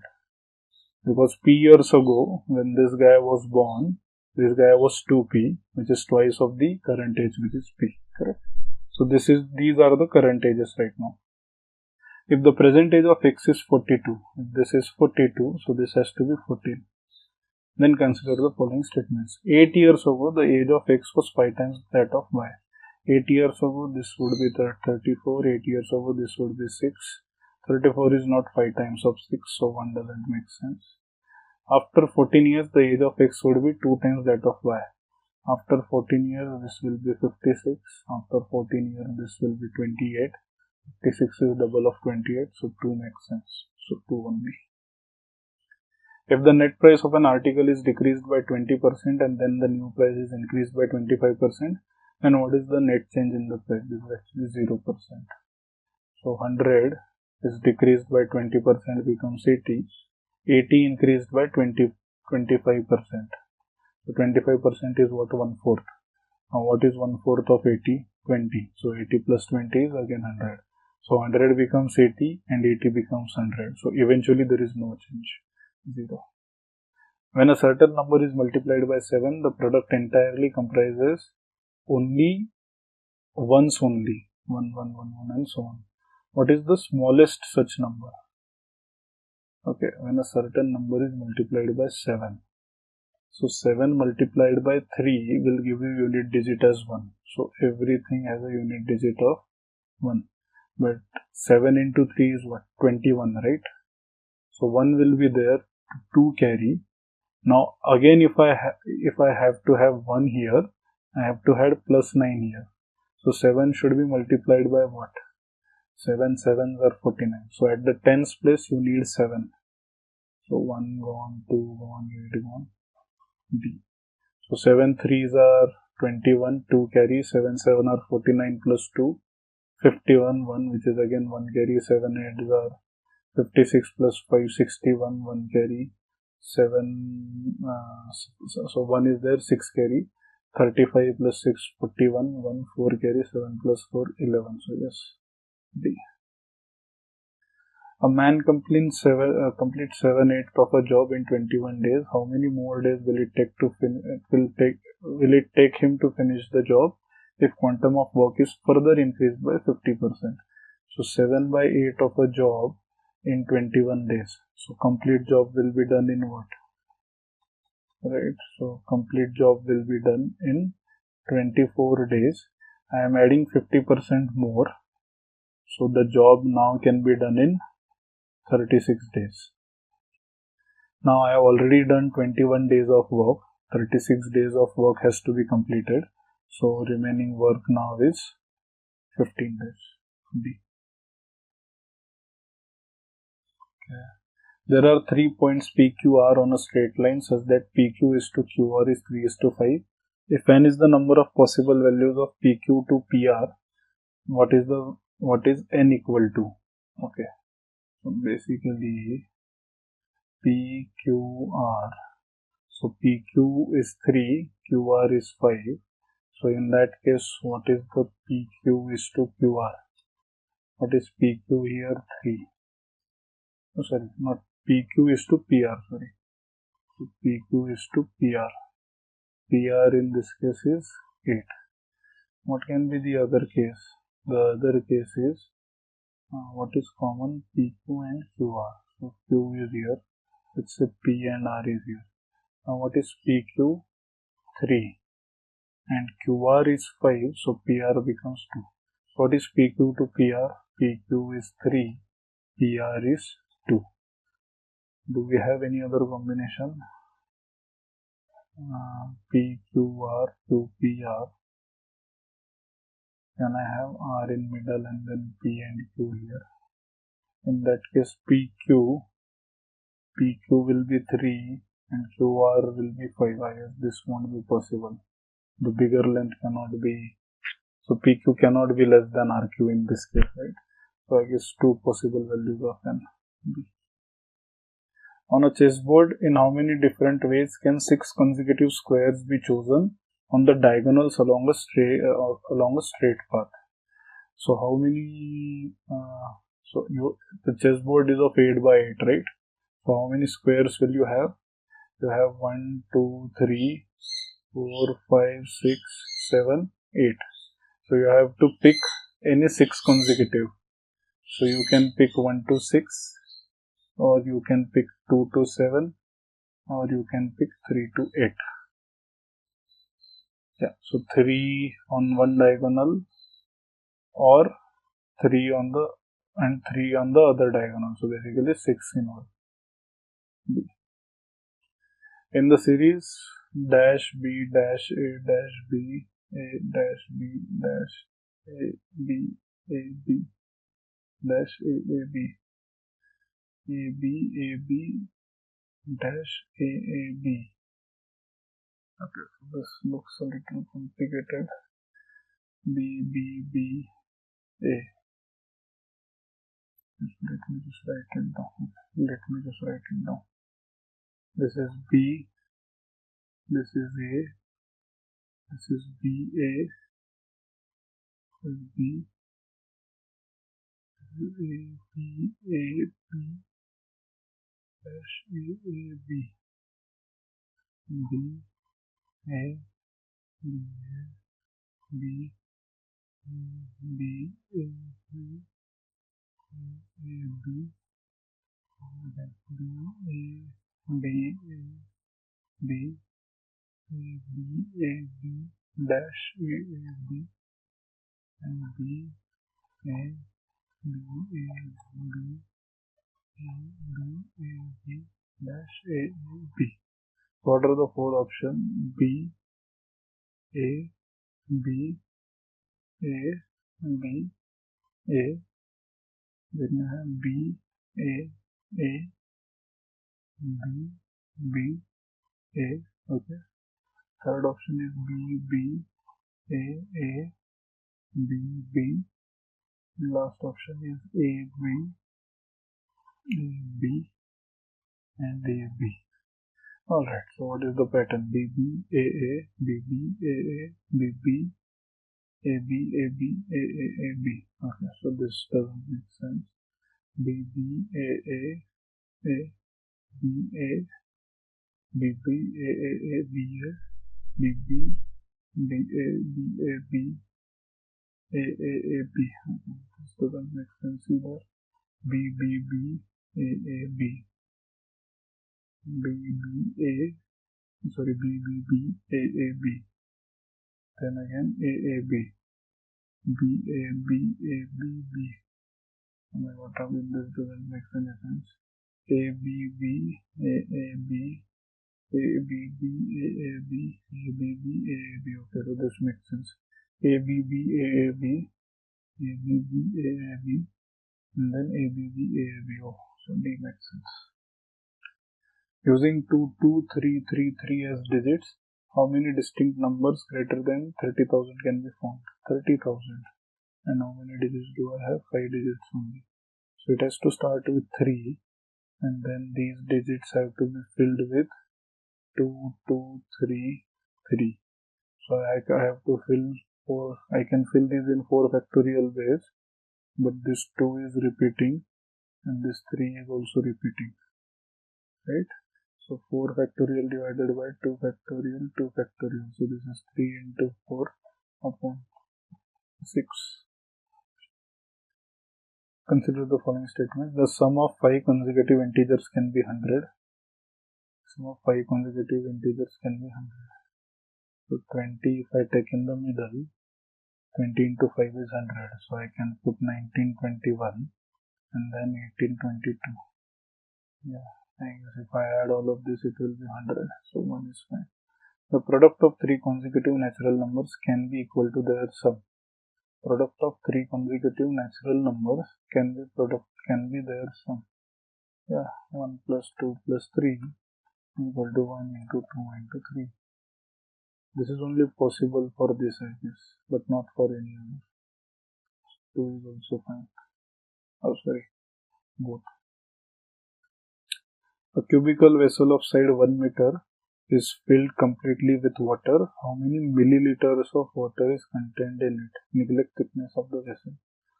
So in 1 meter by 1 meter by 1 meter cube, you have 1 meter cube. Now 1 meter cube is basically 1000 liters, right? The question is how many milliliters, and 1 liter is 1000 milliliters. So this 1000 liter will be 1000 into 1000 ml. So that is 10 raised to 6 ml. 1, 2, 3, 4, 5, 6. There are 6 persons arranged in a row. Another person has to shake hands with 3 of them, so that he should not shake hands with any 2 consecutive persons. So you have 1, 2, 3, 4, 5, 6. Suppose there is this X and he has to shake hands with 3 of them, but they shouldn't be consecutive. Any 2 should not be consecutive. In how many distinct possible combination can the handshake take place? So you can shake with 1, then 3, then 5. You can shake with 1, then 3 and 6. You can shake with 1, 4, 6. Then 2, 4 and 6. 2, 5, 6 not possible. 3, 5, 6 is not possible. So I guess these are the only 4 ways. An amount of money was distributed among A, B, C in the ratio P is to Q is to R. Consider the following statements. A gets the maximum share if P is greater than Q plus R. A gets the maximum share if P is greater than Q plus R. I guess that should be fine. If P is greater than Q plus R, that means P is individually greater than Q and R both, right? C gets the minimum share if R is less than P plus Q. No, that I guess that is not possible. Suppose P is 10 and Q is 20, right? So 10 plus 20 is what? 30, but R is 25. So R is less than P plus Q, but R by no means gets the minimum share, rather he gets the maximum share. Right? So C doesn't make sense, so 1 only. Okay. Jay and Vijay spent an equal amount of money to buy some pens and special pencils of the same quality from same store. Okay. If Jay bought 3 pens and 5 pencils and Vijay bought 2 pens and 7 pencils, and they spent an equal amount. So 3 pen plus 5 pencils is equal to 2 pens plus 7 pencils. So that means what? 1 pen is equal to 2 pencils. So suppose pen price is 2x, the pencil price is equal to x. Okay. A pencil costs more than a pen? No. The price of pencil is equal to that of pen? No. The price of pen is 2 times the price of pencil? Correct. The price of pen is 3 times. No. C. P scored 40 marks more than Q in an examination if Q scored 10% less marks than P. P scored 40 marks more than Q. If P score, so difference between P and Q is what? 40 marks, and this difference is 10%. If Q scored 10% less than P, okay, so base is P, so this is less than 10%. So, and 10% is 40, so basically P has to be 400, Q has to be 360, right? Then how much did Q score? 360. A person P asked one of his 3 friends X as to how much money he had. X replied, if Y gives me 40 rupees, then Y will have half of as much as Z, but if Z gives me rupees 40, then 3 of us will have an equal amount. Okay. If Y gives me rupees 40, so you have X, you have Y. X becomes X plus 40, Y becomes Y minus 40. If Y gives me 40 rupees, then Y will have half of as much as Z. So Y minus 40 will be Z by 2. So Z is what? 2Y minus 80. Okay. That is first condition. Next is, but if Z gives me rupees 40, so X becomes X plus 40, Z becomes Z minus 40, then 3 of us will have an equal amount. So this is equal to Y, this is equal to Z. But what is Z? 2Y minus 80. So Y is what? 2Y minus 80 minus 40. So minus Y is minus 120. Minus minus cancel. Y is 120. If you put Y 120 here, this will be what? Z will be 2 into 120 minus 80. So 240 minus 80 is 160. So Z is 160. Okay. And X plus 40 is equal to Y. So X plus 40 is equal to what is Y? 120. So X has to be 80. So X is 80. So I know X, Y and Z now. What is the total amount of money that X, Y, Z have? So 80 plus 120, 200, 300, 360. In a code language, mathematics is written as LBSI, DN and so on. How is chemistry written in that code language? So M becomes L, KLM, KLM. So M to N is what? Minus 1. A becomes B, A becomes B plus 1. T becomes S, P, Q, R, S, T. So minus 1. And H becomes, should become I, right? A, B, C, D, F, G, H, I. So plus 1. Then E should become minus 1. So E minus 1 is what? D. Is it D? Yes, so I guess that is the logic. So what is chemistry? Chemistry, C minus 1, B. So this A and D is 1. Then you have H. H has to go plus 1. This is, must be I. So BI. So BID, BID. I have to look at. So CHEM. So this is minus 1. This has to be plus 1. KLM, N, N. So BIDN. BIDN. Yeah. At which one of the following times do the hour hand and the minute hand of the clock make an angle of 180 degrees with each other? At 7 hours between 7 and 7:05, at 7:05 between 7:05 and 7:10. I have to look at 7 o'clock first. Okay. This is 12, 1, 2, 3, 4, 5, 6, 7. So 7 o'clock is like this, right? And I have to make sure that the angle becomes 180. So if I make the hour hand stationary at 7, the minute hand should come at 1, which is what? 30 degree. So 30 degree should be moved at the rate of 5.5 degree per minute, which is 60 by 11. What is 60 by 11? 5 by 11. So at 7 o'clock, and after that 5 by 11 minutes, they both will be at 180 degree. So between 7:05 and 7:10. In an objective type test of 90 questions, 5 marks are allotted for every correct answer and 2 marks are deducted for every wrong answer. After attempting all the 90 questions, a student got a total of 387 marks. What is the number of incorrect? Suppose incorrect number of responses is I, right? So what will be the correct? Because he attempted all the questions, that will be 90 minus I. For every correct answer, he get 5 marks. For every incorrect answer, 2 marks are deducted, and by doing that, he scored 387. This is 450 minus 5i minus 2i equal to 387.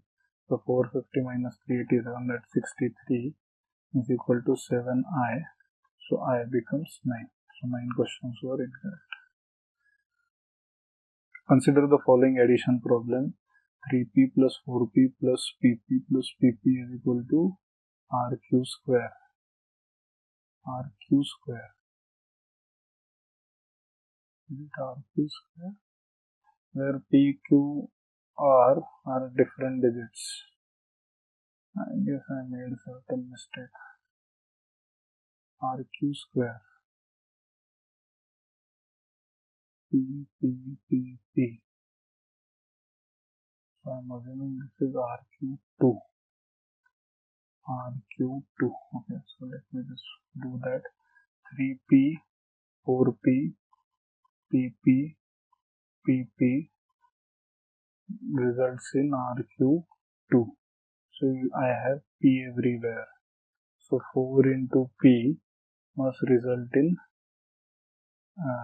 2. So what can be p? 4 3s are 12. So p can be 3. Or 8 4s are 32. So p can be 8. So if p is 3, we are looking at 33, 43, 33, 33. What is the addition? So 4 3s are 12, 1. 4 3s are 12 plus 2. So 142. So r is 1, q is 4, and p is 3. If p is equal to 8, then we are looking at 38, then 48, 88, 88. So 8 4s are 32, 3 carry. So 8 3s are 24 plus 2, 26. Then this becomes RQ. Where PQ are different digits. What is the arithmetic mean of all such possible sums? So what is arithmetic mean of 142 and 262? We just add them to 142 plus 262, 4, 0, 4 divided by 2, 202. See. Consider the following multiplication problem. PQ into 3 is RQQ, where R, PQ, R are different digits and R is not equal to 0. What is the value of P plus R divided by Q? So PQ multiplied by 3 should result in RQQ. So 3 1s are 3, right? So Q can be 1. So P1 into 3 results in R11, right? So P can be 3. Something into 3 is R11. So 1 plus 1 is 2. So can this be 411? But then this will not be a 2-digit number. So this is more than 300. And this cannot be 111 because then this has to be 37. But this already 1 is here. So Q is equal to 1. This case doesn't work. Right? So Q is not equal to 1. So what else? Q equal to 2, 6, no. 3, 3, 9, no. 3, 4 are 12, no. 3, 5 are 15. So yes, 3, 5 into 3 is equal to 55. So 5 plus 5 is 10. So you need it to be multiple of 3. So you need 2. If you want this 255, then P has to be 255 by 3 is what? 85. So P is 8, R is 2, and Q is 5. So what is P plus R? P plus R is 10 divided by 5 is 2. B one there. Okay. Consider the following table: runs scored in the first innings, balls faced in the first inning. Runs scored in the second inning, ball faced in the second inning. Okay. Who is the fastest run scorer in the test match? How much has this guy scored? 61 plus 14, 75. How many balls did he take? 99 plus 76, 175. So he scored 75 in 175. This guy scored 55 in 12 plus 85, 97. And this guy 15 plus 20, 35 and 75 plus 50, 125. I guess this guy has to be the slowest. 13 plus 12, 25, 55 plus 50 is 105. Who is the fastest? So 75 by 175, so that is 3 by 7. What is 3 by 7? This is 40%, 42%. 55 by 97, this is more than 50%. So again, this is not the highest. This definitely is not the highest. 25 by 105, this is close to 25%, but less than that. So this is less than 25%. So even this is not. What is the highest? This guy, more than 50%. B. Okay. Half of the villagers of a certain village have their own houses. 1/5 of the villagers cultivate paddy. 1/3 of the villagers are literate. 4/5 of the villagers are under 25 years of age. Which one of the following statements is correct? Half of the villagers have their own houses. So people with houses are 50%. 1/5 of the villagers cultivate paddy. So how many people cultivate paddy? 1/5. That's 20%. 1/3 of the villagers are literate. So how many literate? 1/3. So 33.33%. 4/5 of the villagers are under 25 years of age. Under 24/5, which is 80%. Which one of the following statements is certainly correct? All villagers who have their own houses are literate.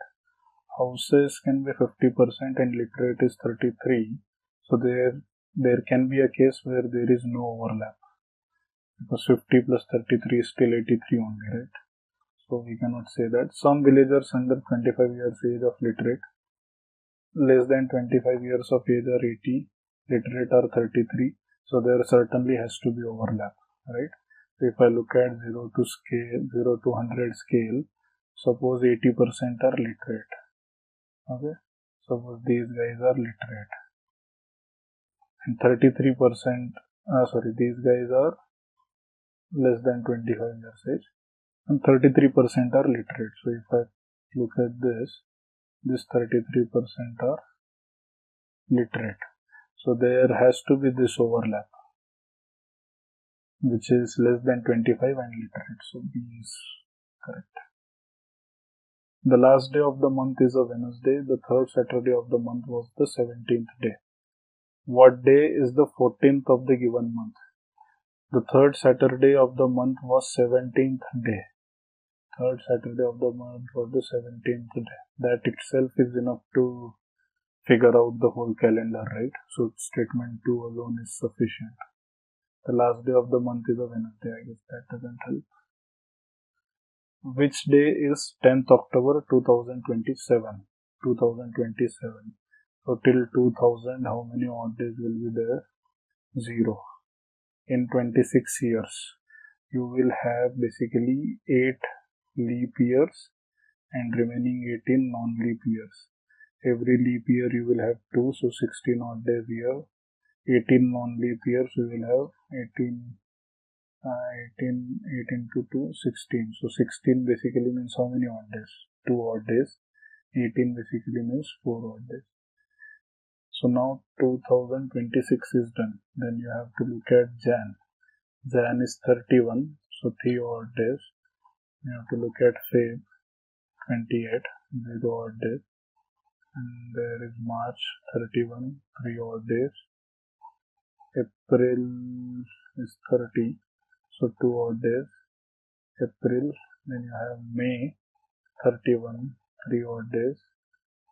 June 30, which is 2 odd days. You have July 31, which is how many odd days? 3 odd days. How many there? May, January, February, March, April, May, June, July.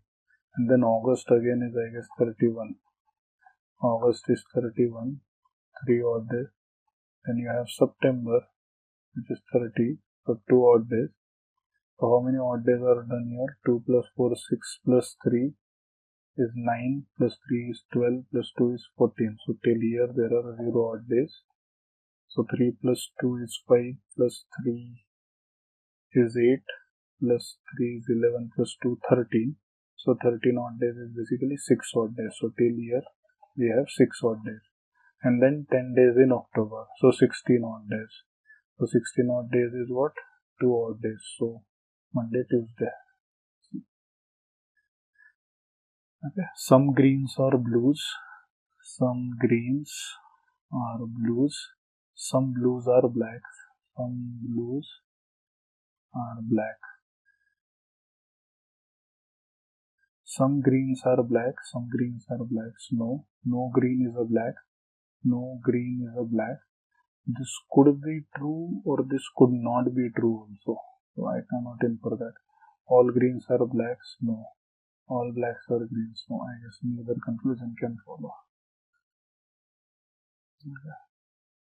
What is the value of x in the sequence? 2, 7, 22, 67, 202, x, 1822. So definitely some multiplication is going on because we can see steady rise x and 1822. So 2 into 3 plus 1 into 3 plus 1 is 2266 plus 1, 67 into 3, what, 201 plus 1, 202. So this is also into 3 plus 1. So 606 plus 1, 607. 607. Alright, so that marks the end of the 2021 question paper. I hope it will be helpful for you guys. So thank you, and in the next video we'll look at the 2020 question paper. Thank you everyone.